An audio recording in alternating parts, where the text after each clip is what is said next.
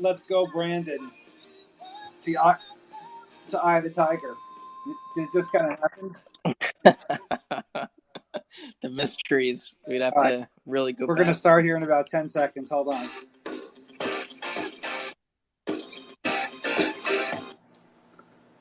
COVID-19. Some people get it, and some people can get it bad. And Oh my God! No, it's a commercial. I'm playing this.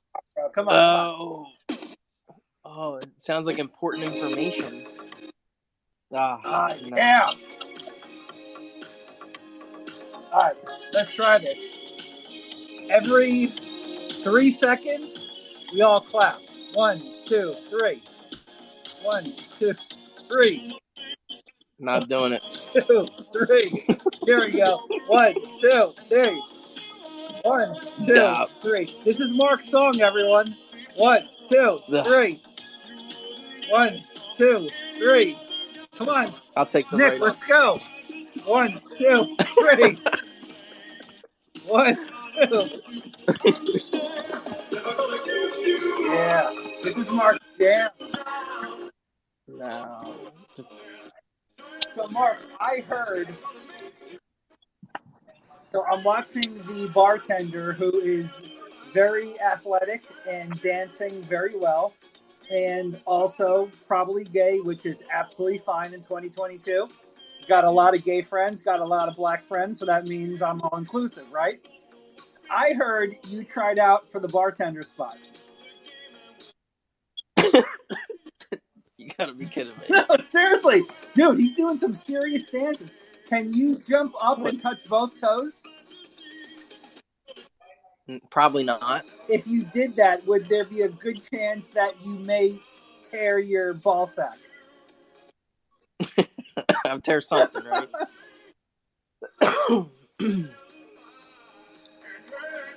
How does the voice come out of this guy's face?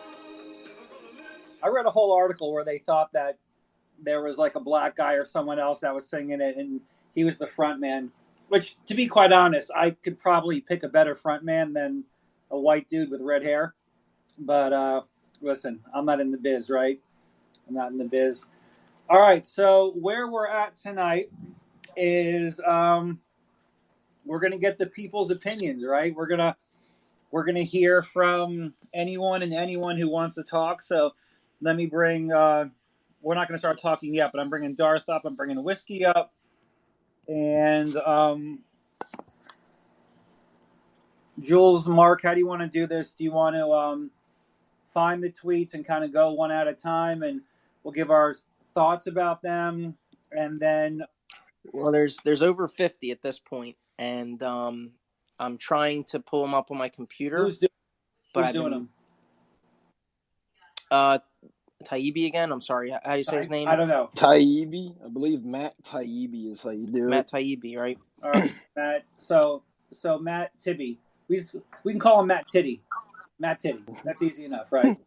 So all right. So okay, he's at number 60. Okay, wow. Did he start at number 1 tonight? He sure did. Fuck me. All right. Great. So yeah. So the other space. So what's the deal here? We're all over here being authentic, trying to get guests to come on. You know, I'm having my powwows with the team, chatting them up in the bullpen. What can we do? And people are just randomly saying that fucking Elon Musk is coming into their room when he's not. There's two space. Well, I mean, one of them has about 3,000 saying that Elon's going to pop in. Then there's another one with 10K saying Elon's going to pop in. And even though he hasn't tweeted anything in over like an hour. Liars! They're all liars! They're liars and cheaters. Let's just put Elon's not going to come in here on ours. Put not no Elon at Elon. We're not liars. Yep. Here's what I'm going to do. I'm going to put. I was going to put Elon Musk is here, but that's too easy. So what I'm putting is I'm putting in the top. I'm putting Elon Musk maybe with a question mark. And then, that's perfect. And then Trump J6 Twitter file analysis. Or I could just go balls to the wall, kind of trolling people, because we know it's not true, and we're all in here. Do I put something like so? Okay, so the one's up there now. Do I put something like, Elon Musk confirmed? Put a space with Nope, it's good as Elon and is. Donald Trump. It's good how it is, Space BY? I guess. Correct. Okay, I'll leave it as is. Got it. Put live performance by Mark Naughton. Eye of the Tiger. I'll tell you what, man. No, Bow, Rickroll. bow, wow. No, Rickroll.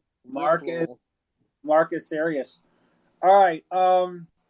So we'll take turns, and then I'll keep. So we have speaker spots still available. This is more about you guys talking if you want. Some people just like to hear us talk. I'm not a real big fan of that. But if you guys want to come up, I have another, I think, 4 spots or so. So Michael, I know you're going to be late. I'm inviting you. And then Nick, if you want to come up, don't lie, let me know. Lou, hopefully you haven't broken any carrots today. Let me know. And we'll go from there. So, all right. So Mark, I'm at his page. I see number 60. I'm going to click on, okay, 56 seconds ago was another one. All right. So we'll go at our own pace. Fuck them. 60's a lot, but I ain't got shit to do. Let me go up to, all right, so if I clicked on 60, it's going to bring me all the way back to 1. So I might as well, since I'm on it, I'll start. And then we'll have a short conversation on each one. It's 8 o'clock. It's Friday. I know you guys have important party shit to do. So we won't keep it too late. All right, it's stopping at number 10 for me, though. Hold on. Stopping at 10. This tweet is unavailable. Learn more. All right. I clicked on. I can't get beyond 10. Is there a 987654321? That whole thread is fucked, to be honest. Thread reader. They skipped from 27 to 31 too. Okay. Just I can't see anything before 10. Let me click on him again. Yeah, I hate how they have it. Elon said they're coming out with some sort of grid thing. I don't know.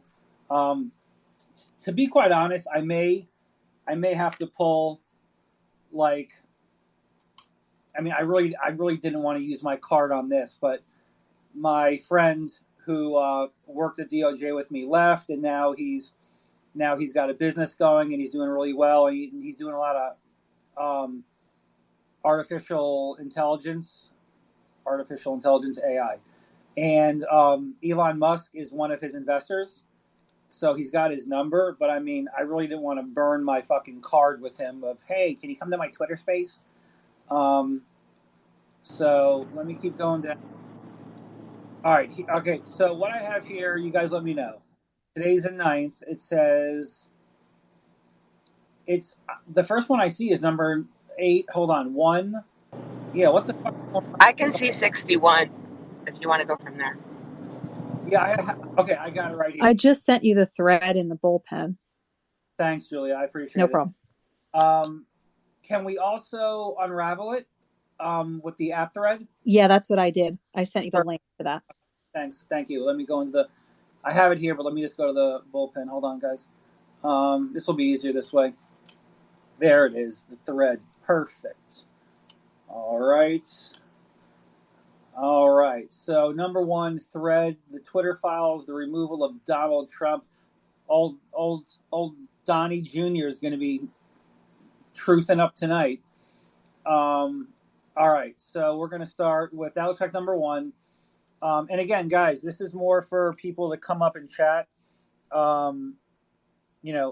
We realize the other rooms have, a lot more people. But with that said, we'd like to hear your thoughts on it. No one's right. No one's wrong, right? It's just, I mean, the only person that's actually wrong is Mark. But, I mean, short of that, I just kind of yell at him and then I apologize later. But short of that, everyone's got their opinion, right? All right, so number 2, the world knows much of the story of what happened between riots at the Capitol on January 6th. Okay, not really down with that word riot, but okay, to BB. And the removal of President Donald Trump from Twitter on January 8th. Yeah, we know that it was fucking false. So, all right, what are our comments on number 2 here between the riots at the Capitol on January 6th and the removal of President Trump via Twitter, where he said, "Everyone be calm." I maybe me and Tabibi here are not seeing eye to eye. What's going on with this? We're off to a rocky start here, people. What's with number 2? Well, he's just laying the foundation. Foundation. It's not a riot.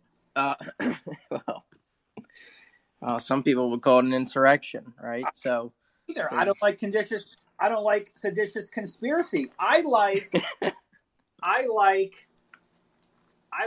cops. Peaceful protests. I like a peaceful protest where cops are inviting people in and moving the fucking barricades and opening doors for people. That's what I like. Well, this thread is about. By the way, Mark isn't about that. By the way, Mark, I went to Publix when I was talking to you on the phone. I got guava and cheese pastries. Oh my god, amazing! Now, is this guava the same guava as batshit? Am I eating batshit? I think that's called guano, based upon. Oh, you're right. All right, based upon Ace Ventura. So that's the only reason why I knew guano, which I think it's guano, right? Is Ace Ventura. So when I saw guava, I was hesitant, but it looked good. Okay, so thank you for telling me I'm not eating batshit. I appreciate it. Okay, so Mark, what's the foundation that they're laying out here? It seems a little fictitious to me. Well, you have to, go past number 2. I don't have to do anything, Chief. All right, well then don't do anything. But for those of us, sorry, you caught me chewing. I didn't think you were going right back. Is everyone eating right now? I'm eating. Mark's eating. Julie, I don't know if you is anyone not eating? I need to eat. Yeah, is anyone not eating right now? Is anyone not eating or drinking right now? Honey, Julia's tweeting not eating. Yeah, I have iced coffee. I'm definitely not eating. Yeah. Oh my God. It sounds like you're driving, Honey Badger. I am. Sorry, it's loud. I drive a convertible. I thought it was a motorcycle. But it's winter. It's California, baby. California. Yeah. Okay, let's talk about Fetterman. Just saying. Oh God. You went there. Let's talk about As Swalwell. we see the government is interfering with our speech, and that includes specifically like election-related stuff.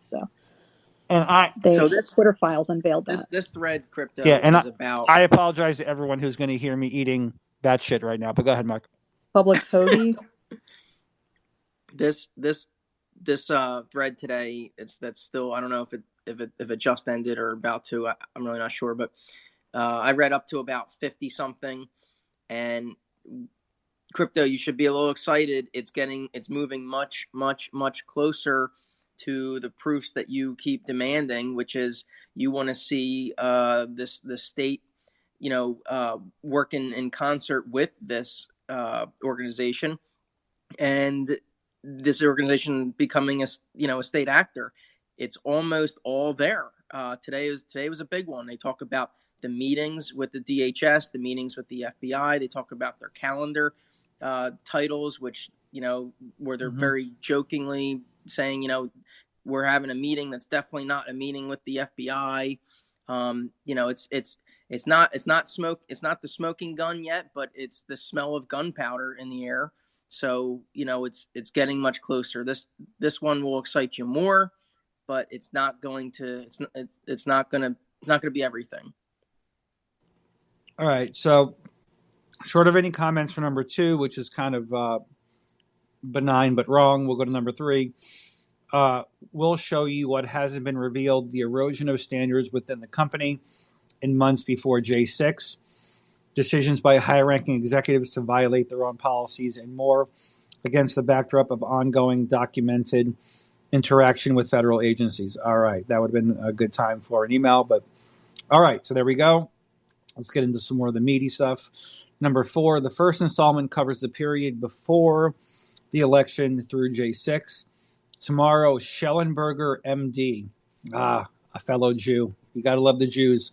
The Jews come out when it's time, baby. We're coming out. Schellenberger, MD, will detail the chaos inside Twitter on January 7th. On Sunday, Barry Weiss, probably also a Jew, will reveal the secret internal communications from the key date of January 8th. All right, so my Jews are on top of this. I'm very proud of my people. Number 5, let's see what we can get in some juicy stuff here. Whatever your opinion on the decision to remove Trump that day, the internal communications of Twitter between J6 and J8 have clear historical import. Even Twitter's employees understood in the moment it was a landmark moment in the annals of speech. Ooh, big word. So there's a screenshot here of no one's face, no one's name. And it just says, is this the first sitting head of state to ever be suspended? All right, so it looks like they know that they're about to jump in the deep end here with this. Number 6, as soon as they finished banning Trump, Twitter execs started processing new power. They prepared to ban future presidents and White Houses, perhaps even Joe Biden. Yeah, okay. The new administration, says one executive, will not be suspended by Twitter unless absolutely necessary. So there's another no face, no name. It says, as stated in our, and then there's a website there, help.twitter.com. It looks like rules and policies. If it is clear that another account is being used for the purposes of evading a ban, it is also subject to suspension. For government accounts such as POTUS and White House, we will not suspend those accounts, but will take action to limit their use. However, these accounts will be transitioned over to the new administration in due course and will not be suspended by Twitter unless absolutely necessary to alleviate real-world harm. All right. The next one has Vijaya in it. Number 7, Twitter executives removed Trump in part over what one executive called the context surrounding actions by Trump and supporters over the course of the election and, frankly, the last 4+ years. In the end, they looked at a broad picture, but that approach can be cut both ways. There is looks like emails going back and forth, maybe text messages, I don't know. Someone whose name has been redacted. It says, hi, Vijay. I'm working with blank on my team to put together a doc to share with you with a POV from research, ours, academics with whom we have been working, etc., on DJT's language as coded incitement to further violence. So that's at 11:04. At 11:05, someone writes back. I'm going to assume it's Vijay, but maybe not. You can't see. In the meantime, actually, maybe it's not. Maybe it's just a follow-up. In the meantime, here's our quick take. The decision on whether to pull that particular tweet or use that as a last straw for Trump depends on many factors, including 1, the overall context and narrative in which that tweet lives. We currently analyze tweets and consider them at a tweet-by-tweet basis, which does not appropriately take into account the context surrounding. You can use the yelling fire into a crowded theater. Oh, God, people got to stop using that example. You can use the yelling fire into a crowded theater example. Context matters in the narrative that Trump and his friends have pursued over the course of this election and, frankly, last 4+ years must be taken into account when interpreting and analyzing that tweet. Number 2, the larger question is around our moral imperative and decision as a company which user sentiment should not drive based on number 1. Blank and I believe that this tweet does violate our rules when taking that historical context plus current climate into account. All right. Before I go to number 8, let's get some people talking. James, I'm going to bring you up. Michael, let me know if you're back. Disrespected Trucker, I sent you an invite. Carrot Breaker sent you an invite. Anyone else who wants, just go ahead and send me one. Okay, so I'm looking at this. That's my alarm going on, guys. Okay, so I'm just going to kick it to Jules and Mark, and then we'll bounce around. What tweet are they talking about? I mean, are they talking about the one where Trump says for everyone to be peaceful and nice or like which? I mean, we don't know, right? I mean, is the Trump? I'm just going to scroll down real quick. It doesn't show the tweet from Trump.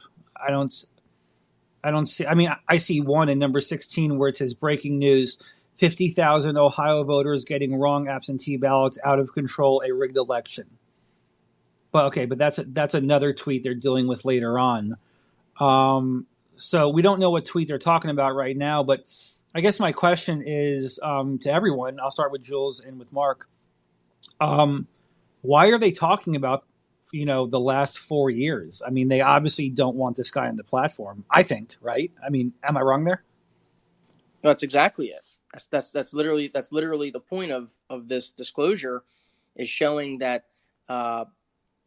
their thought process, their emotions, their decision making, their contradiction and unfair treatment, right? I get bored of hearing about the Ayatollah of Iran and blah blah blah, but it's true, okay? That terrorists on the platform, can actually spew terrorism and talk about death to America and Israel and blah blah blah, and that didn't even happen here from President Trump yet. This is where we're at. But the point is, what Taibbi's doing with these disclosures is he is showing internal communications, which are pretty much they just do what they want to do, and as you go, it just becomes more and more clear.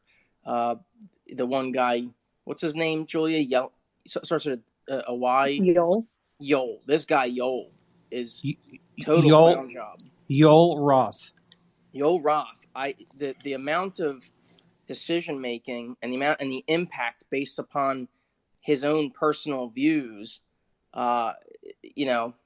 it's what a lot of people knew, but now it's here proven. And I really would like to know how Yoel Roth is getting along right now, knowing that his internal comms of being this free speech lord, or sheriff, if you will, I'd love to know how he's making out tonight. Well, it's interesting because Elon had him on, and then he made a decision like this mightier than thou decision to quit. Maybe it was because he knew this was coming out.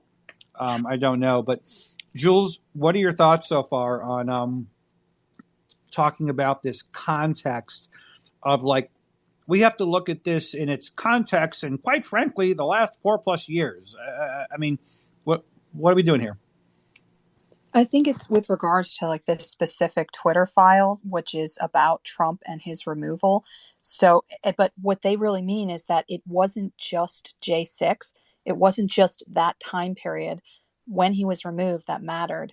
They pointed out, I mean, in the Twitter files, Matt pointed out that they had been suppressing Trump long before that, including in the week leading up to the 2020 election, which is major because, Trump was a threat to the leftist narrative.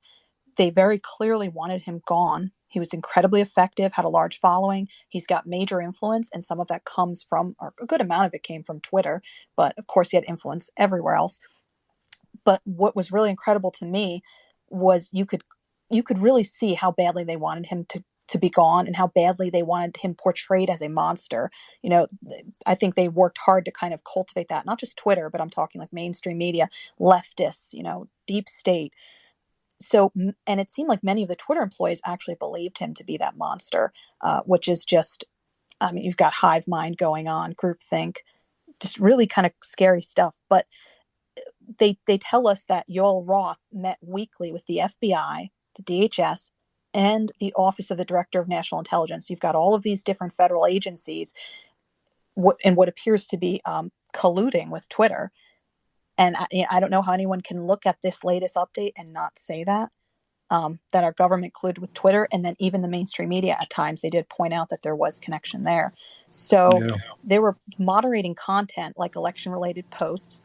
And what I think is happening here is, you've got the government trying to get their dirty work done, conspiring to violate First Amendment rights because they couldn't do it themselves. We've got the Constitution. They knew that. So what did they do? They worked with these companies to get the job done. But I think I think it's all concerning, everything that's coming out, but the most concerning one is, this involved or what they've done to President Trump when he was a sitting president. They were censoring him for a long time. And I don't know, the definition of treason is the offense of attempting to overthrow the government of one's country or assisting its enemies in war. How is this? How do we not look at this as treason when you have people like Vijaya saying, absolutely, we're going to bounce 3 of his tweets, and then we're going to bounce Trump himself from the site, to use their language. Right. Yeah. Julia, did you see number 16? I just want to get your... Simmer down there, tits. Mark. I want to... Simmer down, little titties. Calm down. All right. Calm down. We got an order we're going in. All right, James, I love you. You have the gift of gab, but we got 60 more of these things to go. With that said, the floor is yours, brother. You got a minute or two. Awesome. Yeah, I'm always quick. Ask my wife. Look, here's the thing I think you skipped that sets the context here. I'm sorry. That was funny, dude. That was funny. Love you, James. So I think it's number 4. If you look at the screenshot, what we're seeing obviously is evidence of extreme political bias, but more importantly, the hubris of these people is exposed in that tweet, where it ends with that we're not going to suspend the new POTUS regime, and the very end, it's right after that where it says, unless extreme harm to the world would be caused. Think about that. These guys think that the guy with the nuclear trigger isn't as important as them, to world harm. Right. No, very true. Very true. Yeah, you make a good point. Let me see here. We read number 8, right? Bulk of an internal debate. No, we didn't read number 8. Number 8, the bulk of the internal debate leading to Trump's ban took place in those 3 days. However, the intellectual framework was laid out in the months preceding the Capitol riots. Number 9, before J6, Twitter was a unique mix of automated rules-based enforcement and more subjective moderation by senior executives. As reported, the firm had a vast array of tools for manipulating visibility, most of all which were thrown at Trump and others pre-J6. That's number 9. Number 10, as the election approached, senior executives, perhaps under pressure from federal agencies with whom they met more as time progressed, all right, here we go, increasingly struggled with rules and began to speak of VIOS, V-I-O-S, in quotes, as pretext to do what they likely have done anyway. Number 11, we have a screenshot here. After J6, internal slacks showed Twitter executives getting a kick out of intensified relationships with federal agencies. Here's trust and safety head Yoel Roth lamenting a lack of, quote, generic enough, end quote, calendar descriptions to concealing his very interesting meeting partners. So this is Yoel Roth. I don't know if it's a tweet or an email or what it is, but, I'm sorry, a text or what it is. So this is him at 11:36. It happens. I'm a big believer in calendar transparency, but I've reached a certain point where my meetings became ... very interesting ... to people, and there weren't meeting names generic enough to cover. Anyway, let me know. The next one's at 2:14. Very boring business meeting that is definitely not about Trump, with a smiley face. 12:14, pretty much. And then 12:14:40, definitely not meeting with the FBI, I swear. And then someone writes back, laughing my ass off. All right. Interesting. What are we taking about these calendar timetables here? Well, we're getting closer to what you're looking for, Crypto. We're not there yet, but that certainly doesn't look good for Yoel Roth, and we would want to ask Yoel Roth, who was he meeting with, and what were the meetings about? Obviously. Yeah, I think at some point. Well, yeah, I think he's high enough on here that he's going to have to answer some questions about that. Mm-hmm.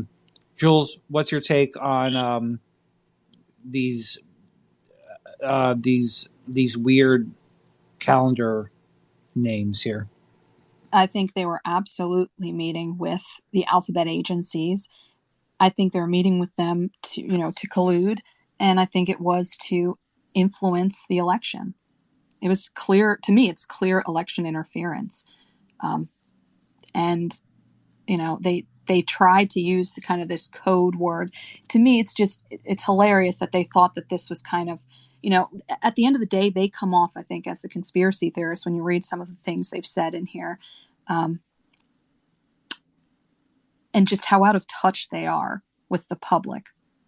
But they were absolutely meeting with our government, and our government was trying to keep that on the down low because that would be a violation of the 1A, or at least very, very questionable. Yeah, it's all subjective. Their analysis, it's all subjective. And you can kind of see how they got, they felt powerful, but then got more and more powerful. And it's absolutely unbelievable that any one organization or person within that organization had as much power as they did to affect the outcome of things like the 2020 election. Yeah, definitely is. I'll make one comment, then go to BY. I think this definitely shows what can happen when either by accident or by purpose you have a monopoly, right? There's Getter, there's Parler, there's Truth, but I mean, really, it's Twitter, right? I mean, Twitter is Twitter.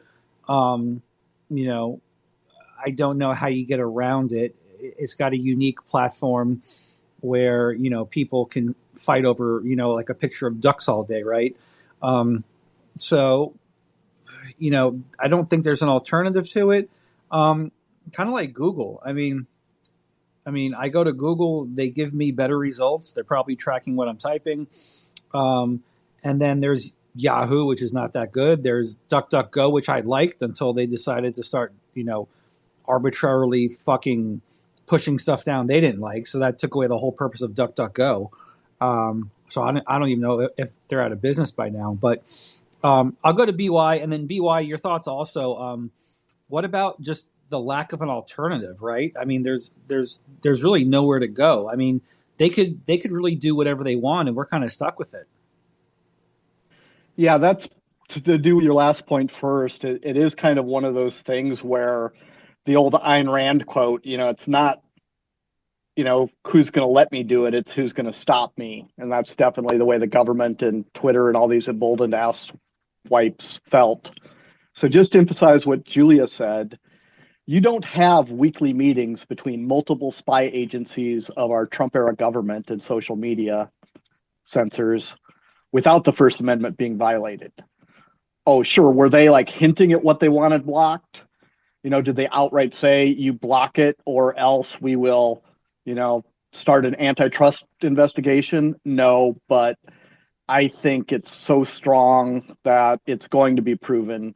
Twitter was essentially bragging about how tight they were with these government agencies. And like I said, this wasn't like a one-off briefing by the FBI before the Hunter Biden laptop came out warning him of disinformation. This was 3 different agencies at least meeting weekly, and a lot of it not being written down. But all it takes is between Facebook, Twitter, you name the social media company, all it takes is to have that smoking gun memo or some people that will, testify in exchange for immunity. Yeah, absolutely. I mean, it is definitely there somewhere. All right, going to go to Honey Badger, then James, and then Mark. I'm putting these guano bat cave things back. Can you take some hands for me? Yeah, sure. Okay. Yeah. So, yeah, thanks, you guys. And also, this kind of goes back to what BY was just saying right now. I'm such a nerd that I've already read all 60 of the dumps, and everything comes to the same Occam's razor theory. And I know a lot of people throw that term around, but what it literally is if you have 2 competing ideas to explain the same phenomenon, you should prefer the simple one. And so, of course, obviously, we're going to go through all of these, these tweets and stuff, but there is no denying that there was foul play at foot. And so as we go through these, just kind of keep that, I would ask everybody to keep that in perspective. The simplest explanation is usually the correct one. Thanks, honey. I'm sorry. Who was it? Was next? I missed the lineup. All right, we'll go to Storm. Go ahead, Storm. Hey, appreciate it, Mark. What I love about this space outside of like Mario's is, this is a domestic matter, right? So, I mean, foreigners can chime in. That's, their right from their country. But what I appreciate about this space is, I want to hear from Honey Badger, James R., Michael Dean. I want to hear from folks that are here domestically. And, where I'll land my plane, I think the discipline should be equally as important to their incentives, right? Silicon Valley is notorious for stock options, right? So, the one photo that I posted in the Nest with Jack Dorsey appearing before Congress in 2018, and then look who's sitting right behind him. Like, come on. Like I think a good poll would be, should there be fines for the people involved? And should there be jail time to send a loud, clear message that in the future, anyone that's involved in this type of sedition should be punished? I mean, that's the real cliffhanger for me. Thanks, Storm. Chris, go ahead. Oh, yeah. Thanks for the mic, bro. I wanted to just tweet something out here from Michael Tracy just to get an idea of what's going on. He said, to the extent government censorship was an issue on Twitter, it likely was not because of explicit government coercion in any one individual instance, but because Twitter had already made an institutional decision to serve as dutiful direct conduits for the alphabet agencies. Does that matter, though? If you willingly whore yourself out and allow yourselves to be a puppet for the government to sort of backhandedly enforce what they want, isn't that still an end-around violation? Do we not have something here? Yeah. Yes. And if so, how? Because James made this argument earlier too, and he extended it even further. And the line of logic was a little extreme, but he had mentioned the Fourth Amendment in searches and seizures. Okay. And it's like, well, if they can do that with Twitter and then use these jackbooted thugs to influence things, why couldn't they do that with private security forces? And be like, well, they're a private security force. They're a private company, man. Mm-hmm. They can come to their home if you want to, if they have some sort of justification. So, yeah, I'm trying to make a little sense of it. Is there some ammunition here or not really? No, I mean, I think that's what we've been all talking about is, or at least what I've been bitching about for a while is that if Twitter was doing this on their own, then, it's really, what I believe to be a 230 issue, not a tangible detriment 1A issue. But, as we get further into some of these dumps, it's getting there. Hopefully at some point there'll be a massive dump of the files. But yeah, I mean, if you're meeting with the FBI, it's a very quasi-relaxed standard. You can try to do something about it. You can request, they can demand, you can be in collusion. I mean, and then so I guess my point is the easiest way I can explain it is, for over a decade I was in DOJ, right? A few weeks and after we that, always had these guys that we use who were either former CIs, they were, they usually weren't current CIs, but they would wind up, doing stuff like going into drug houses. And when you're a CI, your handler is very much on top of you. Like you can't do anything without the cops around, right? But you have these guys that, they want to do extra, they want to do more, and, they meet with the cops. And the next thing you know is we find ourselves in a great bust or, a drive, a buy bust, a buy walk, whatever it may be. My point being is the guy stepped over the boundaries of, he was cut away as a state actor, as a CI, but then he got back into informally meeting with my agents without telling me. And then he got right back into his state actor role. So, you can do it formally, you can do it informally, but if you're acting on behalf of the state, you're acting on behalf of the state, and that's where your 1A claims come from, right? Because that's going to be your, the 1A is made for the government. It's not made for me. So yeah, I mean, I think we're getting closer and closer to causes of action. That's great, man. Because I didn't want them to finagle out of this one, man. No, I don't.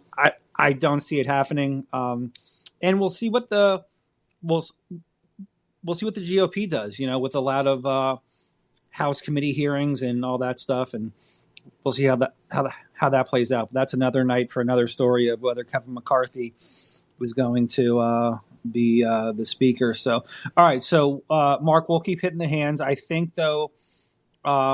We're at number 12, which I'll just toss this one out there. I'll toss 12 and 13 out there because they're very short, and then we'll continue on the conversation. Number 12, these initial reports are based on searches for docs linked to prominent executives whose names are already public. They include Roth, Vijaya, and recently planked-walked Deputy General Counsel and former top FBI lawyer Jim Baker. One particular Slack channel offers an unique window into the evolving thinking of top officials in late 20 and early 2021. So, all right, before I get into the next one, which is a really long text here, we'll get into some thoughts. We have some hands. I know we got James, Michael, and Ben. And then Crypto. Yeah. Can I jump in? Hey, James and Ben, I apologize, guys. I have a question for you, Crypto, and then a possible suggestion. On the remaining ones, I think it might be a good idea to maybe have Baby Yoda, Honey Badger, and maybe Jules or Mark. And why don't they take, like, say, 20 through 30, somebody take 30 through 40, somebody take 40 through 50, and pick out the one or two that they think is the most pertinent. That might save a lot of time. Just a suggestion. But then I had a question for you, Crypto.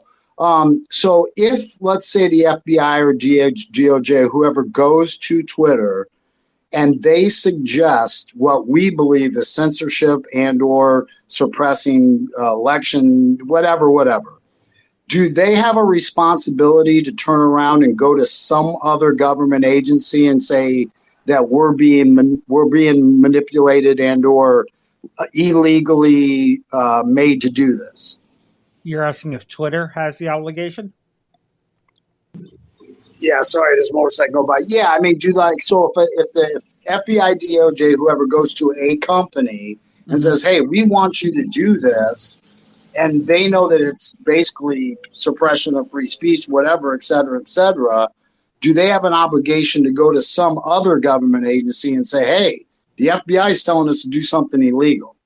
No, they don't have an obligation, I don't think. I think what they should have done was probably got counsel, which they have counsel. They probably should have gotten counsel and asked for a one-on-one meeting with their attorneys and with the FBI attorneys or the DOJ and say, listen, what are you asking us to do here? We're a little unclear. Obviously the First Amendment, is a big issue. We don't want to cross any lines.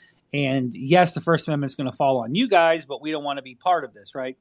Going to another agency and kind of reporting it, I don't think that would have done much good. I mean, I've seen agencies fight amongst themselves, for years on end. But I think the thing that what I'm seeing here is that Twitter, at some point when these alphabet agencies or whatever, when they got involved, Twitter was all too happy about it. They were like, oh yeah, now we have the feds backing us.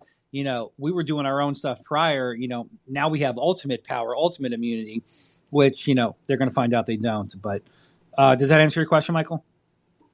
Yeah, I keep thinking of this kind of scenario where if you're one of these people and you have any morals, et cetera, you're like, hey, right, this is completely illegal, right, and we need to speak out to somebody to defend our ass. Right. So let me do this. I know it's a little different, but maybe it'll bring a little more light to it. If you're walking down the street and you see a robbery, do you have any obligation to call 911? I don't have an obligation, no. Right. I mean, I don't think So, I have a legal obligation. right. So same thing here, right? If Twitter's being approached by these people, Right, but Crippler, here's what I'm thinking. If a policeman comes up to me and says, hey, I'm going to be involved in this crime. Do you want to be involved with it? I have the obligation to turn that motherfucker in. But most of these aren't crimes. They're bad and they're unconstitutional even. But are they crimes? And I'm not saying they're good. I think you're totally right what all you guys are saying. I'm on your side. But I think something we all are missing here is that the other thing, Ben, real quick. Sorry. Ben, no, that's okay. The other thing real quick, though, is that Twitter wants to be a part of this. They're not saying like, oh my God. Or at least many individuals there do. Yeah, right. Right. Like, they're not saying, oh my they're not God, being look what oppressed. you're right. They're not like, oh my God, what are you asking me to do? I'm coerced by they the government. Want to right? do some of this stuff. Right. And some of these people in government are their friends or old coworkers or future coworkers. Right. It's actually not the case that like this is Twitter being abused by the government. This is Twitter doing what it wanted to do. Individuals there doing what they wanted to do. And that's what I think is like driving me insane about this conversation. I think a lot of people are trying to avoid saying something that they really want to say, which is they want more regulation of social media companies. They want them to be regulated like phone companies, like the way we use telephone numbers and email addresses at our own domains. I can move it from Google Workspace to Microsoft to a number of other places. I can move my phone number from Verizon to T-Mobile to wherever, and I can always call whoever I want. That's what people want to do with their social media accounts. They want the government to make it be the case that they cannot be silenced using their handle or their account on these platforms without moving to a different platform. Everybody wants more regulation, but because the group of people calling this stuff out are centrists, conservatives, Republicans, and disaffected liberals, nobody wants to, and libertarians, nobody wants to say they want more regulation. But that's actually what everyone wants. Interestingly, next year, especially by the middle of next year, the EU's Digital Services Act it's already passed. It's becoming law, okay? Any platform with more than 45 million users is going to have a more robust compliance and content moderation program, including a clear appeals process, a clearly identified compliance and content moderation staff, clearly identified contact points for law enforcement and for users. So we're actually about to see in the next 6 months a lot of this stuff come into play, and it's going to have nothing to do with right-wing folks being upset. It's going to have everything to do with this becoming law coming out of the EU. It's already becoming law. But I just hate that through this whole conversation about Twitter, everyone was kind of lying and pretending that they didn't want more content, more regulation. That's what everyone's asking for. They just don't want to say it. All right. I'm sure someone's going to have a response to that. I will if you let me. Go ahead, BY. Go ahead. I disagree with everything that was just said. It was full of logical fallacies. It was bait and switch. It was absurd. I'd love to hear it. Talk over me. That will help you win. Talk over me. That on. will really help you win. That's what a logical person does. Hey, Ben, just keep talking forever. No, that'll be great. Okay, I'll just shut up. No, hold on. No, I'll just drop off here. You take over the space. Thank you. I want to hear from you. Ben, then don't interrupt him. I just wanted to make one comment just so it's clear. Oh, right. You only had 4 minutes to talk, and now you're going to tell me what to do. You don't get to, that's not saying I have one comment. That's you saying, I already want to respond to something this person said. Let them have their time. Sure. You just wanted to cut me off before I said one thing that I agreed with you. Baby, that's what you wanted to do. I was going to say at the end, the most some of us want is for existing regulations to be enforced in some meaningful way, like antitrust, which the Republicans tend to only enforce when there's a financial constraint. But they could actually make sure that Twitter isn't so big in such a way that they can do bundling and artificially affect conservative speech. That's a great point. I agree with that. That's a great point. Baby Yoda, were you done? I'm done. I dropped the mic. Okay. All right. All right. Let's move to the hand so we can continue on with the numbers. Yeah, James, help us out here. Yeah, so before we got derailed, let's focus on what's really important here right now. The government violated every single person's First Amendment rights. Okay, they're specifically precluded from acting in this manner. Okay, so what Crypto has said, he's waiting for a cause of action on a First Amendment basis, because that's what's needed. I think later, and I don't want to jump the shark here, later we'll get to some of that. But I would just point out now, let's think about what we just talked about. I think it was in number 9 or 8, where basically what a good lawyer would do in a RICO case with the mob would say that this is showing you, it's actually demonstrating that they causally knew that what they were doing was at the minimum improper. At the minimum, that's why they started coding what they were doing with the meetings. They were literally admitting that they knew they shouldn't be having meetings with the ODNI and with the FBI, and that those people, and later in the thread, again, I'm trying not to jump the shark here, you'll see that Matt Taibbi makes a declaration that this action was initiated by the FBI. So there is a there. And I think that's important that we stay on track here. Thank you, James. Thanks for bringing it back, and I appreciate it. We're gonna hit the rest of these hands real quick, then we're gonna recycle and keep going. So, Prodigal, good to have you. Go ahead. Yeah, I'll keep it fast. I guess this is more directed towards Crypto, since he is a lawyer. So if Twitter wanted to file under new management with Musk a declaratory judgment action in regards to basically the federal government and agencies violating Section 230 and basically editorializing content that didn't violate terms of service and violated basically the heart and interpretation of what Section 230 was supposed to provide, broad immunity. I think that's a viable cause of action if Elon wanted to pursue it. And at least you would have a judgment that, listen, I agree with what Ben said in regards to a lot of these tech companies. They're true Kool-Aid believers. Their hands aren't being, they're not being tortured into doing this. They want to do it. Right. But since this platform, it's clear Elon is taking a different approach. I think that's viable. I don't know if he's going to do it, but since all these agencies are investigating him, why not? Why not fight fire with fire? I just wanted your thoughts on that. Yeah, you could. I mean, you could ask for a declaratory judgment, especially in this matter, which would be a court defining the legal relationship between parties and their rights, right? So, but really you have to, I think, and this is my take on it, I think you have to break it up between pre-Elon and post-Elon.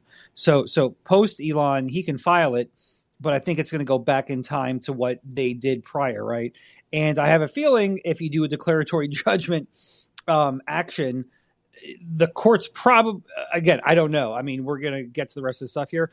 The court's probably going to find that, maybe they acted together. I don't know. But I mean, what you don't want to do, so Elon's got to be careful, right? So I think it was Jack who said he bought a crime scene. I'm just thinking pre-Elon was a different time, and I think there's probably not an issue. I would advise him to let this play out in its organic fashion, but if he wanted to, I think he could use a certain time frame and maybe ask, is there, can we get a declaratory judgment that we were not a state actor or we were a state actor? And from what I'm looking at so far, if the court has a little bit of balls and common sense, they're probably going to drop some sort of order saying, that these two were acting in concert. I think post Elon would be a different phase, but we're kind of in the infant stages, right? He kind of just took over.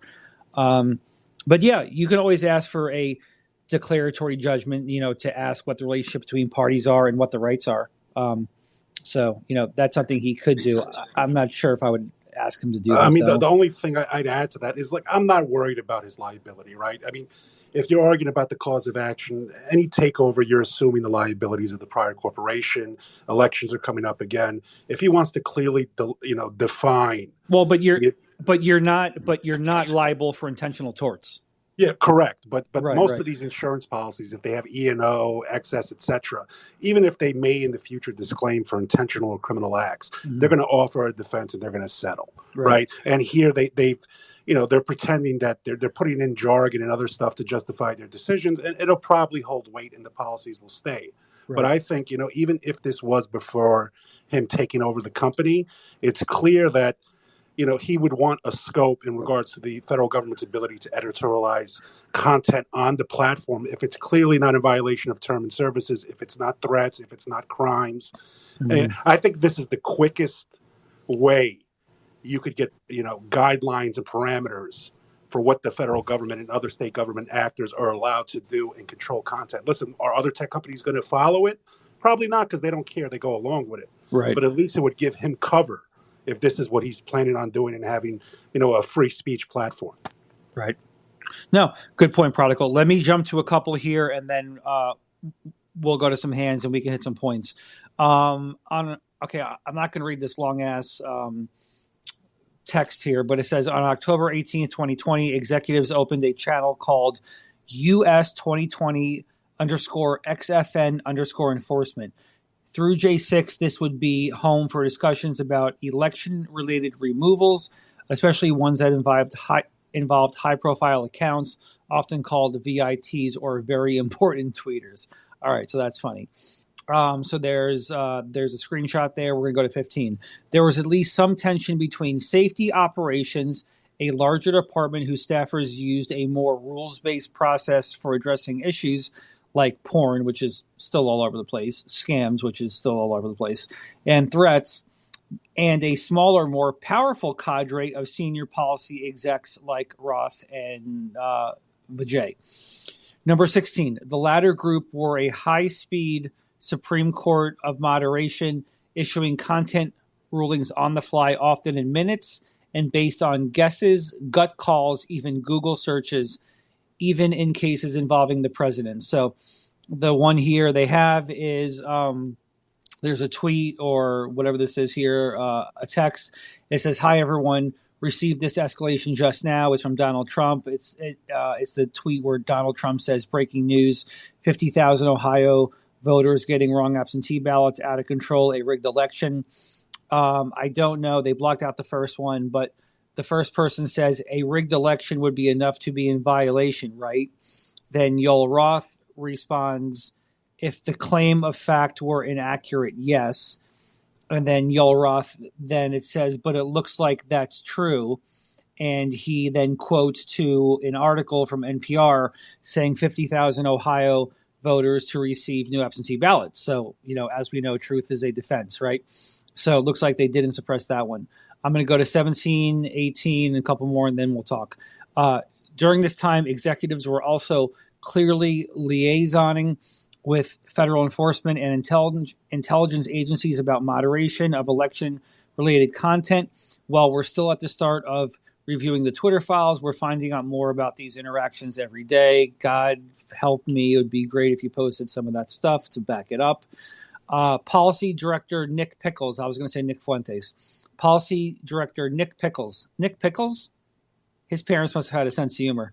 Policy Director Nick Pickles is asked if they should say Twitter detects misinfo through LM, human review, and partnerships with outside experts. Who are those people?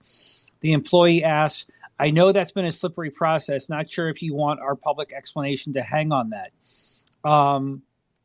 So, yeah, I mean, as I read through these, I'm even getting like there's a sort of desperation from Twitter for like having the federal government back them up, right? Like they know they're on slippery grounds. They know that they're doing stuff they shouldn't be doing.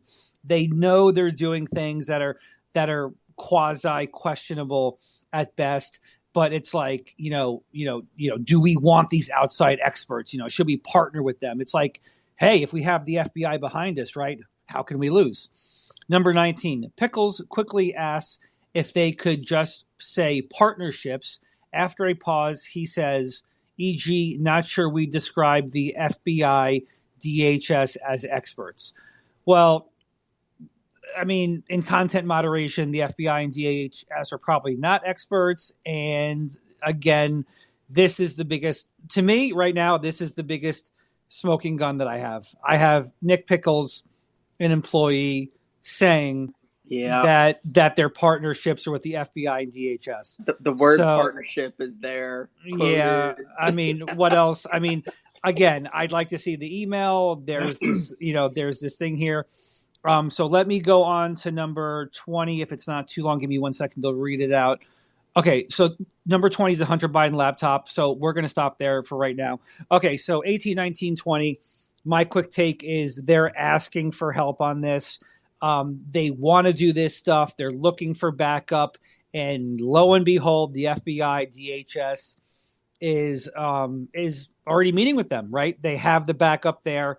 And this fucking moron goes on here and goes, not sure we would describe the FBI, DHS as experts. Well, I'm at a loss of words right now. So there we are. All right, I'm going to turn the mic over to Jules and Mark. You guys have heard me talk for a while. So Jules, Mark, if we could just continue with the hands. Yes. People who don't have their hands up, guys, I do have a request from some people. So I'm going to drop some people down, bring some people up. So if you want to come up and speak, please do. Again, this space tonight is about you guys speaking. It's really not us. That's what we try to do when we differentiate spaces. I love Kim.com, but I don't want to go in there and listen to him for, 6 hours. So what we're trying to do here is get your guys' takes to the best of our ability, right? So I'm going to rotate people. Keep your hands up if you want to chat. Otherwise, I have a queue building. And Mark and Julia, I'll kick it to you. And then if we could just start at tweet number 20, we'll get your take on it. And then we'll go from there. And I'll be here. I'm just going to be silent because I'm tired of hearing myself talk. Okay. I'll also be quick, Julia. I'll put you, on deck. I am so excited because this is what I said, developing the situation, let it happen. Crypto, one of my best friends, he's starting to see it. But that's okay because he wants to see it. He doesn't want to, hear that it's there and it's not there. So I just don't trust you. Normal, right?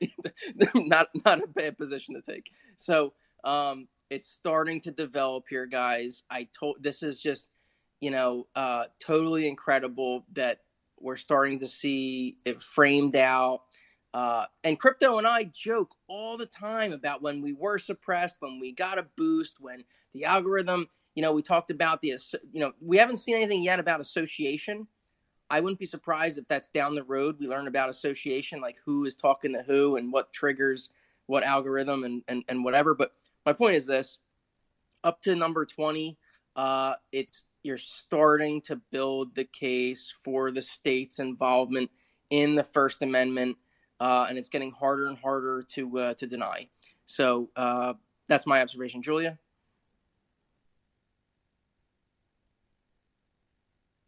Oops, sorry, hit the mute everyone button.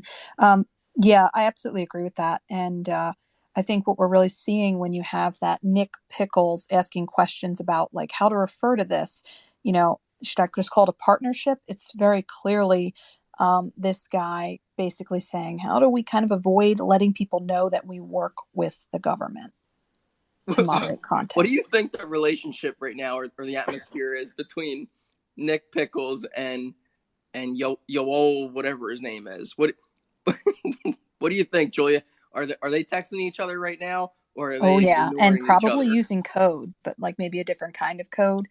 I don't think they're talking. That was one of the things. Yep, that was one of the things that came up in this thread. Was they said that conservatives were using code and to interfere with an election. And Struck and Page Part 2, hide the pickle. I have no problem with this at all. I'm putting it out there now. I think everyone knows where I'm going. I think they're gay lovers. Exactly. So Crypto came out of storage for that. Talking. I'm not talking. I'm not talking anymore. All right. Nick's parents should have named Richard. Let's guys. Let's do this. They're probably lawyering up, to be honest. Dick Pickles. Yeah. That's And then right, we got to throw. Richard. What do you? I Who do mean, you? you read number 20, right, Mark, where they talked about the Hunter Biden laptop situation. No, we Yeah, were well, on we're that gonna have one. to do that. That's a juicy one. When we get to Julia. that, and then Okay. the Apple files as well. All right. Process question here, Julia. Do you want to read a few? You want me to, or I know Crypto said he's tired of hearing himself. Yeah, sure. I'd love to hear When we can. at some point. I'd love to hear Prodigal read, like maybe the craziest one. That would be so funny with his accent. Oh, come on, Prodigal. Come on, you gotta. Come on. No teasing Prodigal. He doesn't wanna. He doesn't have to. Hold He's so on. shy. Hold on. There's Burnt out one. earlier. He wouldn't come into Lisa's space. We were mad at you.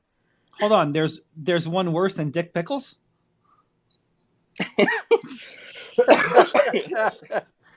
All right.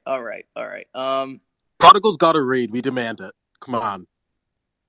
Prodigal. No, I was just going to say that You there flaked was on us some earlier. there was some not independent. There was some independent journalists complaining about the process Twitter took to release this, and I think the process is genius because the first drop, all the media and everybody else who basically closed corners and said there's nothing here, there's no collusion, there's nothing else. And I'm assuming this stuff is going to get worse and worse, not just today, but as it goes on. So once again, they've painted themselves into a corner and they lied. So I mean, there was a lot of people upset about this, but I just think that was more for reasons for themselves than for actually what's the proper strategy to release this information.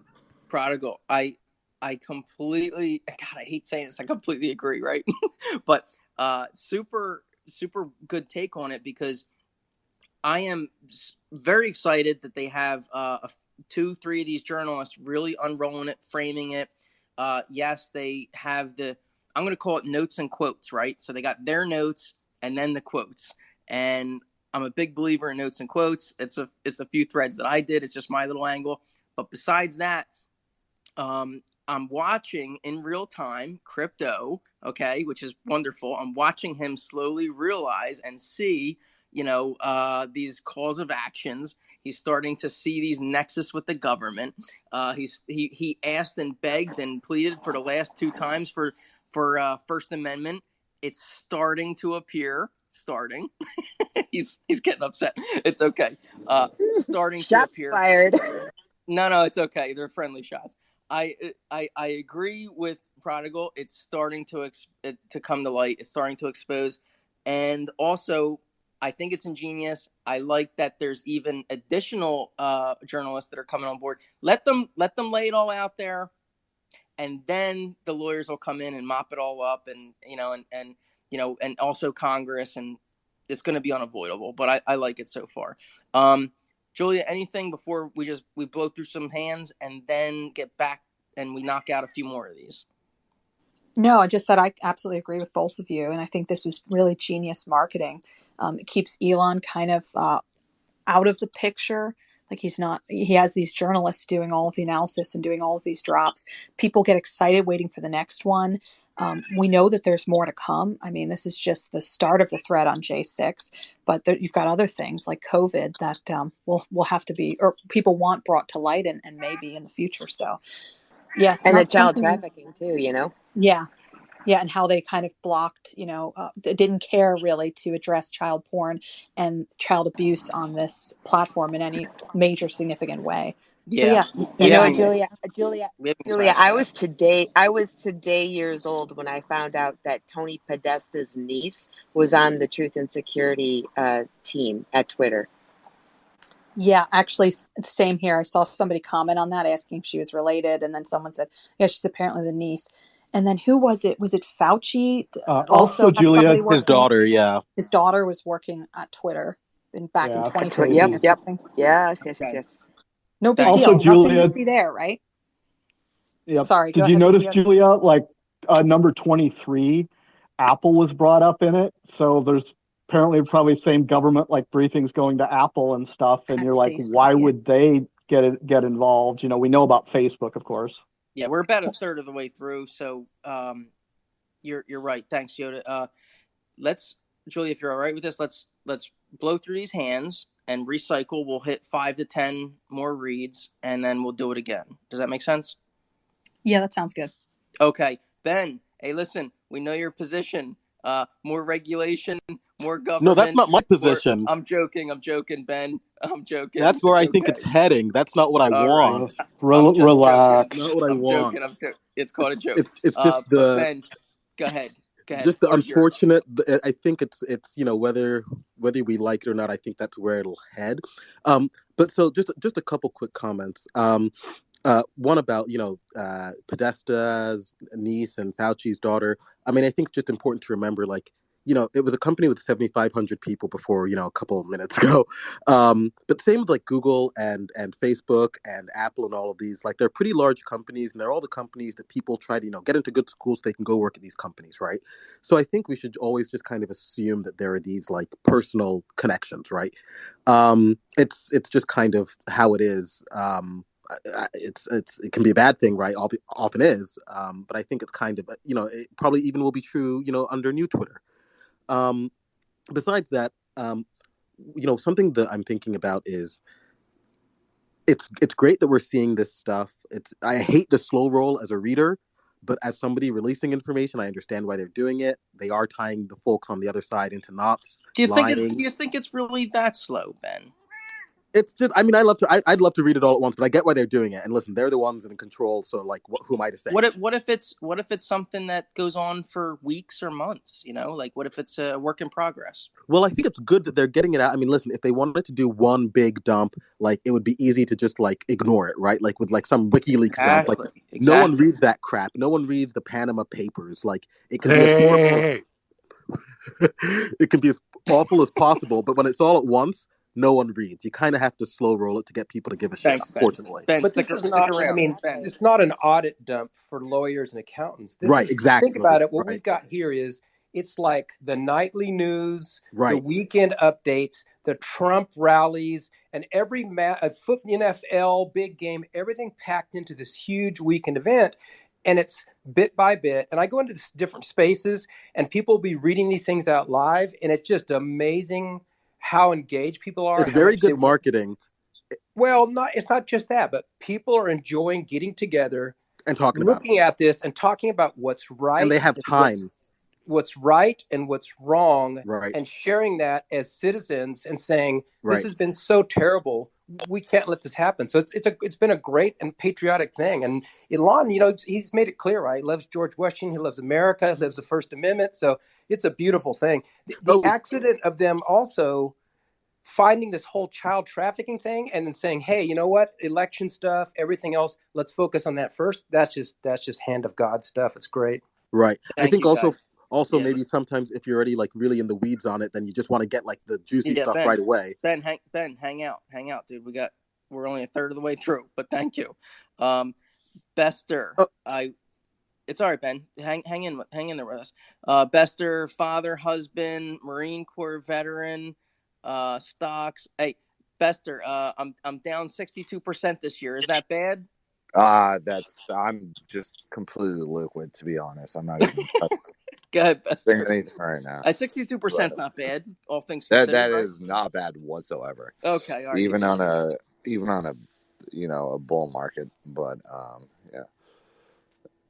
So no, so I have just a couple things, and who was talking before was completely right with how they're basically letting everything out.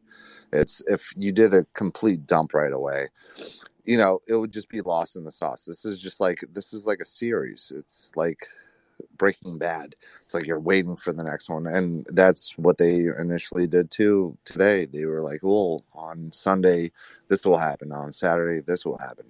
It's getting people talking, and it's actually creating a much better conversation within groups and everything like that. Because it's almost like the First Amendment's working, right? Exactly, and it's perfect. Yeah, I call the series "Woking Bad." Thanks, guys. Thanks, Bester. Anything else? I'm sorry. Yeah. No, I have a couple things. One of my first thoughts also when reading all these is like, so I would like to I would love to ask Elon, like, do you still feel that what's his name, Yoth or Roth, Yoel Roth or whatever, Yeah, I would forget have too, but been, yeah, I got you. yeah, would have still been, because when this whole thing first started, when Elon took over, he said, no, I still feel that he would be, good in this place, and then he left the company. But did he leave the company, or was it like, oh, I found this shit out and like you should probably bounce? Because I today think was like Yoel it, proactively left because he was upset. He made some statements about that, and yeah. he tried to get out in front of it. And then if you watch Elon, he has since popped some stuff up there that you all said and did, and was like, done his usual Elon thing, like that doesn't look too good. So Hmm. yeah, I think Is Yoel Well, Messenger? do you think Is that Yoel he still knew around? Is he that around? this? he's I'm not on sorry, Twitter. Bester. No, he's No, just no, hanging no. around giving He's gone. interviews. He left. Yeah, I think it Elon made was. a show of being nice to him Yeah, initially, yeah, and then the guy flipped him off and left. yeah. Yeah, he's But do given you think that interviews. there He's been was? nasty. So this was before he probably thought all this was going to happen, because today was just a shit show of him being basically a one-sided asshole. Thanks, Bester. Just you know, what? Oh, I'm sorry. Am I allowed to say that? Could we swear No, here? Oh, okay. no, you're good to No. go. I'm getting a I'm just trying. Twitter warning about it. Guys, that's cool. I'm just trying to hit the other hand so we can. We're only a third of the way done this, No, I'm sorry. I'm sorry. There was one other thing. I don't Hit it, Okay. Bester. Oh, so no, I don't even remember. Okay, All all right. right. No, but one thing is like, okay, obviously, that. Do you guys think that if he didn't quit, there's no way Elon would have kept him after all this just came out, right? My guess is, and I'm no Elon expert, but knowing what I know, he doesn't seem to have any trouble firing people. Which And is good. oh Which is, yeah, if yeah, there's a cause for it, yeah, let's fucking do it. yeah. Like the So guy literally I was don't think just so. like one sided, and that's not what he's trying to do. He's trying to have Yeah, transparent, like free speech, and yeah. not any Thanks, censorship. Bester. Yeah. Yeah, I'm Yeah, no I don't know psych if you doctor. guys saw the tweet with the pictures of the people who are suing him for quote unquote firing too many women. It was like a gaggle of trans dudes, and I'm like, he knows who to fire. We don't have to worry about that. Thanks, Messenger. All The right. other thing, Mark, just real quick. The other thing is, I think there's so much information that Elon's kind of learning it as they go, right? Like Yeah. he didn't know about the Jim Baker Barker, whatever the fuck that guy's name is. Right. So Elon has a lot of employees, a lot of big businesses. He's worth $260 billion. I think as his company is starting to learn things, I think that's when he's obviously getting the first phone call, but I think as they go through the papers, as they learn, I think he's learning too. Absolutely. And he said it in the spaces. He's like, look, some people held him some very high standards when he was in that space, and he's like, look, guys, I'm doing my best. I've been here for a month, so He yeah. has multi-billion-dollar companies, and Yeah. so I mean, he's if putting stuff in people, space, right, Bester? I mean, yeah, he's got work to do. exactly. But also, do you think that he's just literally going to focus on Twitter when he has Tesla and then he has Oh, SpaceX and all that Bester, stuff? I think it's his current, and I think it is his passion project. So maybe, but Bester, thanks, hang in there. Do speak again, but we're only a third of the way through. So let me go, guys. Thank you. Let's do it quick, short time. Perfect, short time. Keep it short. Let's go. You got it, brother. Long time no talk to. This is my third account since Mark recognized my voice right off the bat. I'm gonna say we're gonna find out if the SOB that's working for Twitter is in your space right now. So this is Parsons. Long time no see. 3 weeks in purgatory. Hopefully he's fired the prick that keeps suspending me every time. And my pleas to unban my original account going back to 2011 have gone unanswered. But if I disappear from the room, guys, it's good seeing you again. It'll probably be a month before I even make another attempt. I didn't even make this attempt, by the way. This is another one of these sent to me in the email. The account had my name. It was an account that I tried to set up back in December that they killed before I even got a chance to do anything with. And then they sent me an email to that email address. Hey, and so I said, what the hell? Let's see. I bet you it doesn't last 10 seconds. And hell, it's been 6 days. I'm still alive. But it's good seeing It's you. good to see you again, Parsons. It's good to see you again, Parsons. Thanks. So I'll keep it. That's my short for now, but I'm going to sit back and listen. I just finished up a 14-hour day, and I'm doing some programming back at the office now. I'm exhausted.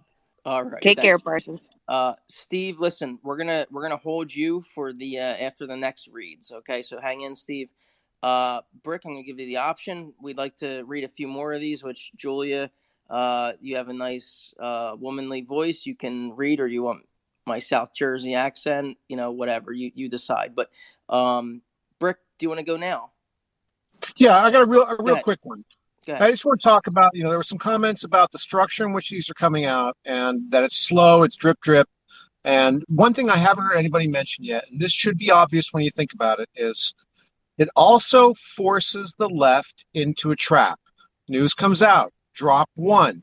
They go all ape shit and they have to stake out their positions. Well, there's no indication that any government and offices were involved. So you get 2 or 3 days of the entire left media putting out that type of baloney, and then comes up tells you that the DHS and the ODNI and the FBI are all having weekly meetings with Twitter. So what's going to happen next? You're going to force the left to take up these stupid positions that why this doesn't mean anything, which will then be proven wrong by the next drop. So I think that's really cool.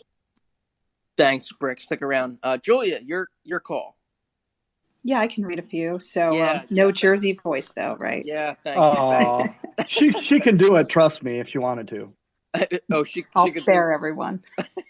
All right, bang so we're through on a couple 20, of right? these for us. We're on 20? Okay. We are on 20, and take us to, at least 5, but go ahead. Your call. Let's do this, guys. So number 20 is this post about the Hunter Biden laptop situation shows that Roth not only met weekly with the FBI and DHS, but with the Office of the Director of National Intelligence. And there's a screenshot there that says Yolar has checked in. Here's what they said. What's new for you since your last check-in? Hacked materials exploded. We blocked the NYP story. So that's a New York Post. Then we unblocked it, but said the opposite. Then said we unblocked it. And now we're in a messy situation where our policy is in shambles. Comms is angry. Reporters think we're idiots. And we're refactoring an exceedingly complex policy 18 days out from the election. In short, FML. And it says weekly sync with the FBI, DHS, DNI, re-election security. The meeting happened about 15 minutes after the aforementioned hacked materials implosion. The government declined to share anything useful when asked. Monthly meetings with FBI, FITF. Briefed on several ongoing investigations. So that just kind of reaffirms, that he's meeting weekly with several agencies, federal agencies. Real quick, Julia, is it your understanding that comms, they're referring to the White House Communication Agency, which is often, or you think they're... Or Twitter communications, they must have some kind of a group. Okay, I'm just trying to figure that out. Thank you. Yeah, but you're right, that's definitely communications. So it could also be like any external comms as well. So number 21. Can I ask Crypto one question? Crypto, do these FBI agents and other employees who are meeting with Twitter staff, do they have to memorialize the contents of these meetings or no?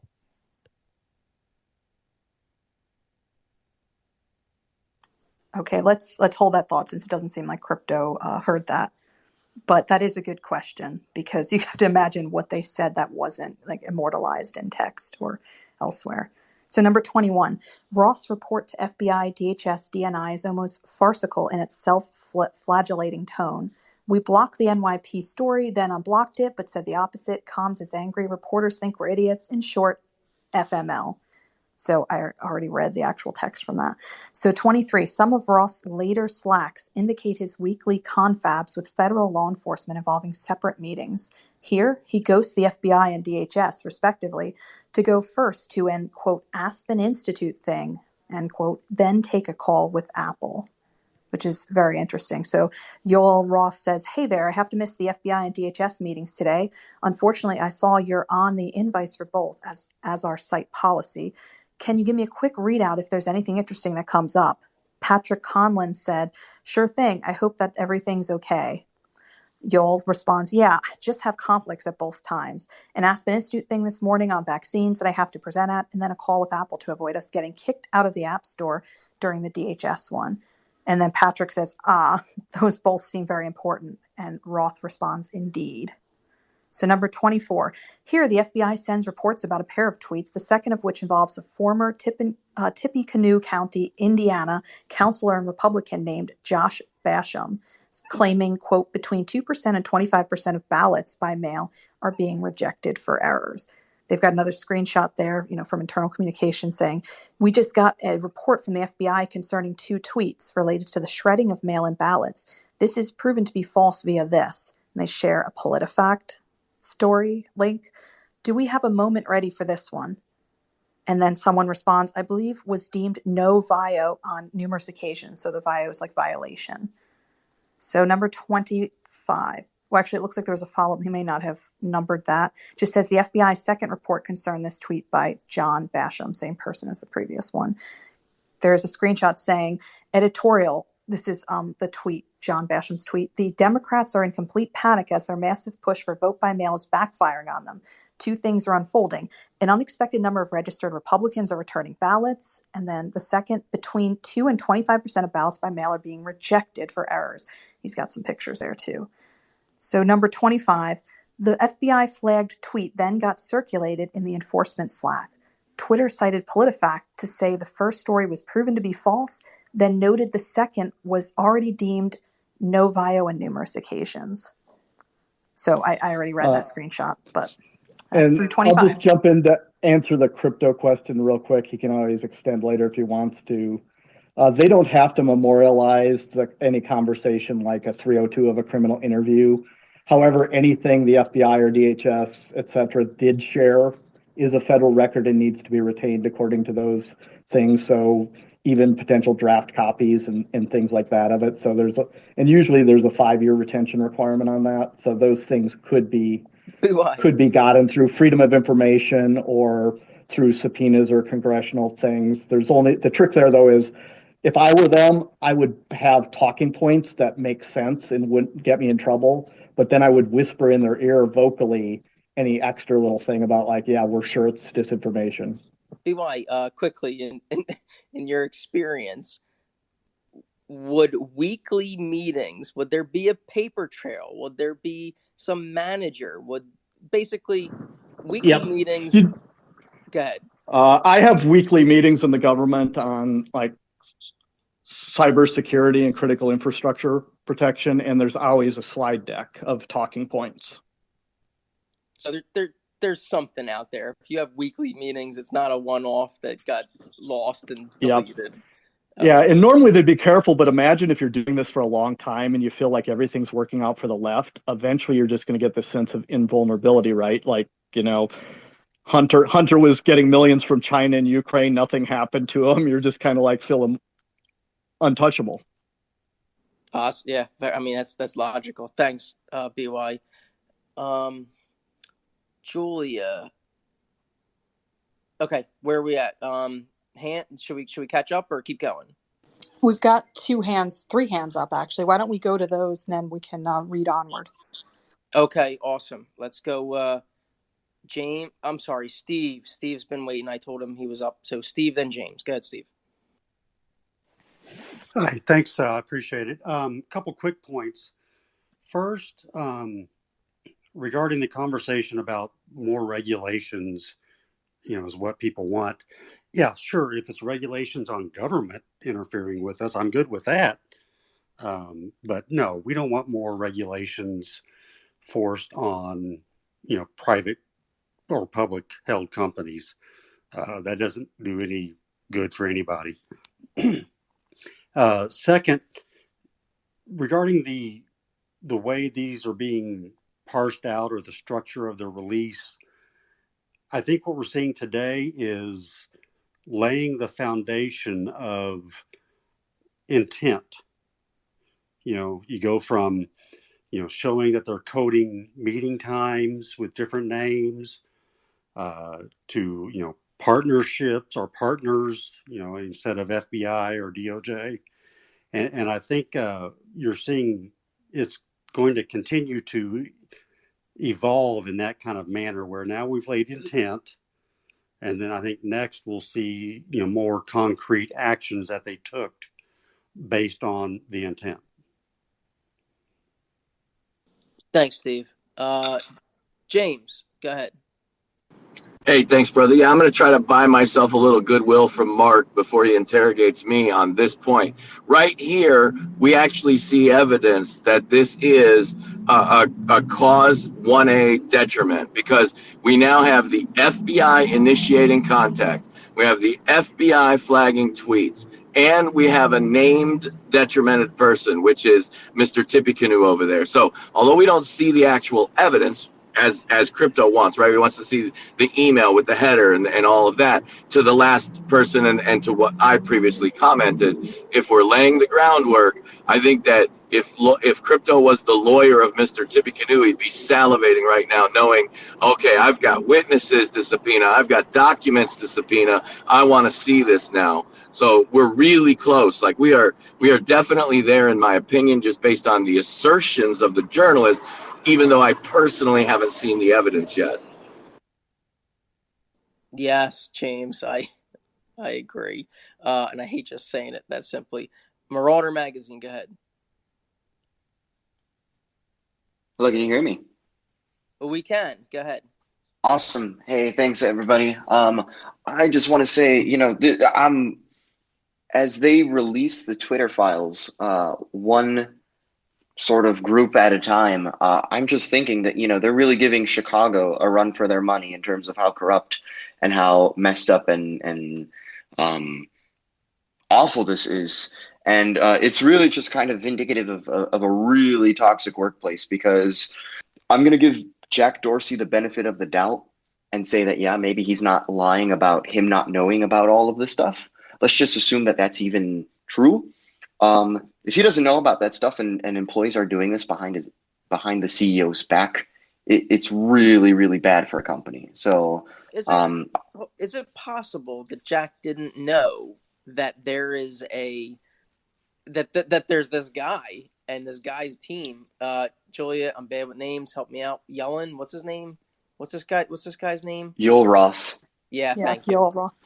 What I call him, Yellen. Yoel Roth. Close enough. Yeah, thanks.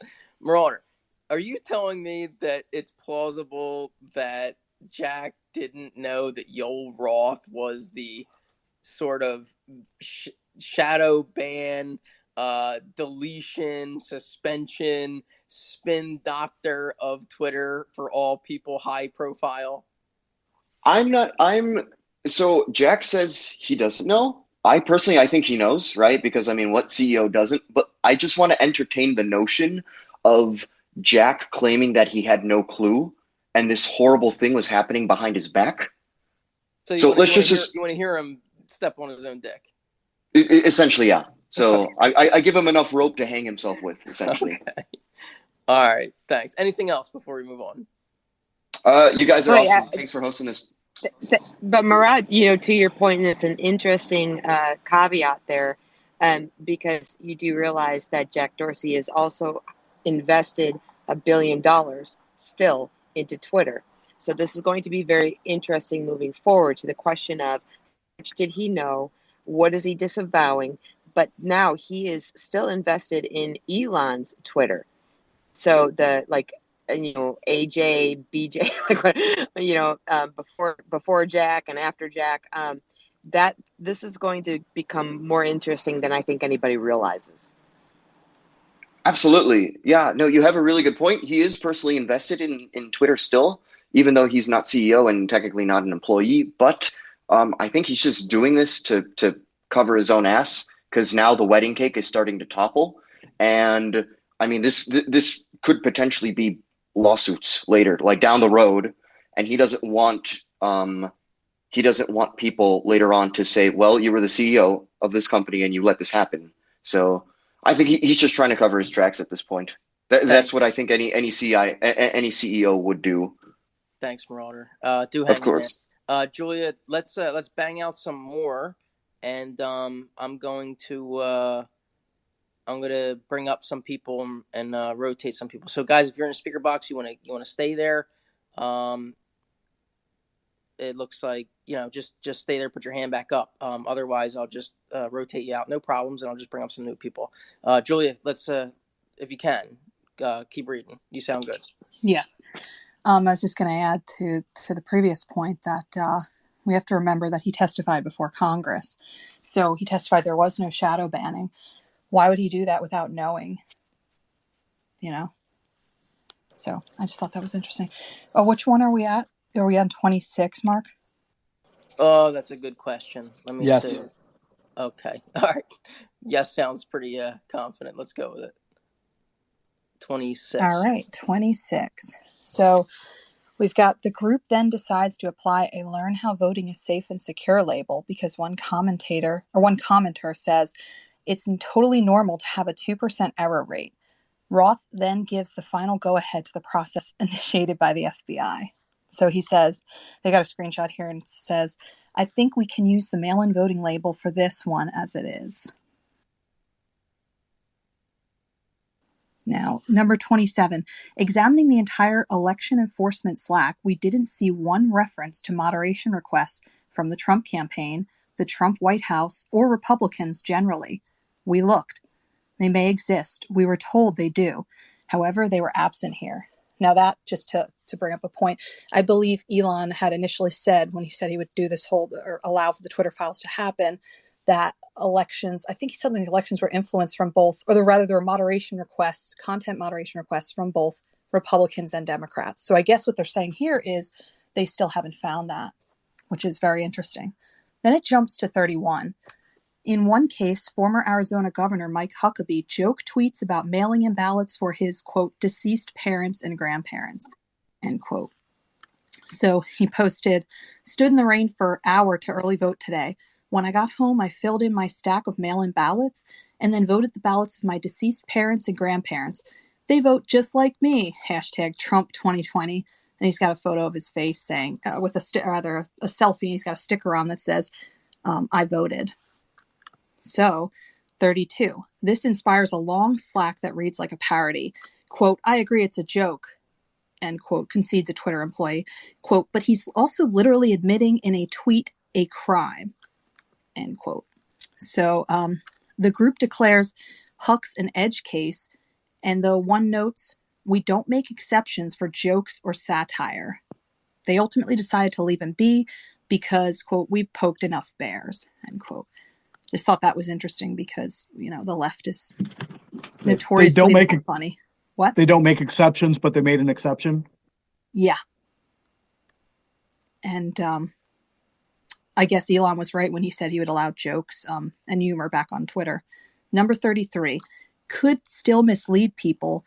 The humor-averse group declares before moving on from Huckabee. And so there's a screenshot of their, I guess, Slack talking about that, the issue with Huckabee joking about. I think it's important. I read this one in detail. I'll just paraphrase to simplify it. When they say it could still mislead people, what they're saying is they're looking for a justification. This could mislead people. Therefore, let's that could be an angle we want to use to censor. Right, Julia?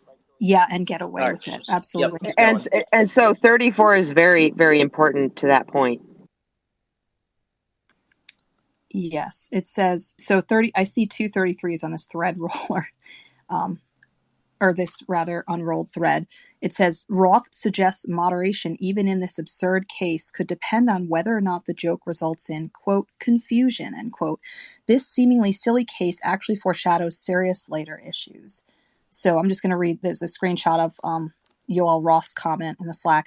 Yeah, I could see us taking action under misleading claims that cause confusion about the established laws, regulations, procedures, and methods of a civic process, but it's not one that we could really label in a useful way. So its removal, and he put in parentheses, of a stupid and ill-advised joke, or nothing.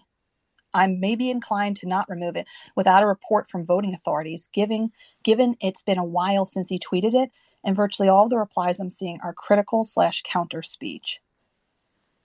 P. Conlon, oh, sorry, that's right. He tagged some people. I guess that's what it is. I was like, that's not English there. He tagged a few users and then said, "What do you think?" So I found that interesting that he's saying, he's okay with it because the replies are all counter speech. They're going against what Huckabee's saying and attacking him. Number 34. In the docs, execs often expand criteria to subjective issues like intent. Parentheses, yes, the video is authentic, but why was it shown? Orientation, parentheses, why was a banned tweet shown to condemn or support? Or reception, in parentheses, did a joke cause confusion? This reflex will become key in January 6th. So now we're on 35. Mark, did you want to stop and take some hands? Yeah, thank you. Yeah, Okay. let's do it real quick. Good time, Julia.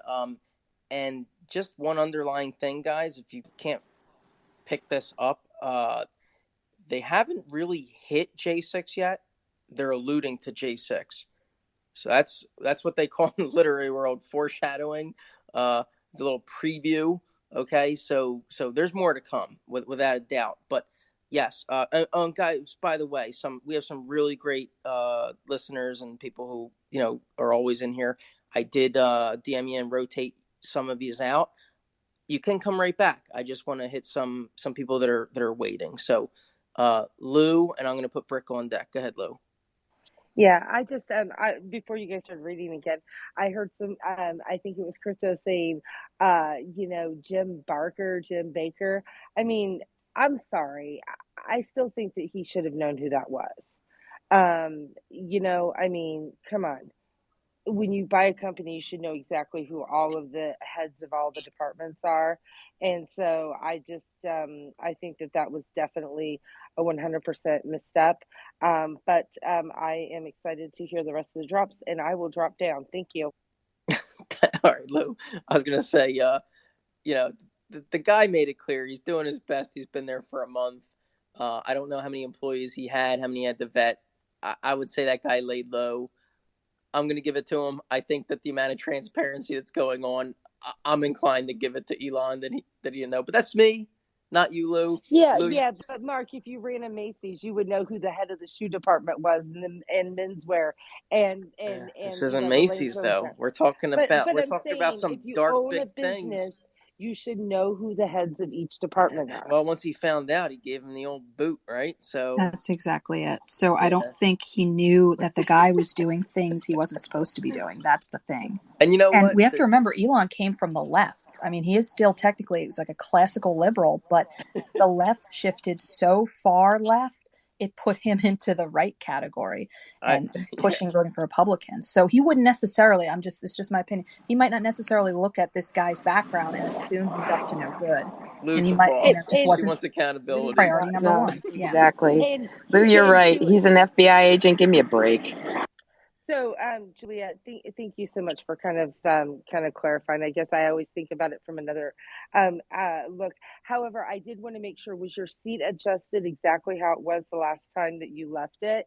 Again, being the accidental host that I was, I tried not to mess up your desk or move or adjust your chair in any way to make sure everything on your desk was exactly how you left it. You did a great job, Lou. Yes, the baby Yoda doll was unblemished. Thanks, Lou. Yeah, you did do really well, and we were updating Julia via text message because she was still locked up and couldn't get in. Thanks, Lou. Brick, go ahead. Hey, two things. One on the James Baker firing. Perhaps he has some sort of contract clause where he'd be getting a parachute if he was just let go. Much better to fire him for cause, give him some rope, find something actionable about him, and then let him go. Also, in general, maybe you don't want to fire lawyers. Sometimes they like to get even. And the other thing I want to say is, on the issue of did Jack really know what's going on at the company, I'm going to say that there's at least a chance, it's a non-zero chance, that he didn't know, that he's out doing his Jack stuff, being Jack, going to Asia and sitting with people and taking pictures of rice and doing, traveling around the world. And meanwhile, the people who are actually running the company are just feeding him a line of bullshit that they know he wants to hear. Yeah, we got it under control. Yeah, we're taking care of child pornography. No, we're not doing this. No, we're not doing that. If was he really involved in the day-to-day coding of this stuff? It doesn't seem like it from these dialogues. doesn't seem to. Do you see Jack chiming in on any of this stuff? No, it's all the underlings. So there's a possibility that Jack did not know what was happening. Brick, I'm almost there with you. The only thing that was interesting is Elon and him did have a small exchange today. Happened to be surrounding the actions against child pornography. Correct. And what that was is that basically there was something about Twitter. A statement was made that Twitter did not address child pornography, and Jack said, "Yes, we did." And then Elon said, "No, you didn't. Here's what happened. Somebody came in." So this is part of what I'm saying. Maybe they were feeding Jack bullshit. Maybe they were telling him we're doing this, but it wasn't actually happening. Yes. What do you say to Julia's argument that he went in front of Congress and said we don't shadow ban? Do you think there's a chance that was his people feeding him BS? Well, he wasn't under oath, first of all. And, shadow banning is not a term that came from Twitter. So, he could always say, visibility limitation, and we do that. That's hard to say. I don't remember when that testimony was, but certainly I'm sure that they were doing that practice at the time. But, hard to say if he knew about it or if he knew the extent of it. So it's all going to come out in the wash. Well done, Brick. James, go ahead. Yeah, I was going to take the position a slightly different than Brick just did on that specific issue of did he know? And I think that there's a tweet in that thread from Matt Taibbi that kind of alludes to the fact that he did know about those visibility limitation tools. And so, yes, although I agree with Brick that he could, do what our government does to us and say, well, that's not shadow banning, it's visibility limitation as a defense. But I think he knew on that one thing. I absolutely do. To earlier what Julia was saying too was that by the way, Mike Huckabee, he was never the governor of Arizona. That's news to him. It was the governor of Arkansas, and there's a huge gulf of states in between those two states. Just thought it was important to point out. I love these I would say honest, quick errors by these journalists. I think it actually brings credibility to their work. That's just my opinion. You guys, but thanks, James. We're gonna hit these last two hands, and Julia, you're doing fantastic as long as you want to keep doing it. So, let's go to Queen of the effing South. Real quick, go ahead, Queen. Well, hello, Mark, Julia. Cryptos, you awake? How you doing, Queen? Go ahead. I'm good. So I think, on the Jack thing, I have two things. The Jack thing, Jack was the CEO. He had the same access to the same files that Elon had. If he didn't know, it was his business to know. If he was called before Congress, he better have found out. He should have known, right? So we can't cut him any slack there. I mean, ultimately the buck stops with him at the time.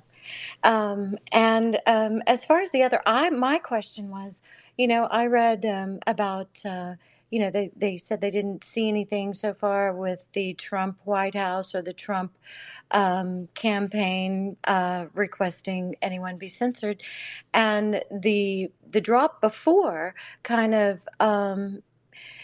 It kind of implied that, there were such things like that. And I just wonder if it wasn't Baker filtering the one before, and then now, they're actually looking for them. And what does everybody think about that?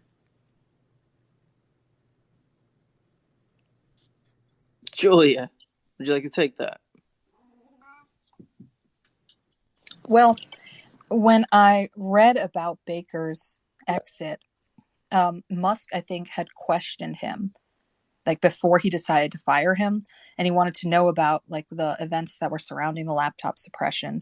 And I think he said that Baker's answers and his responses were unconvincing, and so that's why he ended up getting the boot.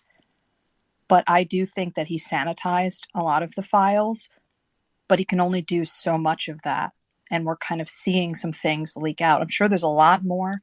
And it would be great if, regular people or all journalists, not that independent journalists, I should clarify, were able to get their hands on them and go through those files. But I don't know if that'll happen in the future. for right now. He's just got it with these two journalists. But Yeah, but they had said both sides had requested censoring, and then this drop says they haven't found anything from the other side. Queen. I think it said they were told that, but they weren't those are, able to find it. So you have to wonder who told them that. Yeah. Those are also vastly different time frames in which these journalists are exposing these things. I mean, it's almost chapter 1 and chapter 80. It's but let me ask you this, because this is what I do, and Crypto will give me a hard time if I don't do this. Queen, is that you in that picture, the blonde looking down? It's okay if it's not, but that's what I'm supposed to do. Is ask these girls. What do you think? I don't think it's you, Queen, to be honest with you, since you asked. It's not. It's very close, though. Fair enough. Thank you, Queen. Hang in there. You're welcome. Crypto, he gave me an assignment, and I gotta execute. So, oh geez, what's this? Well, one plus, two negatives. Oh God, you're killing my ears. I can't meet the host, guys. I'm sorry. Well, I want to ask Crypto if that's really him in his picture. Fair question. Only the eyes are real. Yes. Well, thank you. That is me. Yes, all of it. It's only the hair. Thanks, Queen. Crypto, are you good? Do you want me to keep going? Keep going. All right. So my 3 hands. Let's blow through this, guys, because we want to get to the next ones. So, Scorpio, go ahead. Oh, thank you. All right. So in the other space, someone raised their hand and said, I don't see the problem with the government requesting files from Twitter and them executing it. Okay. So here's the problem. When the government requests something to be done from a corporation, we have to follow a paper trail. Like first it'll go to an executive, and then they'll make a decision on it, and then it'll go to like the IT security, IT legal team, and then they will make the request to have someone in IT execute it. But there's Scorpion. Yeah. Does it look like it's a little buddy in the situation if you're looking at the... Yeah. So there was, yep, absolutely. So there was no case entered, right? It's not in the Twitter, because anytime Twitter, you do anything in IT, there's a case that's opened and it needs to follow throughout the departments on what gets done. So you could always look back to see, okay, this was done to this system, right? They were using an application called Slack. It's a business like instant messenger application. So they were basically having like private conversations with each other. So those are the messages that we're looking at. Yes. That's a Slack. Okay, keep going. That's a Slack. So now, normally you would have that through email because email is tracked, right? You could literally, when email's archived, I could literally search for one word and it'll give me all the emails, from the federal government or whatever I need to find. But Slack is not like that. You need to literally restore the conversations and then look for it. And this is why I think Elon is having trouble finding everything he needs. The third thing that's really important, the government had a secret portal into Facebook and Twitter. So what does that mean? This would mean something like, and again, I don't work for Twitter. I'm just saying how I would get in. So it would be like admin.twitter.com or admin.facebook.com. I would put in my administrative username and password, and then I have control over anything I want to do on Twitter, just from like a web-based, like from any computer. So that is freaking shady as hell to me. Thank you. Thanks for the insight. Marauder Magazine again, go ahead, and then we're going to hit Timothy, then we're going to get back to reading. Hey, just to kind of bounce back off of Bricksuit's point that he thinks Elon Musk was to an extent clueless. I think Elon Musk is just acting really dumb. I know this is kind of contradicting. I was just arguing the last time I was brought up. I was just arguing to entertain this, but my honest opinion of this, and just to kind of to add to Brick's argument, was that Jack Dorsey is acting really dumb. And because that is a really good defense strategy, is I don't know anything, I didn't hear anything, I don't remember. And now, since everything is just kind of being, the whole lid is being blown off, now the door is open where Trump can put the ball in Jack Dorsey's court. Because if it turns out that, well, I mean, it did turn out they did interfere and try to influence the election, that could be a lawsuit for Trump against Jack Dorsey or against, the Twitter executives. However that works, could be, for example, maybe tortious interference, right? However Trump and his lawyers want to spin that, right? But it's still it's a case, it's something against Jack Dorsey. So he's playing dumb. He's listening to his lawyers. He doesn't know anything. He doesn't say anything. That's just the way it goes. And I could also maybe just request. I have a video on my profile of Jack and I don't know her name. Vijaya. She was the head of I'm in the Vijaya. Yes. Thanks, Quentin. Her. I have a video clip of them on the Joe Rogan Experience, essentially pretending like, oh, I don't know if you can pull the. Oh yeah, that's notorious. Yeah, watch Yeah, it please. again, watched it again. Did you put it in the nest? What do you mean? Okay, so up top we call it the nest. It's where tweets can be shared. People that are listening can look at them. So what you're going to do is go to that tweet and hit the little box with the up arrow, and at the very top you should see some option that's like share it to the space or whatever. Will do. Give that a shot. I was just going to add, if I might, Mark, I just wanted to speak to his point about Jack Dorsey playing dumb. The internet's forever, though, and he's got a whole list of tweets where he talked about banning Donald Trump on January 14th, 2021. I'll just read the first one, but there's a whole bunch of them. I do not celebrate or feel pride in our having to ban at real Donald Trump from Twitter or how we got here.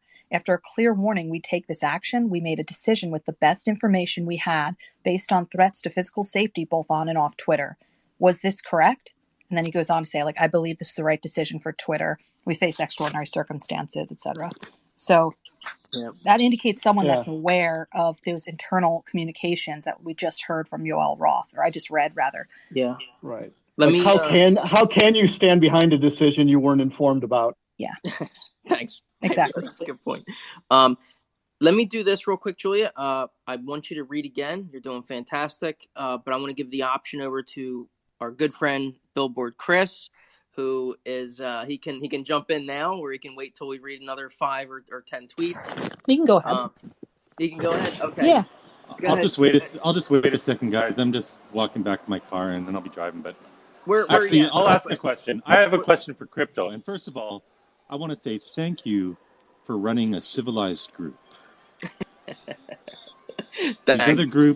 These other groups, you've got 7 people trying to talk over each other.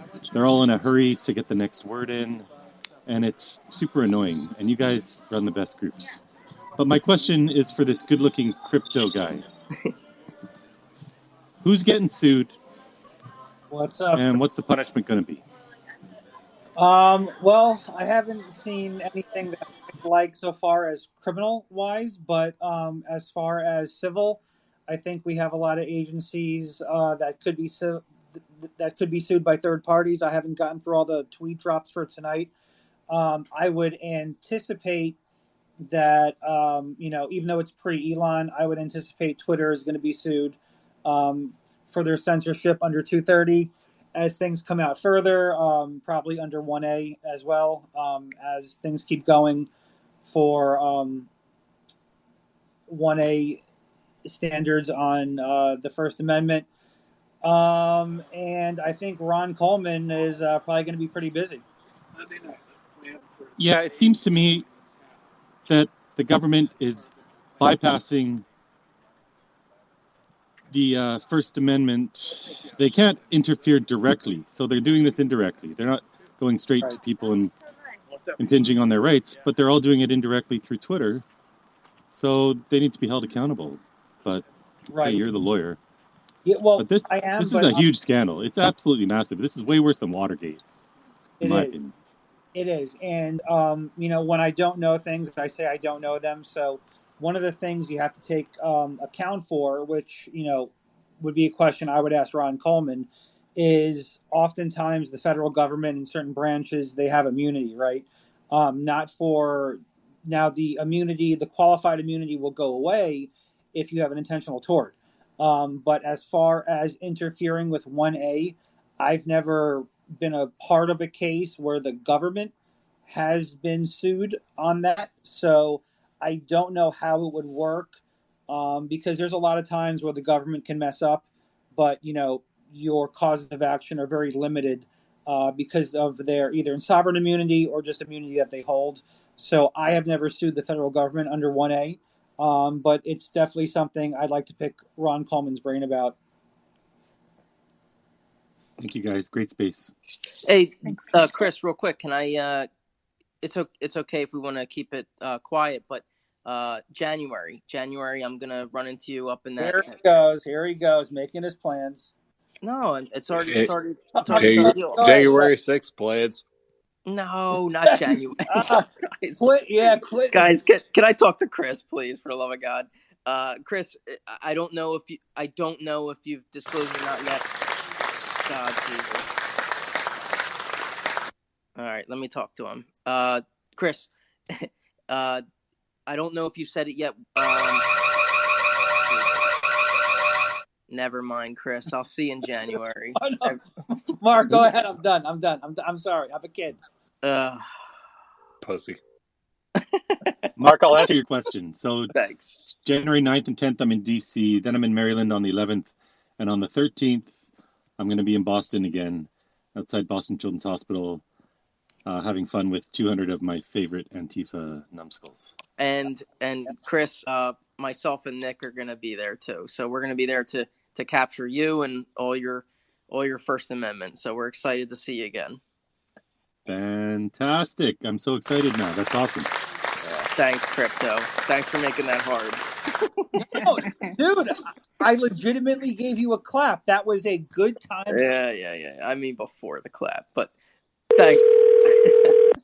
Julia, please help us out. Yeah, I was going to say Chris actually nailed like what I said earlier as well. We're on the same page with that, that, they were basically using these companies to get around the First Amendment and get their dirty work done. So I absolutely 100% agree with him. I think he's really on point there.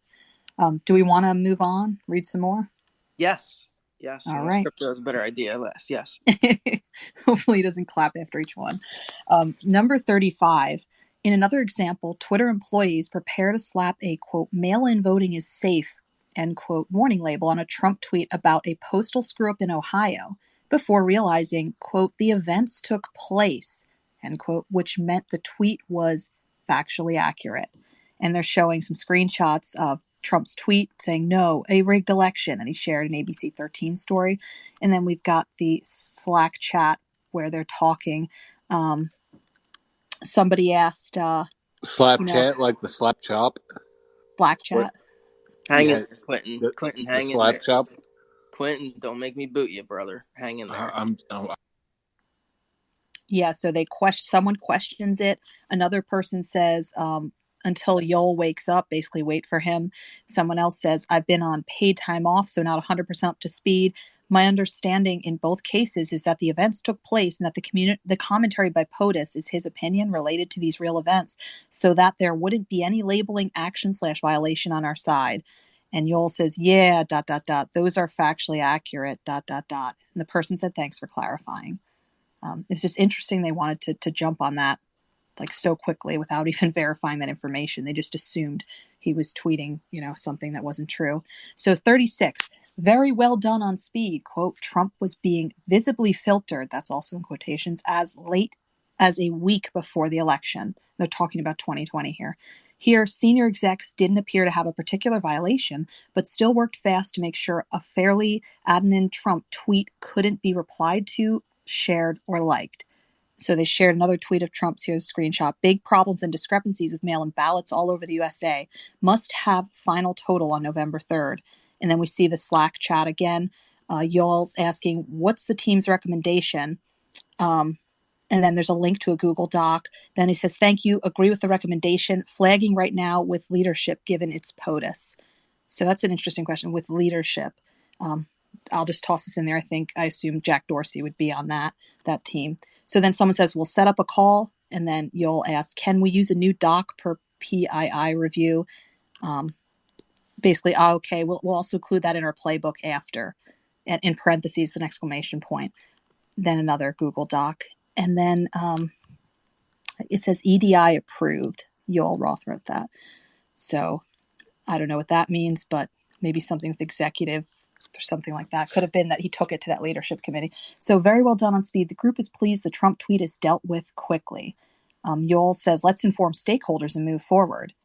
Other person says, did you still want to do a call? Yoel says, N can skip pager duty too. Happen to already be talking to everyone involved. Going to apply the EDI now. Is there a thread already with comms, etc.? And the other person said, drafting it up now. Email sent. And then another person said, very well done on speed, folks. What this is all designed for and a huge positive for the platform. So then 37, a seemingly innocuous follow-up involved a tweet from actor James Woods, whose ubiquitous presence in argued over Twitter data sets is already a Twitter files in joke. And they shared a tweet of his where he says, Twitter suppressing this tweet by the president. Here's a screen grab. And he's got a picture, or he shared a picture of Donald Trump's tweet. And it said, some or all the content shared in this tweet is disputed and might be misleading about how to participate in an election or another civic process. So that was over the mail-in ballots. 38. After Woods angrily quote tweeted about Trump's warning label, Twitter staff, in a preview of what ended up happening after J6, despaired of a reason for action, but resolved to, quote, hit him hard on future VIO, end quotes of violations. Julia, we got a hand, a crypto hand. So let's go to him real quick. Yeah, so just real quick, I like learning in this stuff. So the answer is yes, you can sue the FBI. You can sue the individual agents personally. You can also sue them as a collective, but as a collective, you really have to narrow it down to what agents you're suing. I'm looking at a case here from the HuffPost when 9 Washingtonians sued the FBI for violating the First Amendment right of a peaceful assembly and the right to petition for the government of redresses and First Amendment speech, and they won. They won $8,000. I'm looking at another one, which is the FBI chilling the speech of Muslims, and this case is Tanzin versus Tanvir, which was actually went up to the United States Supreme Court, and the year on this is going to be. They're not going to give me they sued under the First Amendment. They also sued under the Religious Freedom Restoration Act. And but yes, to answer questions here, I'm not reading anything about sovereign immunity. Obviously, if there's things that are outside the line of their work or things that would be what you would call intentional torts, you could sue them personally. Otherwise, you could sue them in their individual capacity, which really the main difference is where does the money come from, right? If the FBI loses in their official capacity, then you're probably going to get a payout from the FBI or the DOJ. And if you sue the person in its individual capacity, the money would come from the person individual. But anyway, I'm not reading anything sovereign-wise, which I can do a deeper dive, but the Supreme Court dismissed the Justice Department's argument that allowing lawsuits for damages against government officials could, quote, raise the separation of powers concerns. This was written by Scalia, So yeah, you have a path to suing the FBI. And Thanks. right. Yeah, well done for the information. Chris, Before I you said forget, something. on this topic, before I forget, and I'm sorry to sidetrack this a little bit, I suspect that the Department of Justice has a file on me because the AMA and the AAP, American Academy of Pediatrics, American Medical Association, wrote letters to the DOJ demanding that people like myself and Lives of TikTok and Matt Walsh were investigated. Do you lawyers know how I can find out about that? Yeah, you can send a Freedom of Information Act to the FBI and DOJ, and that will essentially take you 1,000 years to get any response from them. I did one on the IRS about 7 years ago, and every 6 months they give me an update saying that they're still doing it. So, can you actually do that and send it in? Yes. Will you get a response? Probably not. And if for whatever reason they have anything open or active on you, Chris, obviously not meaning that they're going to arrest you, but if they're currently doing surveillance or things like that, they will say that it's exempt and you'll just get a peace letter back saying thanks. We can neither confirm nor deny that we have a file, and even if we do, pursuant to title whatever, yada yada yada, we would not be able to give it to you, and that would be the letter. So, but like no shit, like 7 years ago, someone stole my identity. I wrote in to the IRS. I spoke to them. I asked for the file, and literally every 6 months they give me an update saying, "Hey, That was me. thanks, Quentin." They say, "Hey, we're working on the file, and give us 6 more months, and we'll get back to you." And that was done in 2014. And the government just changed their official use only unclassified information policy, and now they call it classified. They call it a completely different acronym, so it's going to take us about a year to even figure that out. So expect an extra year delay on all that other stuff. Yeah, Thanks very much. Now it's called controlled unclassified information. It used to just be called official use only information or sensitive but unclassified. And so, yeah, I just had to go through that training. Very fun. Yeah, Chris, I would say just walk in with your billboard and see what happens. Yeah, I don't mind being investigated, but I'm just kind of curious. It'd be fun to know. But anyway, thank you. Yeah. No. Can I tell you guys? Obviously, if you know us. You know I'm in New Jersey. The state version of it is called the. Oh God, I've had a few. Crypto, help me out. What's Oprah? Oprah. Thank you. Open Public Records Act. Thank you, Crypto, in New Jersey, and wow, is that powerful?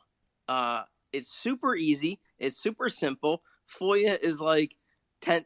That times 10. It is clearly harder, and there's 100 other ways that they can dodge it. But it's something. And just to toss it out there, guys, FOIA is for the feds, and obviously each state will have their own. Like in Florida, we have Chapter 119. So each state, you'd have to look at what you want to look for. FOIA is obviously if you want to send it to a federal agency. Yeah, guys, listen, it costs no money.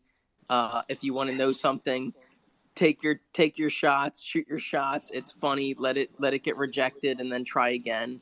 I highly encourage it. So, Crypto, There are hands. Yeah, let's hit the hands, and then if that makes sense, Crypto. Yeah, what number are we on exactly? Julian knows, but probably around. I think we stopped at James Woods, so we're on 38. Yeah. Yeah. So is that like halfway through? Yeah, halfway through. I read the text, but they not the actual Slack chat. They have a screenshot there. Okay. I love the demand of hands. So, guys, again, listen.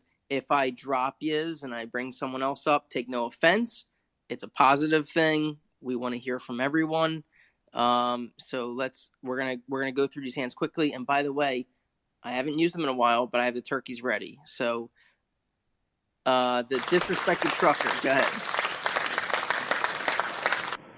Hey everybody, I appreciate it. Can you hear me good? Yeah, real quick. Are you driving? What's that? Are you driving? I'm not driving anymore. I parked. I was driving earlier when I started listening to you guys, and what state I are am you parked.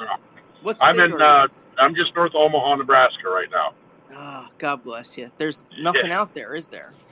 No, not really, guys. Are you listening to Bob Seger? No, I'm not on I-80. When I am on I-80, I do listen to that. Especially, I listen to the Tulsa song when I go into Tulsa, Oklahoma, whatever the song that is. Trucker, go ahead. Help us out. But hey, guys, I just wanted to get on here. I appreciate you. First of all, thank you for letting me come on here and speak. So second of all, I've been listening to you guys from the very beginning for the last two and a half hours, and a lot of great points have been brought up, and it's spectacular. I'm really enjoying the conversation being had. Thirdly, I want to keep this brief, so I don't want to take any more time than I have to, but I want to just kind of fill you in on what I've been involved with. I was a co-organizer of the People's Convoy, co-organizer of 2020 May Day in Washington, D.C., where we sat on D.C. and Constitution Avenue when Trump was in office for 3 straight weeks. I've done numerous slow roll protests peacefully and supported our Canadian convoy friends also. The point I wanted to bring up today, guys, is I'm sitting here listening to everything, and I'm thinking about everything that's gone on with Twitter, and I thought to myself, you know what? There's one thing that I haven't heard anybody say, and it's the fact that the President of the United States of America hasn't had a press conference, because this is huge news what Twitter is dropping. This is huge.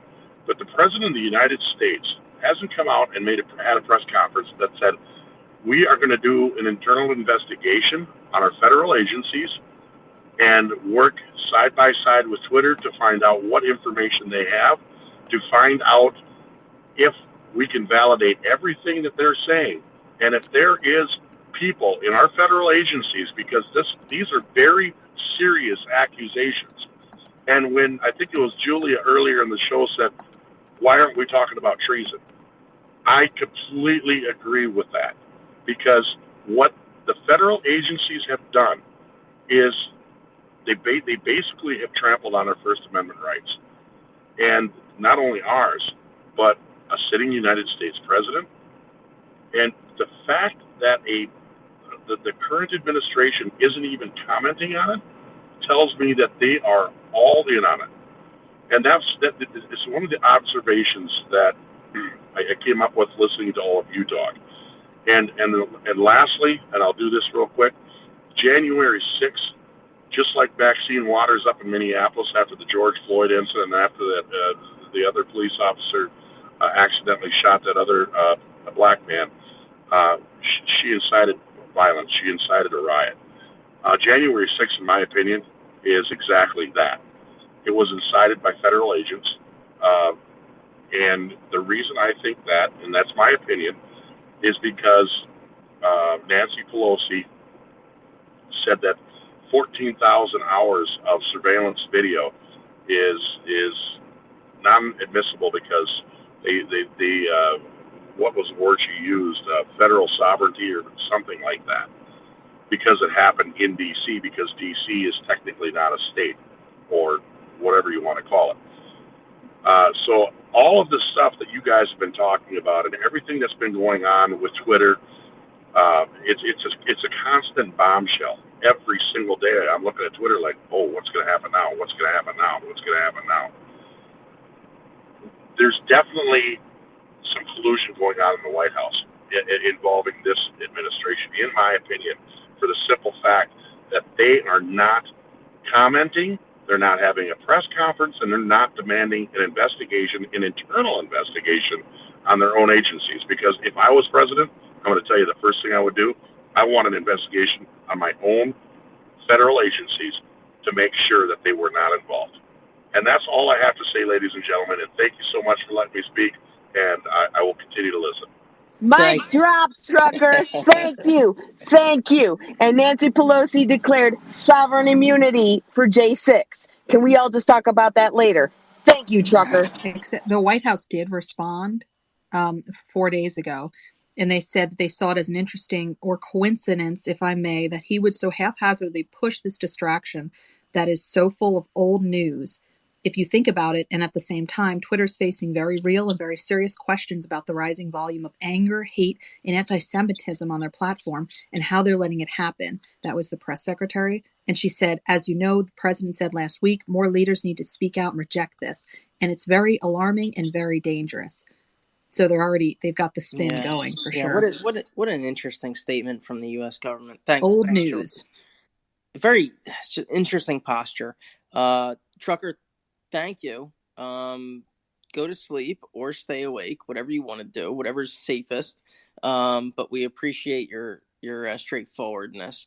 3 more hands, then we're gonna keep reading with Julia. Lala, go ahead.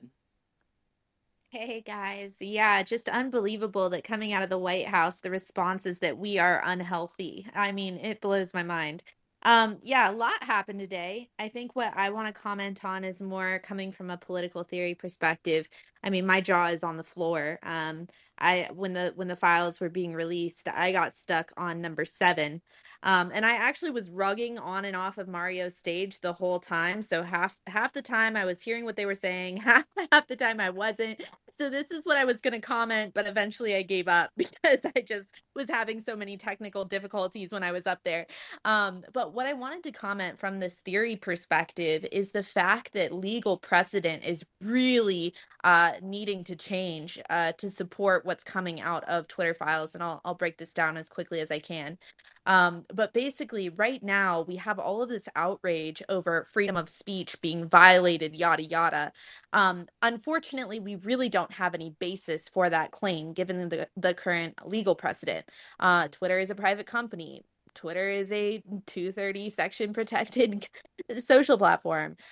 There really is very little precedent that gives us the foundation of saying that these big tech companies impact free speech to the extent that would actually require some sort of new test or whatnot, to where we can actually claim and say, oh, Twitter is impacting our freedom of speech. So it's a legal precedent issue. We can't move forward on this until we have some sort of resolution on the court side. I see thumbs down, but it's simple legal precedents. We need to be innovating with technology, and the law needs to catch up. Lala, you're confusing the two. You're saying that Twitter acting by itself is a 230. I agree with that. What we are having tonight is the FBI and DHS acting with Twitter, making them a state actor. So when Twitter becomes, I mean, you can do thumbs down all you want. I was with DOJ for over a decade. If someone becomes a state actor, you now have the right to go after Twitter, DHS, FBI under the First Amendment. So if you didn't have the state actor part, then I would agree with you. But what I'm reading and what I'm seeing day in and day out, Twitter is becoming a state actor. And I think it's pretty hard to argue against that given the tweet drops. But Okay, so just 2 questions for you then. First of all, what is the legal precedence? I'm very interested in that. What kind of Supreme Court It's legal a precedents precedent, do by we the way, have? not a precedent.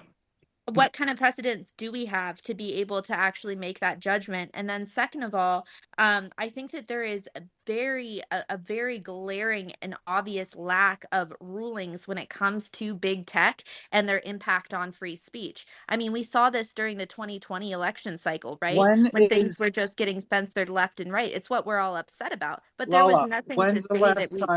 Lala, when's the last time you saw a case where the federal government was controlling a large corporation to the fact that the large corporation was a state actor? When was the last time you saw that? Well, that's what I'm asking you. I guess I'm asking what... Right, you haven't seen it. Now you do. Well, exactly. That's why I'm saying that there's necessary a precedent that needs to happen here for us to be able to make rulings going forward and protect all of us. Lala, there's no precedent. The First Amendment clearly states the government shall not infringe upon your freedom of right or expression. If they do that through a third party or a government, they're still doing it. Twitter's doing it collectively with them. Well, the I mean, I mean, FBI I in mean, if you, asking I mean, Twitter if to you, remove something from the public forum, from a 230 protected social media platform, no, the FBI requesting the removal of something, that would need to be argued in court, right? okay, That's not them demanding that Lala, they take it down. Lala, if you want to send me a DM, I'll put you on retainer. I'll get you a nice memo. In the interim, what I'll say is that the government requesting, don't confuse 230 and the First Amendment. They're two different things.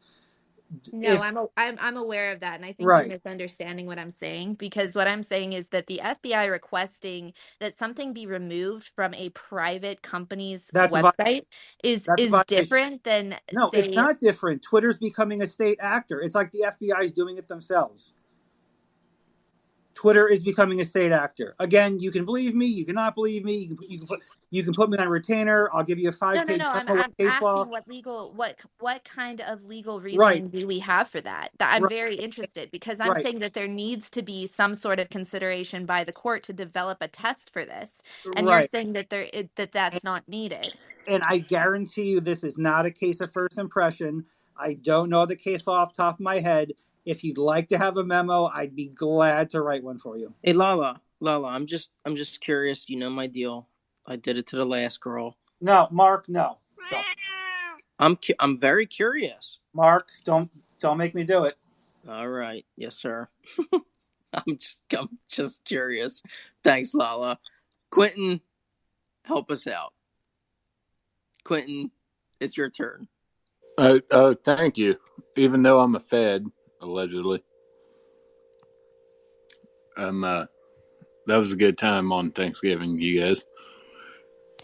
No, I think like you look at the Twitter files that got dropped today. What the fuck did they tell us? Oh, they told us everything that we already fucking knew, except beyond more. And yeah. Oh, hold on, Quentin. I mean, isn't there value that now there's proof? I mean, come on, Quentin. I'm not letting you go that easy. Oh yeah. Well, there is straight up proof now that the FBI, the DOJ, and all that. And if I was a Fed,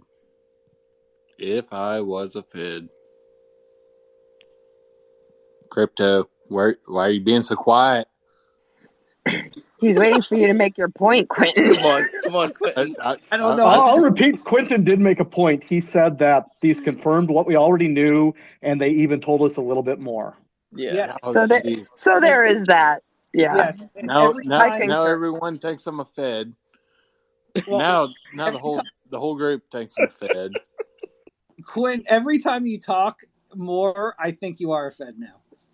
Well, he got so I'm gonna Thanksgiving. change my profile picture. You look like one of the guys that kidnapped Gretchen Whitmer. Just saying. You would have been banned from Twitter by now if you weren't No a Fed. way. No way. He looks No, like Quentin gonna. looks like every undercover cop, undercover agent who buys meth. Yeah, but you know what? I'm gonna go outside. But I don't buy meth. I can pass the drug test with a beard large enough to hide a derringer. He kidnapped Gretchen Whitmer. You guys cracked me up. Quentin kidnapped Gretchen Whitmer. You right here. You see him. I know everyone thinks DEA, Quentin. Hell, I knocked her up. But I think you're ATF. It's good though, dude. You're Hold ATF. Hold on. I gotta check the photo again. Yeah, he's nope. Yeah, I could see him being ATF. Yeah, too. there's no way he's DEA.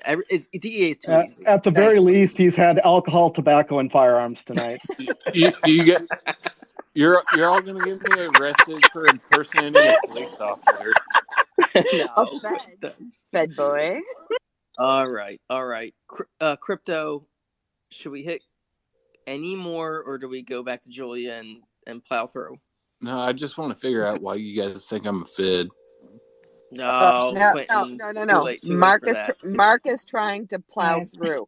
Let Mark plow through. Thank you. Mark. All right, I'll go cry in the corner. Why don't I'll pull a Ray Epps, put my sunglasses on. Why don't we do this? I brought Kelly J up a while ago. I just brought Rod up. Why we have 4 hands right now. Why don't we hit the hands really quickly, and then we can do some sort of abbreviated version, because I think to get to 61, we're going to be here till Sunday. How So do we get to Yeah. 69? yeah, we can get there too. You and Mark.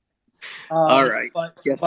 I think what we do is people have read them prior. Maybe I don't know if anyone's read them prior. We go to the juicier ones that are better. I can take a look at them as well. But yeah, I mean, I am more concerned with allowing people to talk and give their opinions than Yeah. reading off every tweet. I agree. I just was sticking to the process. But okay. So I'm not a Fed anymore? Quentin, you're definitely fed. But Clinton, you're fed. Just get yeah, over it. fed. Quentin, I told you it's okay. Have your handler email me. It's not a big deal. Okay, you can still carry on with your business. Nobody's listening that you're targets. Okay. Is it, and just while we go through the hands, if anyone's a furry, can you please come up? I want to talk to you. Yeah, if you happen to be a furry or puppy furry or puppy Shut house, as up, you David. guys. No, Yeah, seriously. There's a huge scandal with the army with the furries. there is, and There's a huge scandal with these sick fucks are dressing up and they're literally fucking each other in these Oh my furry outfits. God. yeah, and That's before you Yeah, guys and you listen, said you know, And huge. it's on Twitter. And it's on Twitter. The clips, the video yeah. was on Twitter. It's all over Twitter. I found one out of the blue, so did you we say kept video? retweeting it. I found it. Yes. Video was on Twitter. I mean, I'm Are those sorry pictures I found it. real? Yeah, No, honestly, Mm. it was, Did, yeah, I yeah, found So not good. I listen. found I found the picture of one guy jerking off onto another, and I sent it to Mark. Yeah, I saw it. It was rough. That's bad. So There are let me hands. say this, guys. I did 18 years in the Air Force. Timing is crazy. I'm actually after 18 years gonna join another branch. Um, it's wild and crazy, but nonetheless, my point of this omission is, you know, after a certain amount of years, the DoD is the DoD. You know, I have tons of friends that are Marines. I have a handful that are Navy. I know one Coast Guard. But you know, there's a certain point in which, you know, it's the same side. Everyone's doing the same thing. It's very interesting. So I'm going to go right straight to Beard Vet, because he's Beard Vet, and I want to. I know a lifeguard. Oh yeah, Tony. Fuck. Yeah, go ahead, Beard Vet. Help us out, please. All right. Hey, I'm going to try to get you back on track here, just a pinch. What I'm Praise God. noticing, what I'm noticing is I think what this is going to end up leading further into is that essentially Twitter will be Twitter will basically be a federal informant. Um, that's what they are acting as, and I'm assuming they are being paid. I haven't actually figured that 100% out yet, but I'm gathering they are being paid. Nobody puts their top people, their brass of their company, totally focused on this one thing. And so basically what I'm getting at is there's probably a military operation or at least an FBI operation that nobody's truly discovered yet under an actual operation name. And I think they were doing this in large part and in more secrecy than really what we know with all the social media companies, because basically what they're doing is they're circumventing the FISA court to spy on Americans.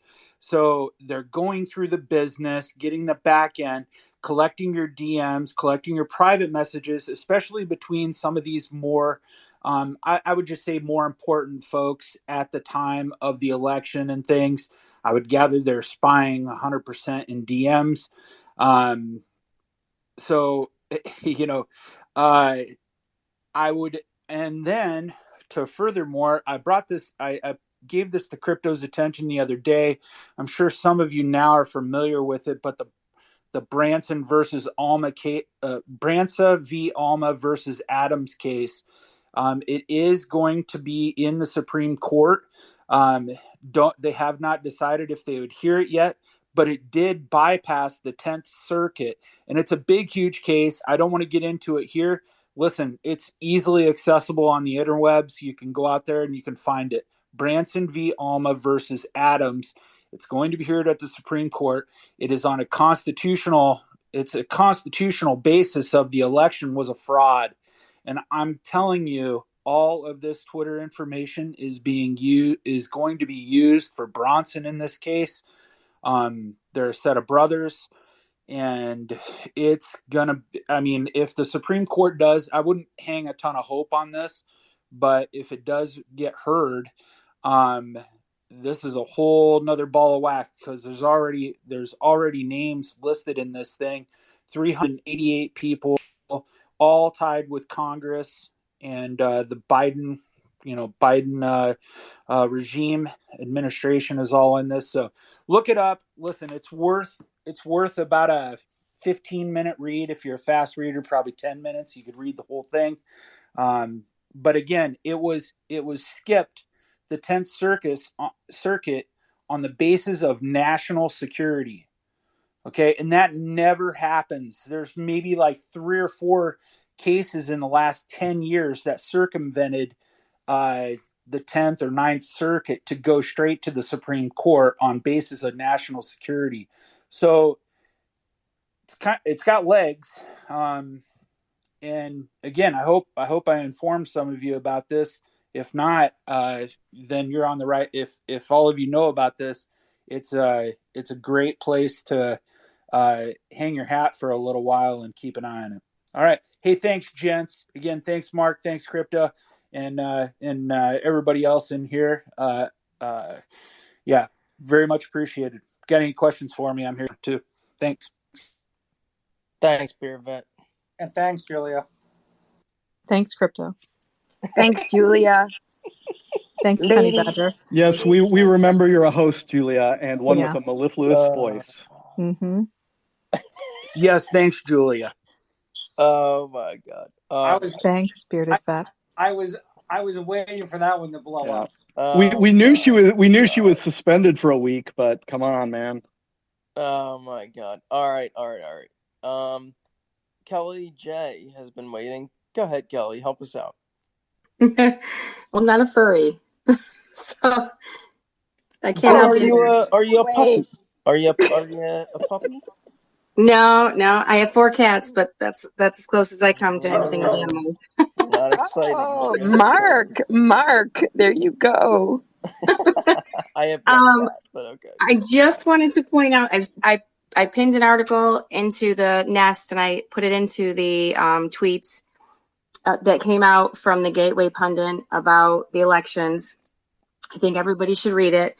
And it talks about how the election fraud is not from ballot gathering, but from voter roll manipulation, and how it's been a 40-year in the making industrial scale voter fraud system, which centers on voter roll tampering and manipulation. And it's aided by the elected officials.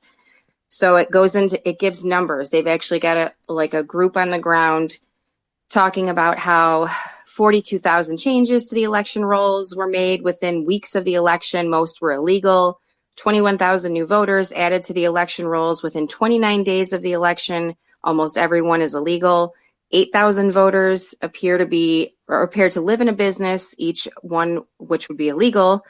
And then 1,951 people received ballots at one address and then voted from a different address. Everyone is illegal. And this was all from a single county. So this was for the midterms. They've got tons of statistics. They give links to the group that is on the ground doing all of this. I can't remember the name of it, but it's a very interesting read. And I think it gives a lot of information to what we thought was going on as opposed to what's really going on, which is way bigger than I think anybody ever realized. So I stuck that in the Nest. I stuck it in the tweets. When everybody has a chance to read it, I would definitely do that. And Kel, to your point, all of these things we know, like, actually, I think everybody that's listening understands that the first thing that we have to do is clean up the voter rolls, but we have to win elections first. Right. So to your point, and that's a great point, because that's kind of going over everybody's heads right now. We need to get in and, use the tools that the Democrats have been using just to win elections. We have to win elections, and until we do that, we can't clear up the voter rolls. And I would just reference Florida, which is now deep red, which was pushing purple until they cleaned up their voter rolls. That's an excellent point. Yes. So thank you. That's all I wanted. Thank you. Let's Crypto, I think I want to clean up these hands real quick, and then we'll finish up with the reading, if that makes sense. Okay, great. So, guys, I warned you, don't take offense. This is not a big deal. We have the animals ready. That just means wrap it up. Silent survivor, go ahead. Keep it brief, please. Hey, I will. You called on me silent survivor, I think. So I worked for the government for many years, and All right, what agency? yeah, so various ones. But I worked All right, over. were you I in worked. IT? Or, I'm Mark, sorry. come on. Wait a minute, because I think this is relevant. So I worked overseas for a while, and then I came back, and then I left. But I continued working with them, but no longer for them. And one of the things that I was doing, not officially, but through my contacts, was I was what was kind of called an ISIS hunter. Okay. So I would, because the area of the world where they were was my area of expertise, but I would find all the ISIS sites on Twitter and social media, across social media. And of course, I would report it to Twitter, but I would also report it to my contact within one of the agencies, and they would say, hey, did you be sure to report it to Twitter. I said, oh, I did. And they said, okay, no worries. We have, I think they said, like, a weekly meeting with Twitter and others to go over these kind of issues. They'll be sure to pass it on. So since then, during the myself being censored so much, and won't go into it, I'm vaccine injured, so you can imagine the censorship and gaslighting I've had. But anyway, I've always had that suspicion that they started using that same process that they set up for that against Americans, against Trump, in the censoring, and they talked about that, I think, in this dump, right, about their meetings that they had with Twitter or with federal agencies. So anyway, I just wanted to say I saw it, I was a part of it. That process existed, and I'm sure they just used that same process for the election and to censor all of the doctors. Anyway, I hope that made sense. Thank you. Let's keep it moving. Short time. Go ahead. Keep it short. I'll keep it as short as I can. I've spent the last 45 minutes reading case law and the First Amendment, and Oh, God bless you. Keep going. yeah, well, you're lucky that I don't have a memory like you do, so I'm no competition. But I will tell you, every case that I've read, it's all only the government can infringe on your First Amendment right. However, the government is not allowed to do what we're seeing at Twitter. I did make one tweet. Elon made a tweet why this room has been running. He thinks that the FBI was working in the best interest, and I just replied, "It's against the law." I said a little bit more than that, and that tweet has been retweeted, and probably I got more likes on that tweet in the last 40 minutes than I have followers. But there's no case law of a citizen that isn't working for the government, but there is a ton of case law of government employees who had their First Amendment rights infringed by the government as a government employee. And it's pretty, I'd say 90% of them, the court ruled that it's in the interest of the right for the public to know. It ruled heavily, always in the interest of the right of the public to know, and literally punished because these employees, they snitched, they got fired, They sued under the First Amendment, and they won most of them. I would say in the high 90s. So I'll land it there. But yeah, we need some cases We need some cases, and it is criminal for a government employee to infringe on a citizen's right to free speech. That can be criminally charged as well. Thank you. I have a quick question. Did Elon ever show up to any of the spaces that were saying that Elon was going to show up? He definitely has. I listened Did he to him. really? Yeah. I No, listened to him. Tonight. Well, no, I joined this one obviously from the beginning. No, but Mark, remember that was where we started to speak. Crypto was talking about that. I don't know if he went into that one girl's. She said she was expecting him at 10 p.m. I don't know if he's talking right now. I've been hearing and engaged. Crypto and Mark, you know that he didn't show up to those liar spaces. Come on. He did. Well, I know he didn't. He did. Hold on, Lola. He did, Lola. All right. He showed up to Elizabeth's. When they were talking about the child porn, he did. He was there. Elon was there. Okay, Elizabeth thank you. Blue had a space. Is that who you're talking about? Yes. Or Eliza, sorry. I think it's Eliza. Eliza had a run earlier this evening. Elon was there. He did speak. He did talk to everybody, and he was praised beyond belief. Thank you. Thank you, Lola. Thank you. I stand corrected. I appreciate that. Thank you. You know, I've tried several times for months to get Eliza. Eliza is her name. She's. Am I right, Julia? Yeah, I think it's Eliza Blue, Bleu. Yes. I've tried very hard. I followed her for a long time. I've DM'd her. I did the whole thing. I've hit my exhaustion, and I unfollowed her. That doesn't mean you have to. You know, you guys make your own opinions, but I've tried so hard to get her on the pod, and you know, it is what it is. So, but let me do this, Trevor. Investor, commercial real estate, technology, commodities. I'm assuming that's not your unmarked boat over there in your picture, but nonetheless, Trevor, go ahead. Hey, yeah, that's my boat. I cruise around the Bahamas, but wait a second. Is that really your boat? Yeah. But anyway, what kind of boat is it? Hold on, Trevor. It's a Lamborghini. It's a Lamborghini boat. Yes, sir. And let me look at how you only have 70 people following you in your Lamborghini boat around the Caribbean. Because I just started tweeting once Elon Musk finally took over Twitter. All right. All my tweets Go ahead, so I just always delete them. Go ahead. I'm jealous of your Lambo boat, but go ahead. Obvi. Yeah. But yeah, you know, with all this coming out, I remember back when I voted for Trump, both in the last two elections, 2016, 2020, everybody thought I was like an asshole because I was Republican and I was unashamedly Republican. You could almost, if you said you were Republican and vote for Trump, you're like known as an asshole. Every girl thought I was an asshole. They're like, whatever. I didn't even give a shit because I knew he had the right morals, and liberals are corrupt. And everybody's brainwashed by social media sites to think that liberals are doing the right thing when they're all corrupt. And so, yeah, hopefully people are starting to realize this, and hopefully Biden gets impeached immediately because he's totally nonsensical.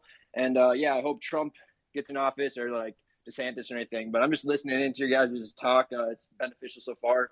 And yeah, that's all I really had to say. Well, Trevor, thanks for hanging out. Just followed. Yeah.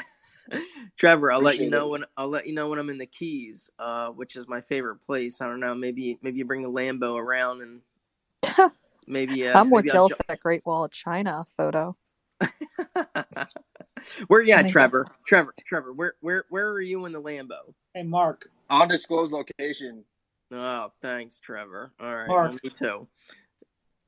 Yes, sir. All right, appreciate it, guys. Can we get back in the fucking same zip code? Yeah, sure. Sorry about that. I like vehicles. There's a special boat. I was trying to get a ride with Trevor on the Lambo, but it's okay. There are hands. Yep. There's one. American Trucker, go ahead. Hey guys, I'm not a lawyer, but I just happen to know a damn good one here in the spaces, so I have a question for him. Uh, all these lawsuits everybody's talking about, First Amendment rights, blah blah blah. The only lawsuit I'm curious about, if there's any merit to, does President Trump have a is these files dropping? Is there any evidence that President Trump could use to file a lawsuit to claim his victory? And Yeah. So can he file it? Yes. Will how does he show that he should be the president? I think that's probably unquantifiable. So yeah, I would not expect. Someone in here had a 2023 Trump 2023. I'm not sure who. Oh, it's Alonzo. I'm sorry. That's On me. yeah. So yeah. Can he do it? Yeah, but is the Supreme Court going to rule that that Biden needs to leave and there's some sort of military escort out? And that's and to be quite honest, I'm a big fan of Trump. I still am. But it seems like he's got some issues that he should probably focus on 2024. okay, and my second thing is got to go back in time just a real quick. When y'all were picking on Quentin about his beard, hey Quentin, if you're still listening, wear that beard like a boss. Beard Vet has 2-for-1 beard oil. Rock it out, man. And Mark, if you think that Lambo boat looks good, you're to see this big old Peterbilt I got. It's even got a beer cooler in it. So that's all I got. Okay. Hey, listen, I like vehicles. I like all of them. Trevor's boat's cool. I'm sure your Peterbilt is awesome. Yeah, we can set up a race sometime. I'm sure his truck is quick on land compared to your boat. But yeah, it's cool. And shout out to Scott Pressler, man. I can't thank you enough, Scott, for all you do for our country. One badass patriot for sure. God bless y'all. I'm sitting around listening. Yeah, and Trucker and Trevor, I'd hang out and take a ride in either of your vessels. I think I like them. I like cars. I like boats. I like planes. I'm all about it. And hey, Mark, one other thing. Disrespected Trucker, thank you for coming in tonight. Jeremy, I appreciate you, man. I've stood beside that man on several events, protesting our awesome country. He's a true patriot, and thanks, Jeremy, and we hope to see you come back in here soon. Thank you. Crypto, can we plow through? Can we finish these messages? Yeah, I mean, I would probably highlight maybe 5 or 6 more. It's 11 o'clock. The hands are never going to end because as people, well, no, they're just not, because as people end speaking, I bring them down and I bring new people up. Yeah. So the hands will be. But also, Crypto, it's only 8 o'clock here on the West Coast. You know what I mean? Yeah. Well, we do everything East Coast. Yeah, we know that. Yeah, we're going on the East Coast here. The coast with the most. Yeah, we know that. You think I can get just a quick 45 seconds? Whoa. All right. You're a boss. Go ahead. Real quick. Thanks. I appreciate it. I don't know if you guys are familiar with this Brunson case going on and devolution. Brunson? The Brunson brothers case. Crypto, do you know the Brunson brothers? Had lunch with them, yeah. Me too. All right. Make it quick, please, because I don't know the Brunson if you're familiar with that going on, and then you also have devolution, continuity government, I still believe Trump is our president. Well, he's our commander-in-chief. Military's taking orders from him. Well, then how do you explain all this disaster going on? It's red pill. This is D-class. I don't know what that means. Well, it's D-class, so you're going to red pill everybody.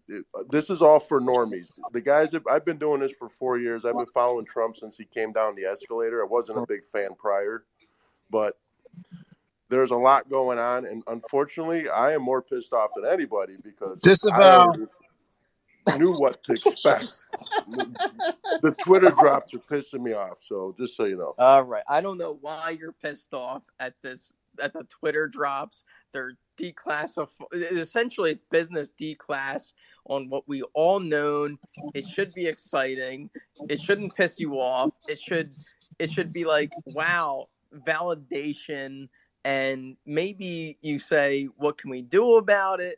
But the piss off, Great. I don't Mark, know.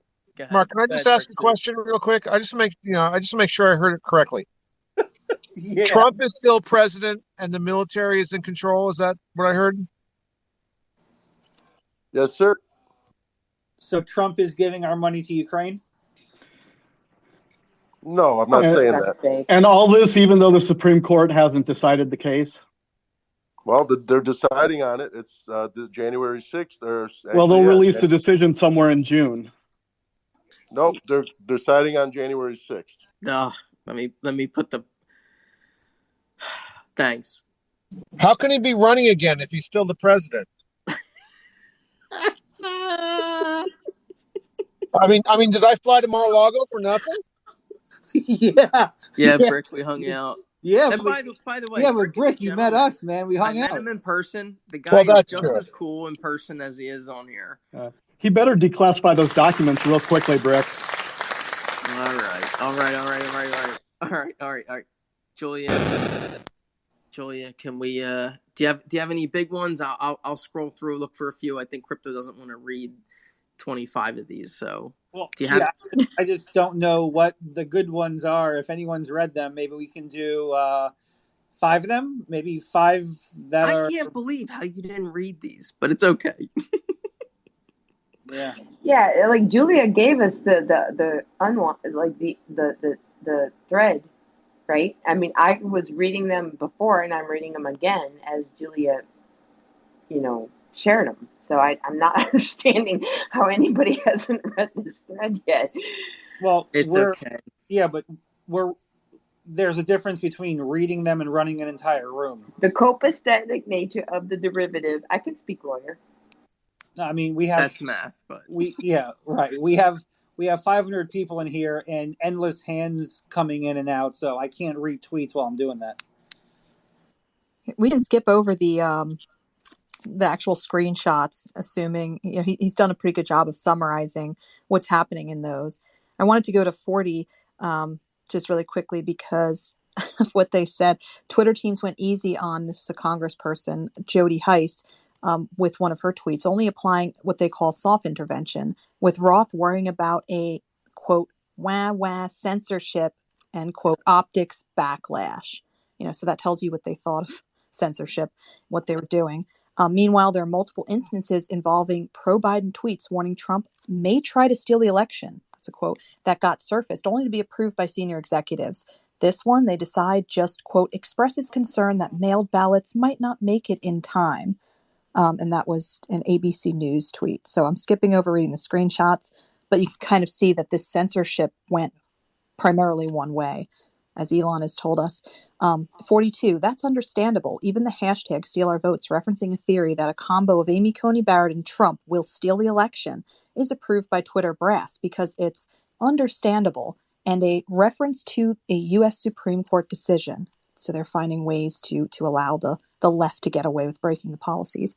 In this exchange, again, unintentionally humorous, former Attorney General Eric Holder claimed the U.S. Postal Service was, quote, deliberately crippled, end quote, ostensibly by the Trump administration. He was initially hit with a generic warning label, but it was quickly taken off by Roth. 44. Later in November 2020, Roth asked if the staff had a, quote, debunk moment on the SCYTL/Smartmatic vote counting stories, which his DHS contacts told him were a combination of, quote, about 47, end quote, conspiracy theories. So he's asking for an update. On December 10th, as Trump was in the middle of firing off 25 tweets saying things like, quote, a coup is taking place in front of our eyes, end quote, Twitter executives announced a new L3 deamplification tool. This step meant a warning label now would also come up with deamplification. I think we all remember when that started happening. 46. Some executives wanted to use the new deamplification tool to silently limit Trump's reach more right away, beginning with the following tweet. And it was, looks like it's a Newsmax story saying Trump got 11 million more votes. Yeah, and it's a video with Jim Jordan talking about that. So they started with that tweet. 47. However, in the end, the team had to use older, less aggressive labeling tools, at least for that day, until the L3 entities went live the following morning. They've got some more screenshots about discussion on that, internal discussions. 48. The significance is that it shows that Twitter, in 2020 at least, was deploying a vast range of visible and invisible tools to rein in Trump's engagement long before J6. The ban will come after all other avenues are exhausted. 49. In Twitter docs, execs frequently refer to bots. For example, let's put a bot on that. A bot is just any automated heuristic moderation rule. It can be anything. Every time a person in Brazil uses the word green, quotations, and blob, that's in quotations, in the same sentence, action might be taken. So you can imagine like them applying that to something like if you use COVID and ivermectin in the same tweet. In this instance, it appears moderators added a bot for a Trump claim made on Breitbart. The bot ends up becoming an automated tool and visibly watching both Trump and apparently Breitbart. They put in parentheses, quote, will add media ID to bot, end quote. Trump by J6 was quickly covered in bots. So number 51.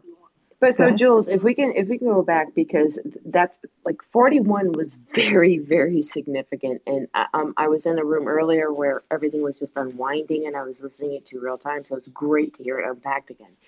But 41, meanwhile, there's multiple instances involving pro-Biden tweets that Trump may try to steal the election that got surfaced, only to be approved by senior executives. This one, they decided just express concern for mailed-in ballots. So listen, so while they were putting that tag that mail-in voting is very secure, they were also, they were agreeing that the ballots are insecure because, again, they were saying, well, mail-in ballots come in slow. They were trying to tag that as Trump disinformation, but they were also saying, can't we censor the voices that are saying that mail-in balloting is insecure? Yeah. And I saved that for a while because that's extremely significant from my perspective. And because they were aware of the election date as well. They actually say that on the screenshots. Exactly. It seems fair to, not label this one as it encourages people to vote, but expresses the concern that mailed ballots might not make it in time, which seems fair this close to the election date. Right. So And they that's came what up with I'm saying. It's like they excuses were for the talking left. Exactly. And so on the one hand, they said, okay, we're gonna disavow any, conservative perspective about mail-in balloting being insecure. Yet we're also going to scream that Trump is trying to cheat with the help of, Amy Coney Barrett, who is like all of a sudden the most powerful person in the world. That's the next couple of tweets. Unevenly applying the rules. And then also I think 44 was important because it talks about, Yoel Roth is admitting DHS contacts told him, there were about 47 conspiracy theories when it came to the Smartmatic vote counting machines.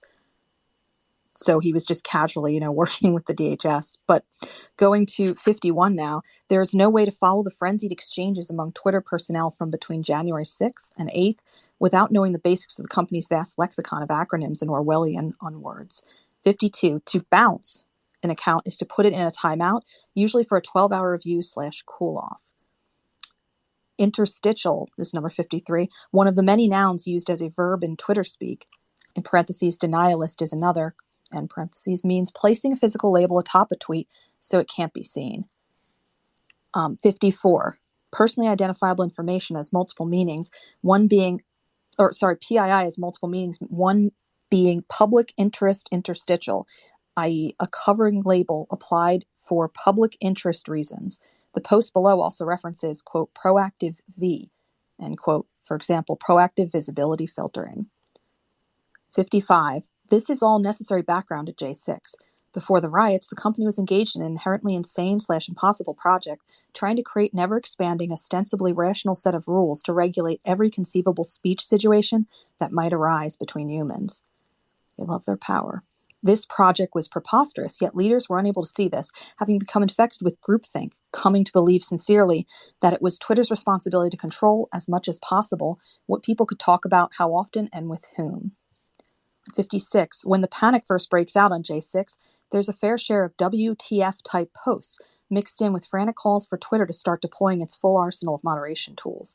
Quote, "What is the right remediation? Do we interstitial the video?" End quote, asked one employee in despair. 57. This freedom or death tweet from hashtag Stop the Steal, gadfly Mike Cowdery, elicits heated reactions, and they shared his tweet. 58. Roth groans about Cowdery, quote, "This asshole," end quote, but still seems determined to stick, at least superficially, to rules, itching to act if this, quote, "constitutes incitement." 59.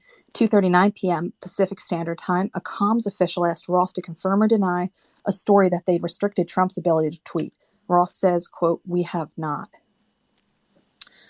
Number 60. Minutes later, Roth executed the historic act of, quote, "bouncing," end quote, Trump, i.e. putting him in a timeout. Quote, "I hope you are appropriately corpsec'd," end quote, says a colleague. This theme of policy, perhaps being stressed by queries from communications executives, who themselves have to answer the public's questions, occasionally appears. 2 days later, you see chatter about pulling comms out of the loop. So they've got another screenshot there. Like someone's named Lauren Culbertson is saying, "I don't think it's wise to reach out to comms folks proactively on this." 61.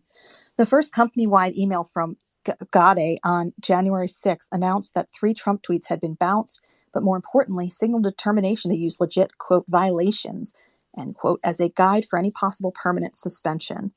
So they've got a screenshot of that. I've got to refresh. So I guess that's where we stop the thread. Give me 1 second. Well, there's a lot to unpack there, though, Jewel. I mean, and that's kind of why, like, because again, the space that I was in for about 2 hours was just rolling out, like,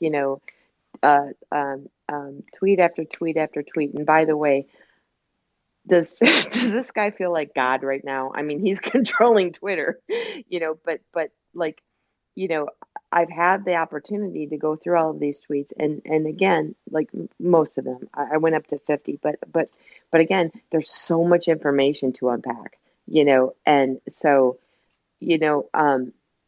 like when I was hearing them rapid fire, I had a chance to process them and think about them.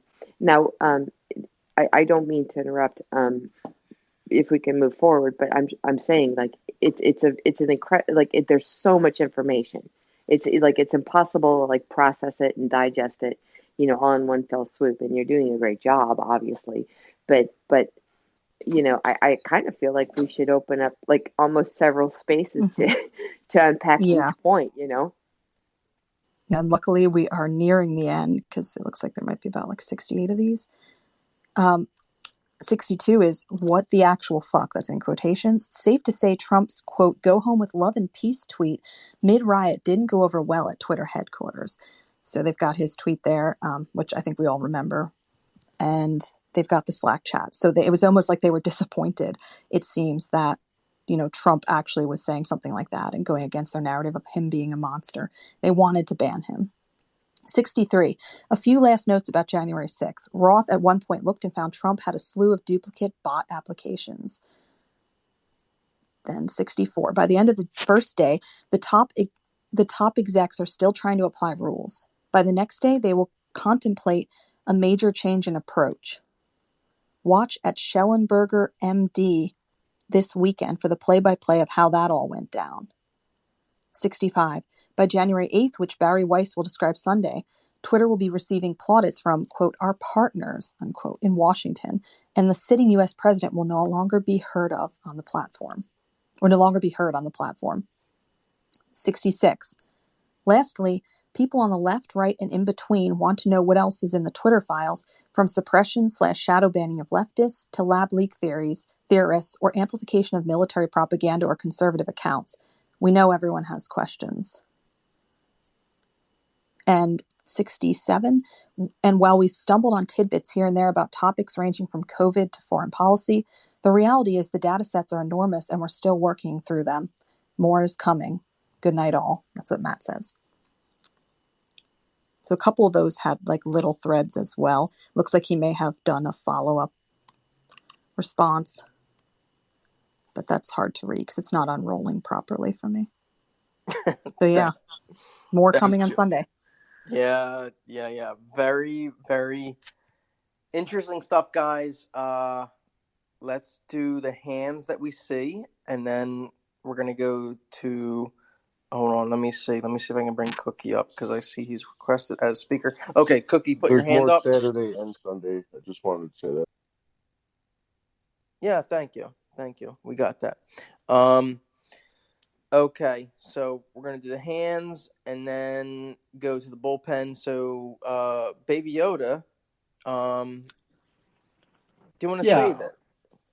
Yeah, I'll just quickly remind people that, some of these in this thread that Julia read were about mail-in ballots and moderating Trump and censoring him for saying things about mail-in ballots, like he, criticized mail-in voting after Wisconsin Democrats tried and failed to change the election to be purely a mail-in affair. So absentee ballots remain the largest source of potential voter fraud. That was from a bipartisan report in 2005, a commission on federal election reform, chaired by former President Jimmy Carter and former Secretary of State James Baker. So essentially, Twitter was moderating and censoring Trump for saying things that Jimmy Carter said in 2005 as part of a bipartisan report on the largest source of potential voter fraud. And obviously, absentee ballots are less subject to fraud than mail-in ballots, but they're of the same ilk. Thank you. So let me hit these hands, and then we're gonna go to the bullpen. So that's gonna be Honey, Beard Vet. If you wanna pitch a few innings, okay, you can. Baby Yoda, Brick, American Trucker. So Cookie, if you want to put your hand up, do it now. Don't Lie, Billy. You guys are also gonna go real quick. So let's go to As I See It real quick. Storm, go ahead, and then I'll put Don't Lie on deck. Yeah, I just want to say, I love you guys. I was torn between another space. Jason's fighting in the Ninth Circuit. And, we just got to remember what's at stake, right? This is we the people, and the people are going to get hip to common law. And Crypto Lawyer, you're still my favorite lawyer in Florida. Hopefully one day I'll make it down there to In Hollywood Florida. Casino. Definitely in southern Florida. Yeah, South Florida. So we're definitely going to get West together. Palm, Southern Florida. That's right. That's Listen, South Florida. listen, the fact that I'm making any list, I'm good with. That's okay. In the county he lives in. That's true. At the moment. I don't know why you guys are doxing him. He's Crypto Lawyer. Come on. Population But of I just 20. wanna round out and say, listen, this is a very special space. You know, the folks that are in this space, they're gonna be on the right side of history, and we're gonna expose the evil in this country. And once we're all a unified force, we're gonna be a force to be reckoned with. These evil people will be exposed. I know an attorney that fought big tobacco, good family friend. And I promise you, we're going to have class action lawsuit. All of this is interconnected. They can gaslight and pretend that destroying America and destroying small business, attacking our military. Too many of us have veterans in our family, and there's no way that we're going to allow this to happen. And the mere fact that our active duty military members were attacked by this vicious assault, it sickens me. It absolute sickens me. And whenever somebody from a foreign country, they're more than happy to speak on whatever they like. But when it comes to this is a domestic issue. This is an American issue. And I hate to say it, but their points and bias is irrelevant. and we will rectify this. So I just want to thank y'all. I appreciate y'all so much. I can't wait to see 1,000 people in here. This room deserves 100,000 people. The mere fact that these other foreign spaces and plants and agents are operating the way that they are, just remember all those other spaces are noise. These are the authentic core spaces of Americans that are coming together and exposing this. So really appreciate what y'all do and what y'all represent. And I want to thank y'all. God bless y'all. God bless this country. Look forward to the next space. Be sure to send me an invite. I love you guys. Thanks, Storm. Much appreciated. And you've been here for a while. I don't know if the beginning, but long enough, maybe the beginning. So thanks. Don't lie. Go ahead. Hey, so I wanted to talk about something that I read on Conservative Treehouse, an article about Twitter and all this, these tweets they're putting out about the files, the Twitter files. So the thing is, Twitter is not profitable. Like, I know the Twitter files are important and everybody's interested, and I get it, Mark. It's validation on stuff we already knew. But when are we going to get to the part that is only barely mentioned, where DHS is behind, it is the backbone of Twitter? Like, DHS is behind it, all of it. So all these Twitter files that are coming out, all these, they muted this guy, they shadow banned that guy. It's not going to mean anything as long as DHS is running the show. You know what I'm saying? Like, where I'm going with this, all these Twitter files, all these drops. Yeah, it's great to be validated. It's stuff that we didn't know before, but is anything going to be done about it in the end if DHS runs the show? Anybody have anything on that? Anybody having an opinion on that? Yeah, I mean, I'll take a quick shot. I mean, whether it's DHS or anyone else, I think it's just going to take time. And, Elon is a marketing genius. And, what I would have done is I would have been like, hey, guys, here's 250,000 pages. Have fun. But what he did is he got with people. He's a marketing genius. And he's slowly doing these tweets by, really esteemed publicists or journalists. And, I think he's getting a lot of attention. People are joining. People are liking it. And, as far as stuff for the public to see, I think, we're going to have to sit back and wait our turn. But if anyone has filed a lawsuit, which we may not be aware of, and the discovery process is ongoing on that, you can be pretty sure that the attorneys are getting stuff that we're not seeing yet, whether it's in the discovery process, whether it's through subpoenas, whatever it may be, so there's always stuff going on behind the scenes. We're part of the public. We'll be the last ones to know about it. Yeah, and also to your point, I mean, all of Excuse this me. I'm in its sorry. Excuse me. infancy. Honey Badger, can you I'm just sorry. hold on a second? Would you, thank you. I wanted to clarify, Crypto. I apologize. I'm not trying to be a total cunt or anything, but I'm kind of getting to this. Yes, I understand this is a process. It's rolled out slow. The public has a vested interest. They have a right to know these things, and I agree with all of that. And I'm curious too. We all are. But I'm saying a step beyond that is Elon is absolutely a genius. He's all due credit.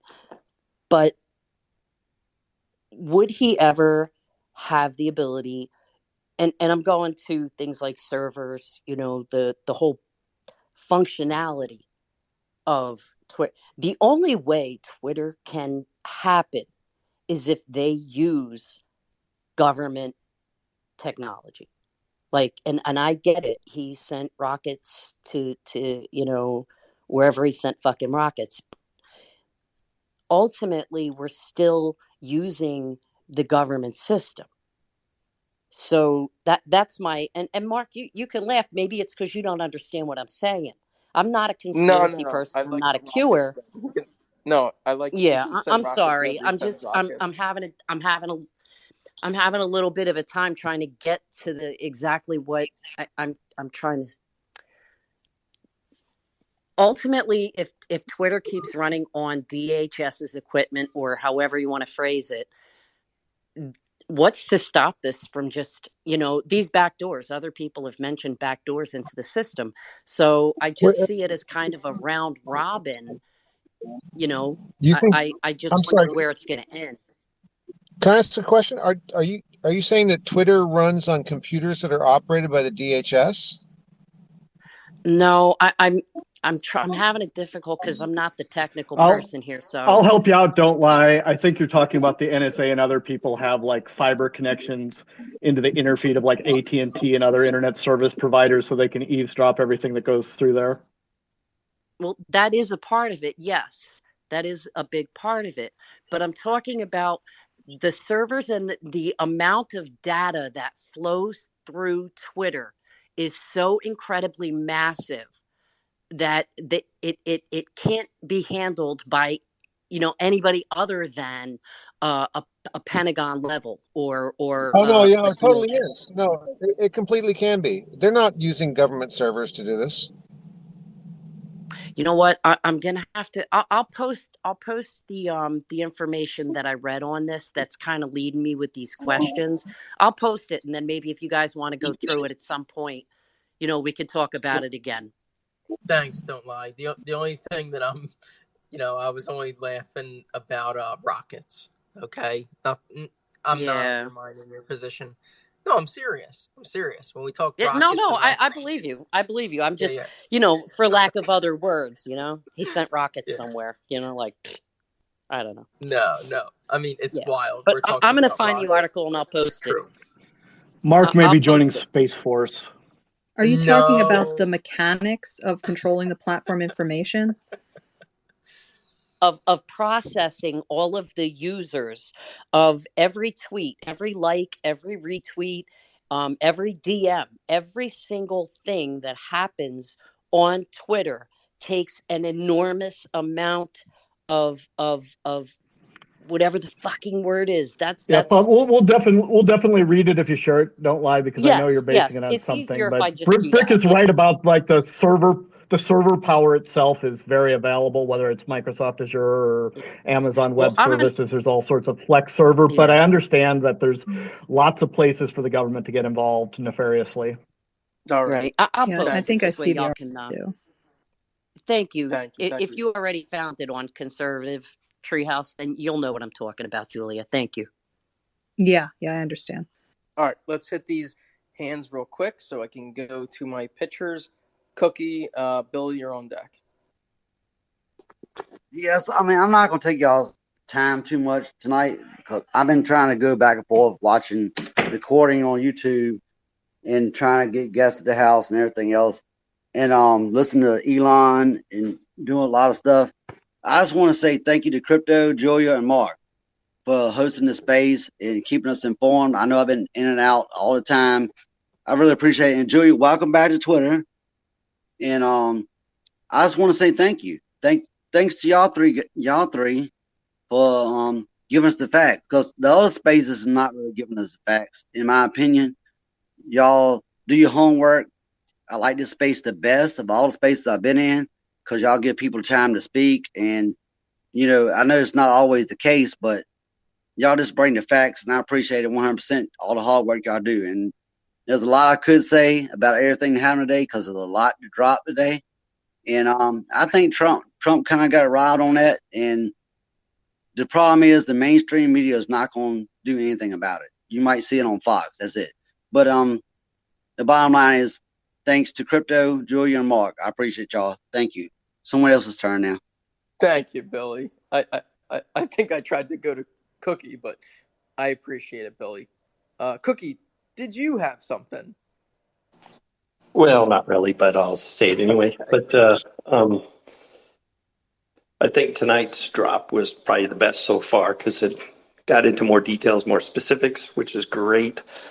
But if I've seen some other Twitters, like from some of the politicians, and even some interviews that I think one of Tucker Carlson's people tried to interview several people from the House and Senate, and of course they're just all making it like this is all a nothing burger. So I don't think anything's going to happen. Anything's going to be done. I mean, they could come out and say whatever they want to say.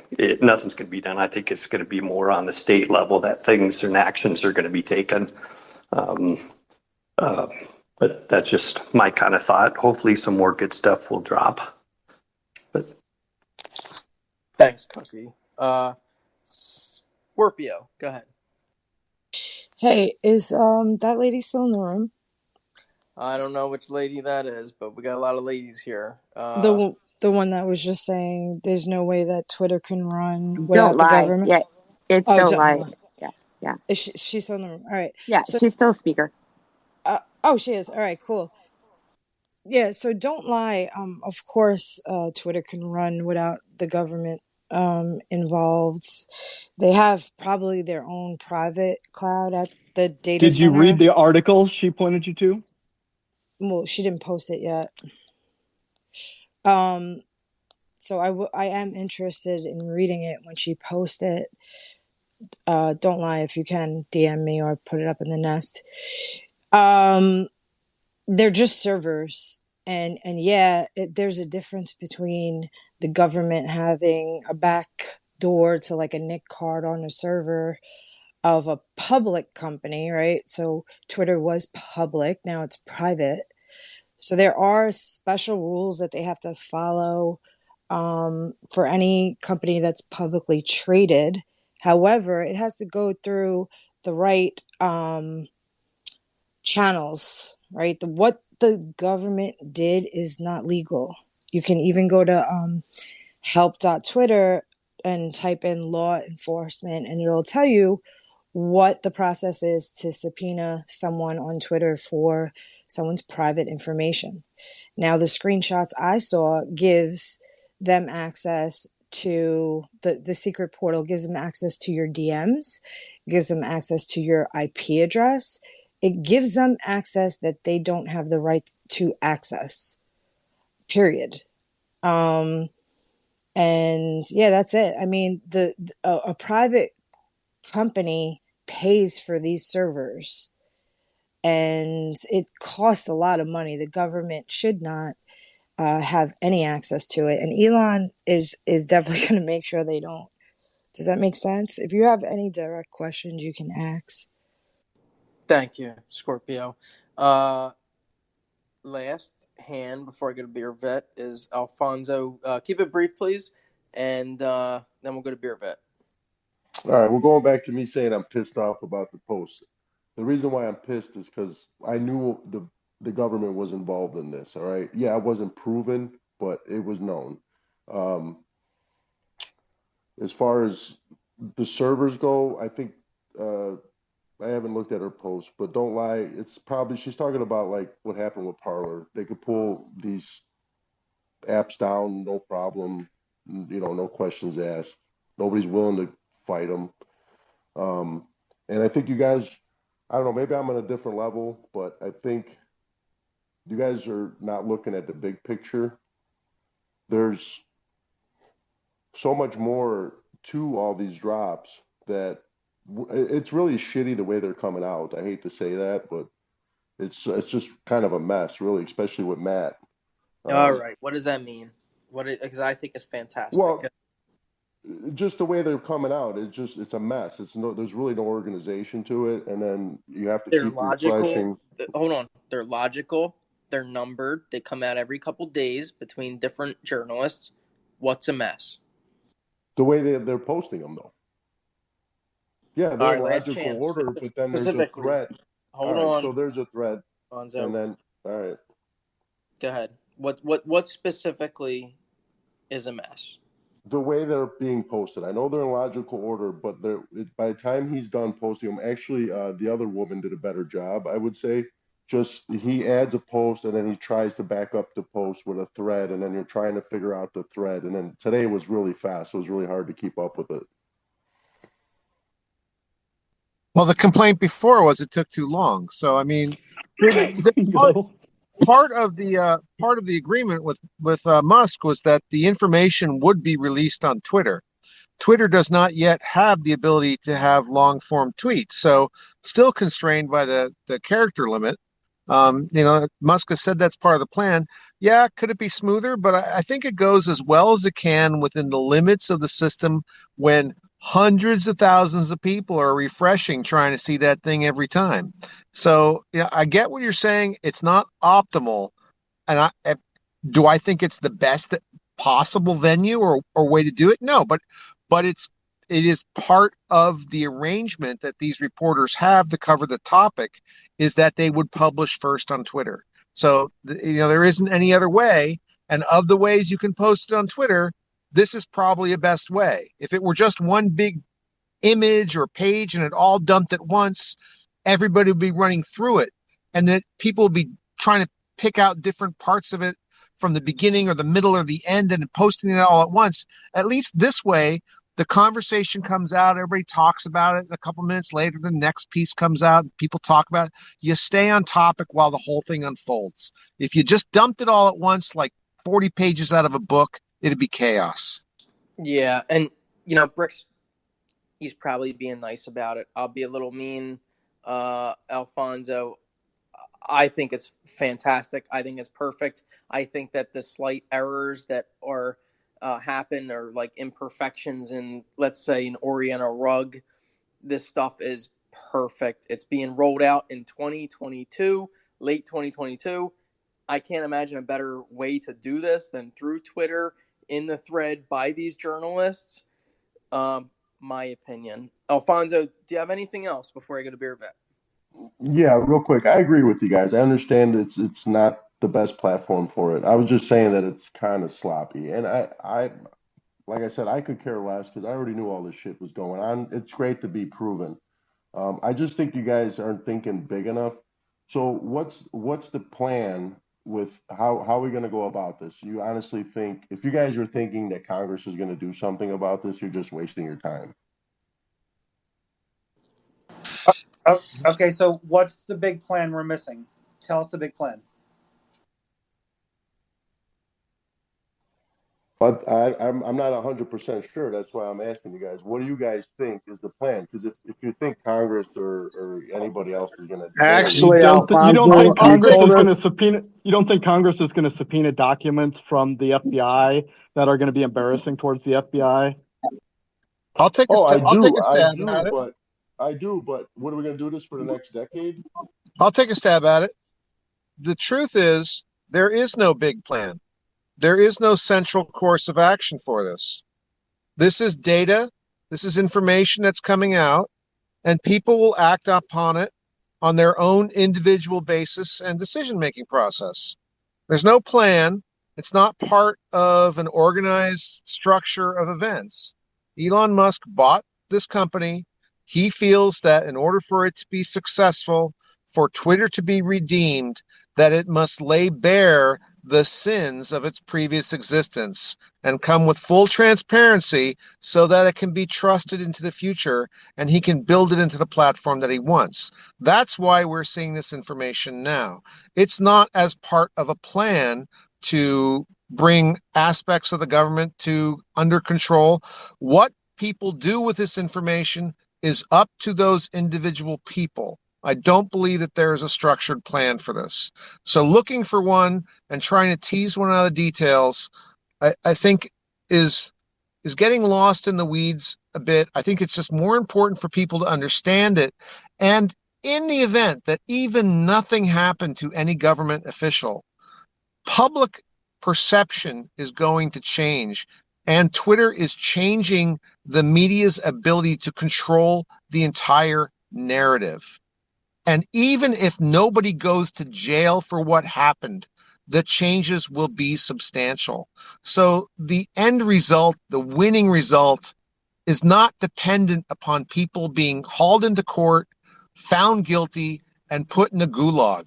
Really, what we're looking for is for people to understand what occurred and understand the dangers of what we have ceded to technology and government, their ability to control our ability to communicate, and fight to keep that from happening so that so this doesn't occur. I mean, but again, there's not an organized group doing this. There's no plan. It's just everybody needs to understand it for themselves and act upon it for themselves.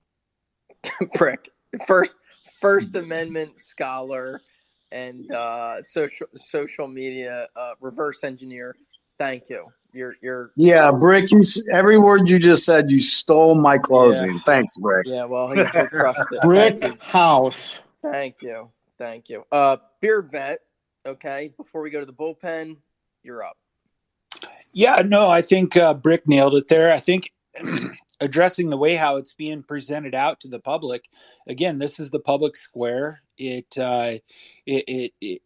probably the best way to do it. Otherwise, he would be driving traffic elsewhere, and he wants the traffic on Twitter to see this. If he was to release it, like a lot of people have claimed, like drop it all, let it all go, like a WikiLeaks format, you're just driving somebody to some other platform to not be on his. So it's a smart business decision to do this.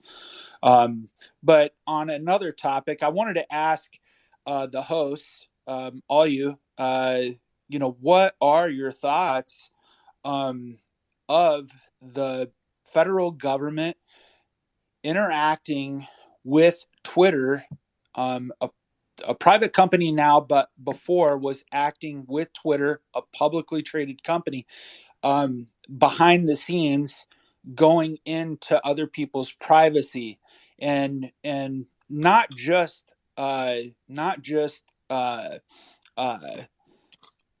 violating First Amendment rights, but the Fourth Amendment, which has always been neglected. We know it's being trampled on, but I still think that's probably a case that where Congress could potentially do something about it. And I'll sit back and listen to your thoughts. I'm extremely interested in what all three of you have to say about that. Thanks. I'll jump real quick. I think it's important for any government agency to stay within their jurisdiction and also their limitations. I don't like it when they overreach. I think that they all have arguably pretty, all the way down to the DOD, right? Like even DOD investigators, that they have a wide range of authority, even though their jurisdiction is narrow. But I'd like them to keep it official. So when I see this and I see they have these weekly meetings, I'd like this stuff to stop. I'd like it to be exposed. I'd like it to die organically. I'd like the First Amendment through Elon and through Twitter to expose what Twitter once did with the government. So I'm hopefully optimistic. I'd like it all to fall in line with the Constitution. That's just my my personal hope and preference. Hey, Mark, if ALX would come up, I know he's been very personally involved with what's been going on. If he doesn't want to, of course, we understand, but love to hear what he's thinking. So glad you joined, ALX. Thanks. Yeah, thanks for being here. Beard Vet, can I ask you a question while everyone's in here? I'm currently on your website. Do you have any promo codes? I'm buying some shit. Yeah, you can use promo code, use Team BV. Team Bravo Victor? There you go. Team Bravo Victor. And that's a good one. So if anybody in here, feel free. That's blasphemy. Blasphemy. All right. So any of you guys that don't have your coffee in your cups, go just type in Beard Vet in Google and go buy his stuff. I'm getting my ground, I'm getting my K cups, and I'm buying this mug. So. Actually, here, I'll save y'all a little bit more. Use code LUCKY. All right.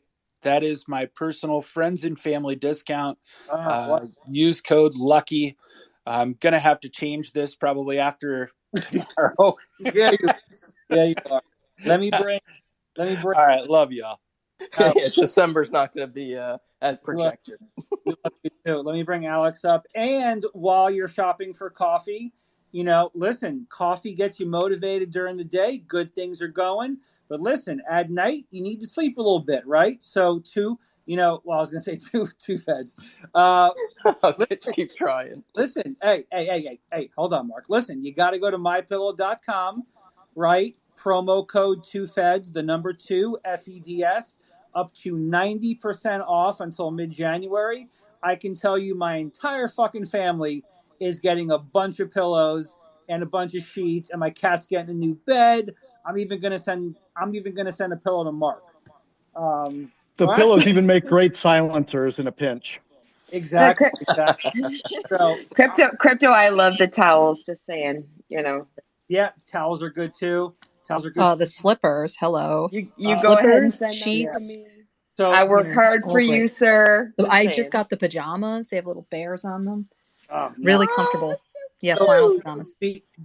Before we go to Alex, definitely want to go to him. And Alex, while I have you in here, awesome. Would love to DM you to get you on our podcast. Before we go to Alex, want to go to Cannon Hotep, my man, my brother. I know he's kind of undercover tonight, doing his own thing. Hotep, hello. Trying to get some talking in here. So, Wow. Hotep, can you talk? Yeah, what's going on, everybody? What's going on, buddy? How are you tonight? Doing good. I'm gonna keep it quick. So, I kind of agree with Brick what he was saying. I mean, with all of these drops happening, I don't think nobody's getting frog marched off. You know what I mean? I don't think that's going to happen. However, this, what they're afraid of is this getting out into the court of public opinion. Yeah. Right. The more eyes see this, the harder it makes it for them to continue to pull the wool over the people's eyes, so to speak. Like we knew, like a lot of us, we already knew this was happening. A lot of us have been shadow banned since 2016. I came on the scene in 2020, and I was immediately shadow banned at like a weekend. But we all knew that. We knew it when Zuckerberg was on Rogan and he spilled the beans and said the quiet part out loud. We right. If Facebook was owed the government, then of course Twitter and all these other social media outlets were going to owe the government. I mean, even back when Twitter was first started, when you had public figures and congressmen and senators and other public officials endorsing it immediately, you knew that some kind of, or you could speculate there was some kind of glad handing going on there. But like I said, I don't think anything's really going to come from it, especially when we found out that Jim Baker sanitized the first drop and he's seen everything. I'm pretty sure it's a lot of stuff that's been redacted since he's seen it. I'm wondering how many pages is missing since he had his hands on it. You know what I mean? Because he was a fixer in the FBI. So that's going to be interesting. But the stuff that has come out is, a lot of us already knew what was going on. But this is really for the people that weren't in the know, the people that didn't want to believe that the government could interfere like this with I guess, for lack of a better term, a private company, or a company, period. Ken, just real quick, I know you got to go. Let me ask you though, do you think libs are looking at this and they're like, "Oh my God, they may have been right"? I think they're looking at this and saying, "Who gives a fuck?" Yeah, I agree. I think they're looking at it like, yeah, who cares? Until the pendulum swings the other way, right? And then they'll be calling for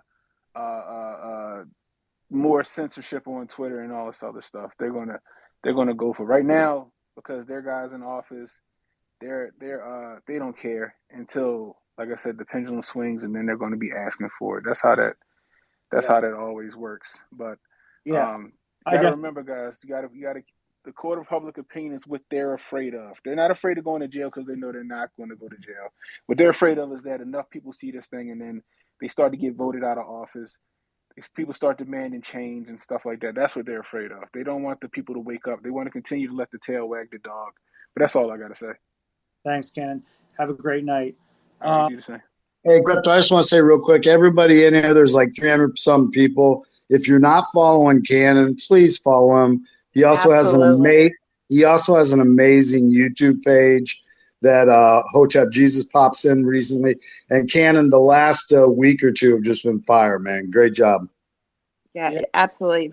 Follow Canon. Like I'm exclusively following both of them.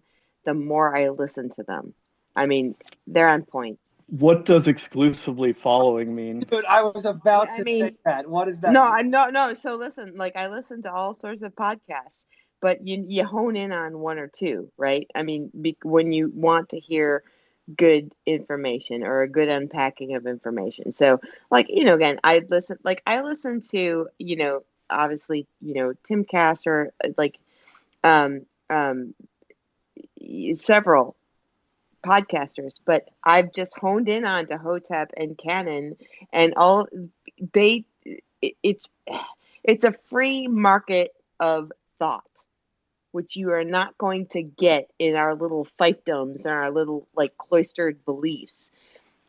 And that's what I'm craving. I'm craving free thought. And that's what Hotep and Canon deliver, and Well, flat out. did you listen to Cannon on our podcast?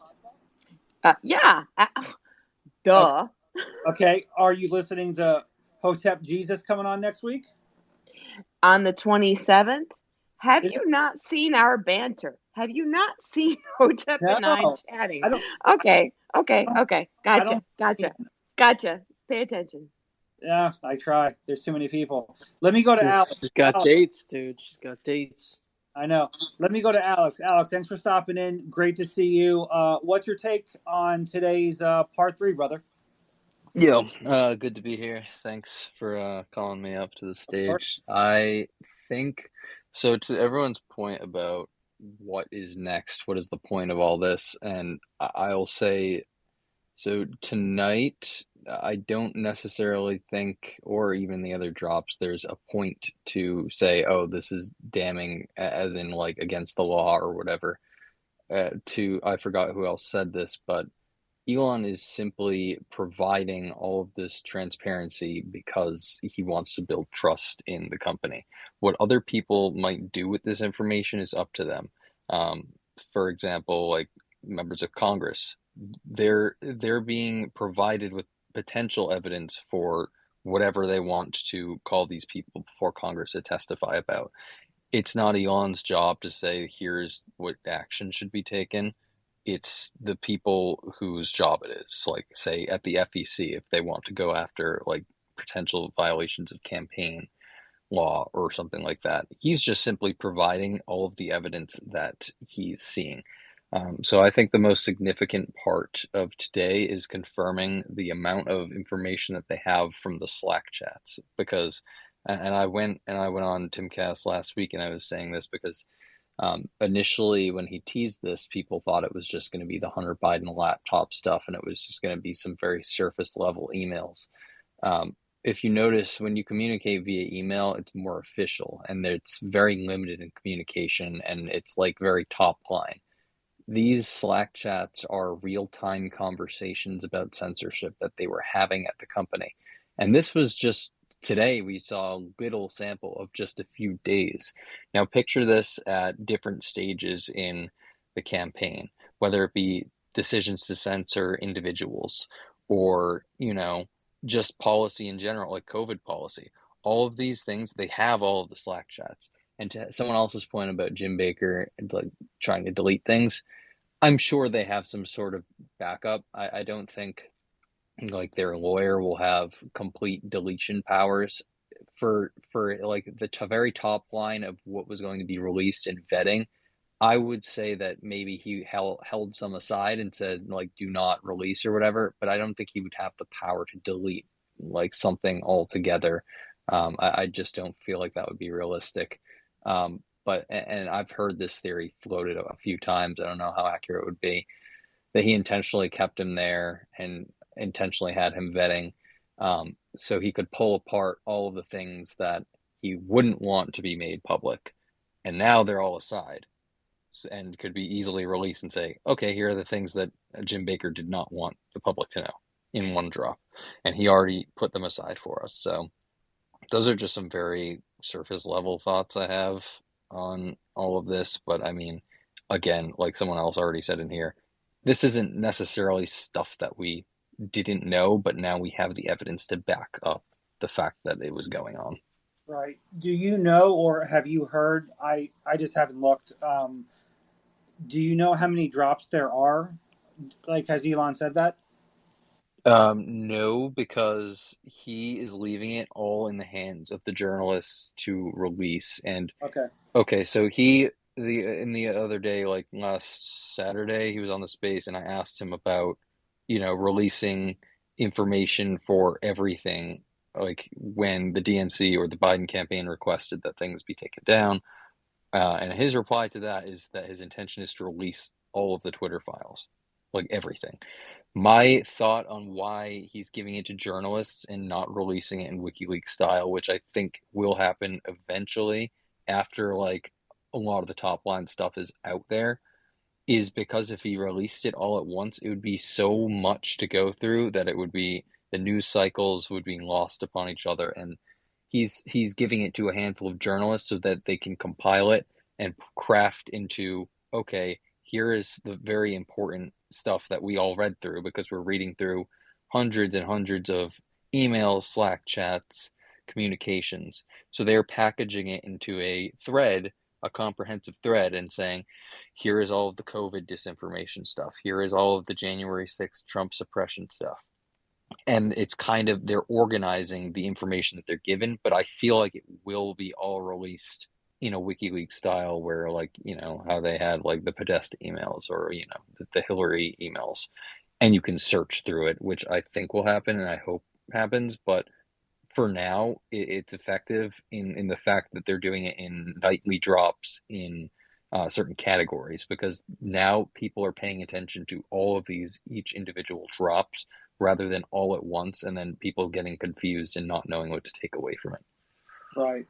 The only thing I hope is when they do the document dump, which I don't think they're going to do, I hope it all comes out unredacted. I don't know if he's going to, but that's what. Yeah, I don't know if we'll be redacted just because of personal emails and stuff, because those are caught up. Obviously, we are also Jack Dorsey's zeroed up pizza email. So that was his Yeah. personal email. Mark, what are your thoughts on that, man? Jack Dorsey, Yeah, pizza one. yeah, yeah. It's odd, right? It's odd when you have adult men posting pizza emojis. Thanks, Alex. You brought up a very good point. It's odd. It's weird. One thing related to that I will bring up, that there is, I think, potential, and there's already like cases or lawsuits on this, is the child exploitation stuff. And Elon said it earlier. I know Elon's not like a lawyer or anything, saying like that this is criminal, and Jack was arguing, oh, this is not. My thought on this is that the individual that was underage that reported it to Twitter and provided their identification and provided the fact that it was them in the image, that they were, number one, it's illegal to, against their policies, and illegal to share revenge porn, like without people's consent. Number two, it's already illegal that they were underage and that it was nudity. And there were two cases at least, and they're both on a lawsuit. And in both cases, the Twitter staffer or employee, a person, a human being, refused to take that content down until law enforcement contacted them.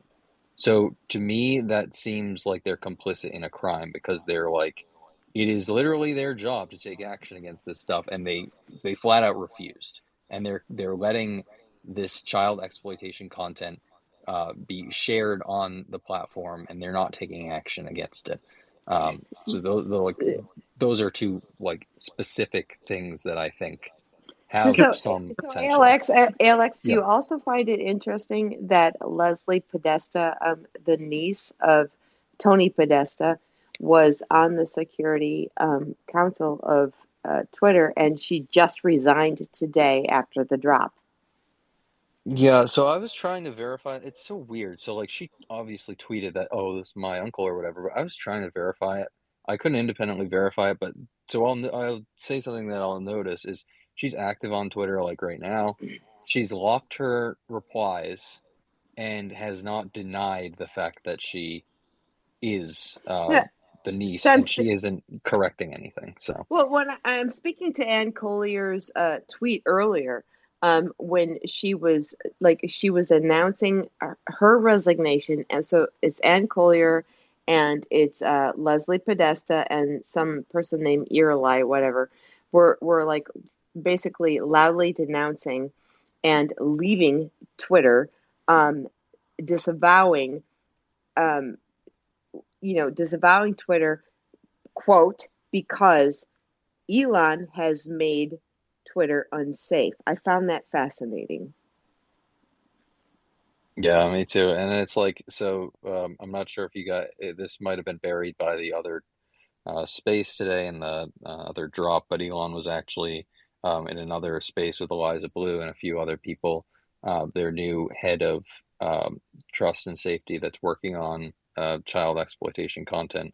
I forget her name, but she was mentioned in the thread that Elon and Jack were fighting back and forth.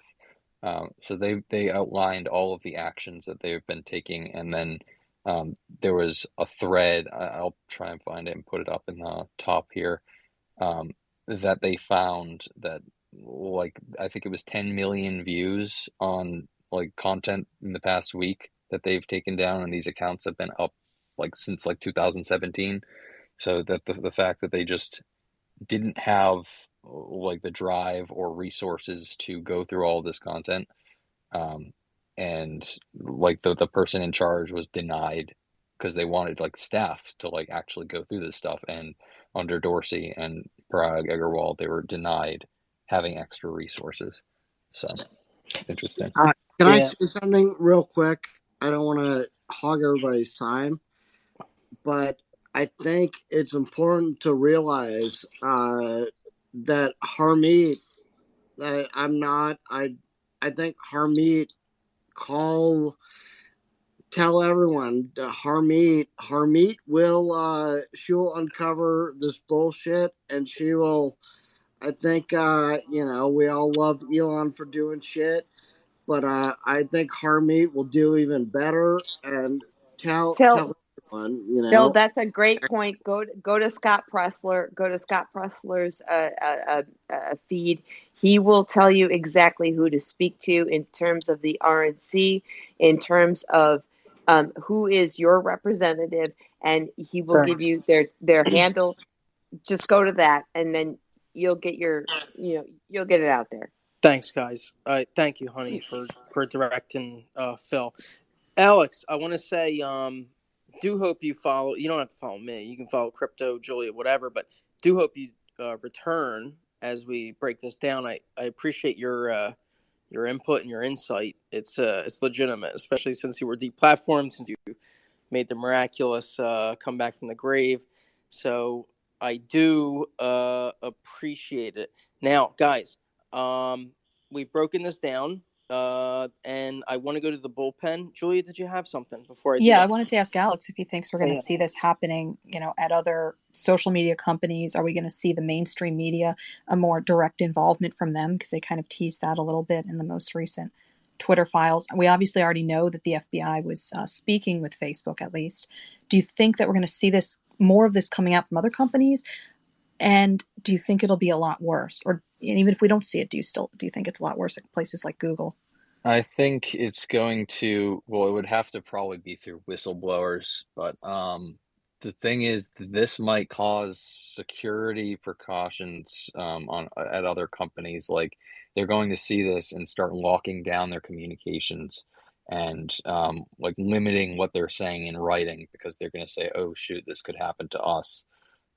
So this might start causing like an opposite effect, them sort of locking down any external communications they have and maybe going to phone, or I'm not sure. But the thing is that this is all like what's happening now is because they never thought something like this could happen. They never thought a CEO would expose everything that's going on in the company. So they felt safe saying all this stuff They never thought it would get out ever. So that's the only thing that's different about this is like I probably wouldn't have imagined this a few years ago. Elon Musk or anyone taking over Twitter and exposing the company from the inside out. So Yeah, it's a great point. And do you think that who do you think ordered James Baker to sanitize the Twitter files, if indeed that is what happened, as everyone seems to suspect? like I said, it could have been a setup. I don't know how accurate that is. I've heard that floated around. And then the other thing is just, it could have just been a bureaucracy thing where it's like, it's standard to just give it to the lawyers, as he said it. He's like, oh, it's delayed. The legal team needs to take a look at it to make sure we don't get sued. And he just simply didn't know, oh, Jim Baker is one of the lawyers. He just sent it to legal@twitter.com or something like that. You know what I mean? It could have just been like a bureaucracy thing. I was just going to say they also have some other people, not just Baker, but there's quite a few others. I think Don't Lie was alluding to that earlier with that article that they may have a bit of a network, and it'll be difficult. So even if Elon fires everybody and says, okay, well, now we know that all remnants are gone, could new people come in as hirees, that have connections to the government? And that's always going to be, I think, a big problem. Yeah, thank you. All right, so here's what we're going to do, guys. We're going to go to the bullpen. You know what that means? Call to the bullpen. It's we got a full complement of pitchers tonight, so it's going to be Michael. I hope you're feeling well. It's going to go Michael, BY, then Honey, then American Trucker, and then Brick is going to close us out. I don't want to give up any runs. I don't want to load the bases. We had a really great night. So, Michael, go ahead.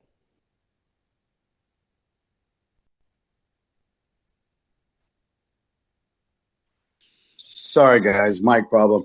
Yeah, I'll just make it really quick. We had a quick discussion before we did the space tonight.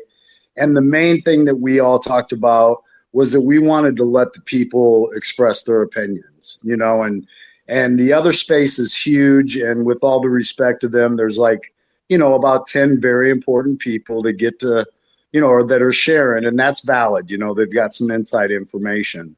But I think you heard it from many of the speakers that came up tonight that they greatly appreciated the opportunity to come on and share about these important issues that we're seeing. And I do believe that this is somewhat of the epitome of the old iceberg thing. This is just the tip of what we're about to see. So I just mainly wanted to thank everyone for coming in, coming up and sharing. I obviously don't care about follows from me, but hopefully everybody in here is following at least the team, which is Crypto, Jules, Mark, Baby Yoda, and some of the other people, Trucker and everybody, and Honey Badger and everything. So there's a lot more to come from Two Feds and the Truth. Greatly appreciate everybody's participation. Thank you, Michael. I think I had BY next. Go ahead. Yeah, most of the tweets tonight were about Twitter's discussion related to content moderation. It always amazes me how much the left bastardizes language, because what Twitter actually did wasn't moderation.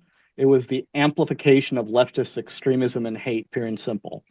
So good night, God bless, and remember that we only have the Twitter files because Elon kicked out the pedophiles. Thank you.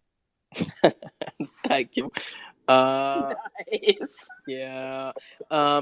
Honey Badger, go ahead. We're doing well. We're doing well, Honey Badger. Don't load the bases. Go ahead. Let's keep rolling up. Okay, so a couple things, and this is kind of like a family talk, but I think that with everything that is rolled out tonight, and it's a nebulous issue. We can't get to all of the points at one time. So between elections and the Security Council, and the human trafficking and child exploitation information that's coming out, which is huge, and even the COVID information offline, we'll talk about it later. But I think that perhaps if we team up with the 10 of us, and kind of each of us adopt a significant point in this 61 this dump, I think we could probably focus in on and actually do a lot of good if we, each picked a topic. But I gotta say this, and I'm sorry I didn't say it earlier. Scott Pressler was in the room, and you guys, my God, he dumped out every single Twitter handle and email and telephone number to every person in the RNC to get rid of Ronna McDaniel. Okay, I put that Nobody, in the nest. It's in the nest right now. thank you. Nobody, I never knew who my RNC chair was here in California, but now I got her number and now I got her Twitter handle and I'm putting her on blast. This is something that the RNC never expected. So please go back to Scott Pressler's earlier tweet and please tweet that out. Then my final point, please let me land my plane. My final point is this. There are so many significant points and great perspectives and so many wonderful, just tremendous contributors that are coming into our room. I thank you guys so much. And back to Crypto and Jules and Mark. Michael and I were trading photos of us in our Two Feds and the Truth white sweatshirts today. And I'm thinking that we might be able to charge you money for us modeling. Just saying. All right. Thank you, honey. American Trucker. Keep it real. Go ahead. Keep it real. Okay. My favorite Twitter saying is explain it to me like I'm 5 so I can understand. The Twitter files is not a topic that I am excited to learn about, but because of you guys breaking it down and explaining each and every little thing, like I understand it. It's like like you explained to me like I'm 5. So that to me, that makes you 3 the best hosts in Twitter Spaces. You guys get the material, you get it out there, and you explain it so even somebody like me can understand it. Like now I know. So again, guys, thank you so much for just being the best, being classy, and giving other people time to express their views as well. So that to me, that makes you guys the best, and I hope each and every person in this room follows you guys and spreads the word and allows this group to grow so big that we're just massive. God bless each and every one of y'all. Thank you again, and remember, Lucky for Beard Vet Coffee. I'm a loyal subscriber, and I buy every single month from them. So love you, Beard Vet, and just thanks for letting a little guy like me, my voice to be heard. You guys are amazing. God bless you, and that's all I got. Thank you, American Trucker. I'm flattered. Thank you. I mean, Crypto, Julie, myself, none of us are geniuses. We're just breaking down what we know. So thanks for being a part of that. And I want to say one quick thing for the bullpen members. There's an awesome picture I posted in there of Mark singing. So y'all check it out. Wonderful, I'm sure. All right, because I sing, right? Thanks, American Trucker. Are we at Brick Crypto? Are we at the closer?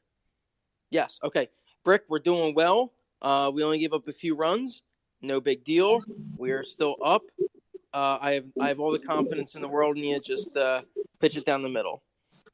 Yeah, I think it won't be a problem. One thing I want to mention about is, the question was raised about, are we going to see this type of releases about what's happening in other companies? We know that these same policies, not by the same words, but we know that the same things were probably happening at all these other social media companies. And I think it's absolutely correct that we're only going to find out about that from inside whistleblowers, because they're not going to be a CEO of any of those companies who's going to give us full access. And in fact, one thing that wasn't mentioned is I'll bet they're looking very closely at data retention laws and seeing exactly how long they have to retain certain types of communication. And if they don't need to keep it, they're going to destroy it.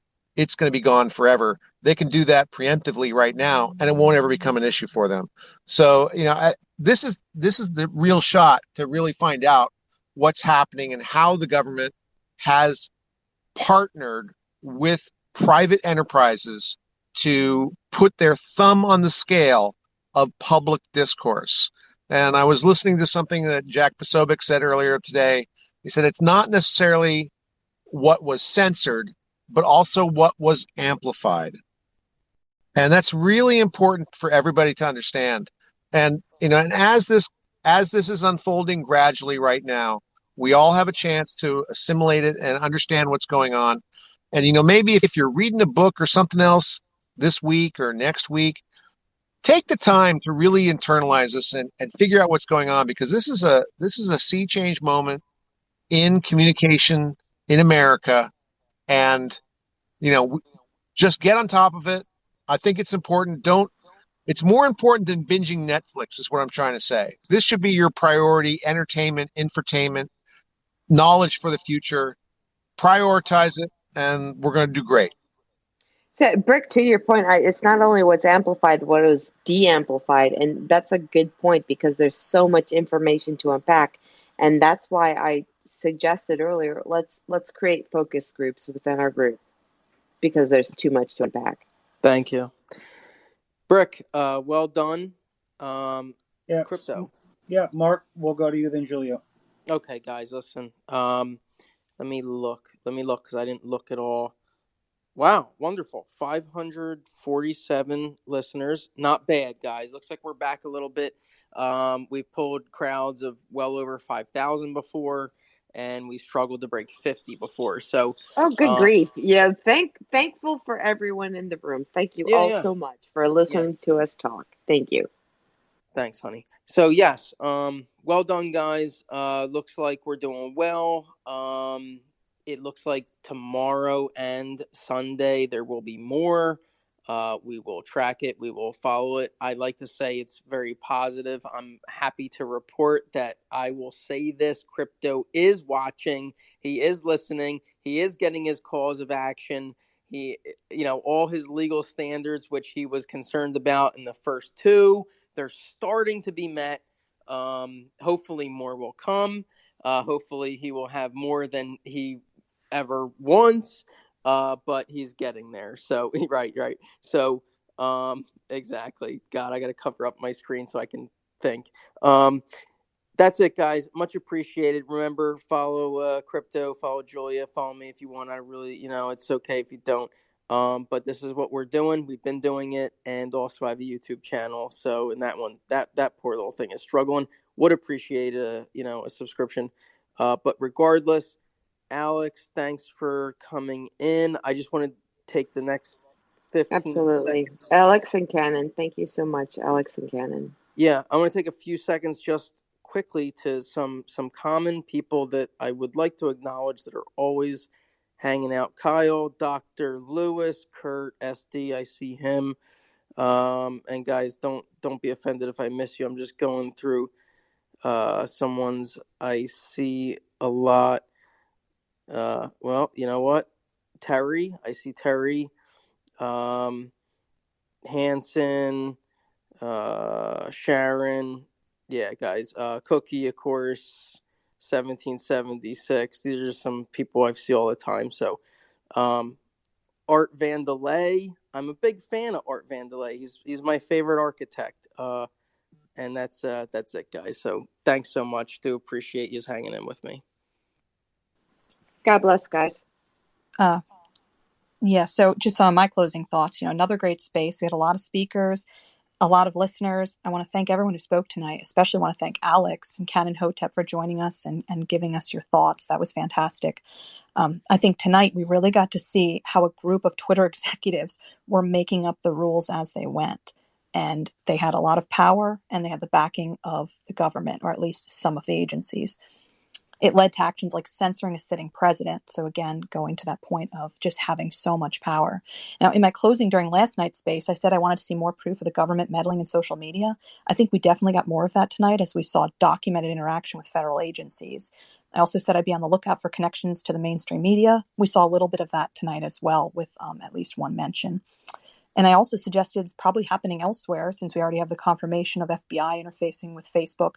And I thought that the Apple involvement in the Twitter files tonight certainly made for an interesting mention. Now, Elon Musk mentioned, or rather he tweeted on Thursday, that Twitter is working on a software update that will show you true account status, so you know clearly if you've been shadow banned, the reason why, and how to appeal. I think we should all definitely be on the lookout for that as conservatives who are probably all shadow banned.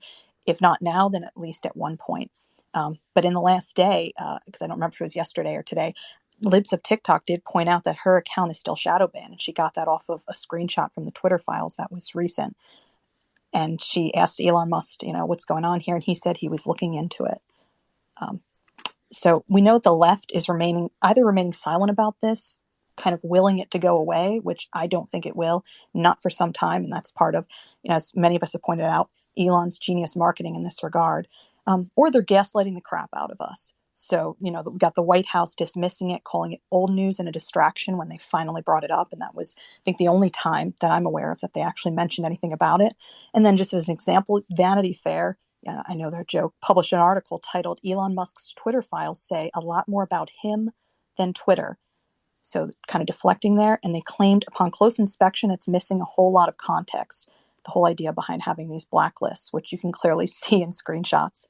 So for future Twitter files, I'm definitely going to be on the lookout for Trump or his campaign having reached out to Twitter to moderate content, or any other conservative for that matter, because tonight they said they couldn't find it. So I assume they've combed through a good amount of things so far.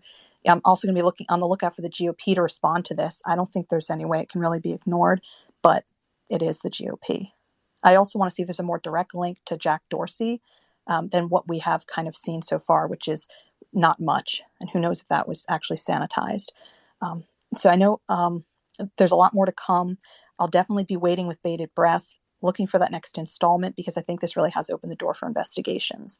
And, I don't really have a lot of faith in the GOP, but if they don't step up and do something about what I think is a federal government wildly out of control, because they're not only suppressing our tweets, but crushing our actual rights, our First Amendment rights, then when will they ever do anything?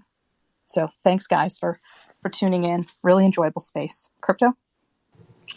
Yeah, guys, thanks everyone for coming in. Had a great time. Everyone that we could speak. I'll check after the space how many we had. I think we had 50 plus or 60 plus speakers. So we got as many in as we could while also going through part 3 of the Twitter story, the Twitter files. Thanks to everyone that came in. I just saw Brandon Straka before. He was in here, so thanks. Alex, good to see you. And, of course, everyone from Two Feds and the Truth, great to see you. Dr. Lewis, my doc, is here, so I got to say hi to her. And that's really it, guys. We really appreciate you guys coming in. Our space is your space. We go where you go. And, it's not just about us talking. Us talking is our podcast, and you can go listen to that if you want. But the spaces are more about the people getting to talk, and it's not difficult. I'm sorry, it's not difficult. It's not easy, guys. We get 50 people, we get 500, we get 5,000, and it's tough, right? So it's tough to run a room to allow everyone to speak and not to try to piss off everyone at the same time, right? So it's kind of difficult, but we do our best. So with that being said, it's Friday. You'll probably catch us this weekend at some point, probably maybe on Sunday. We'll see when it comes out. But thank you, everyone. Have a great night. Have a good evening.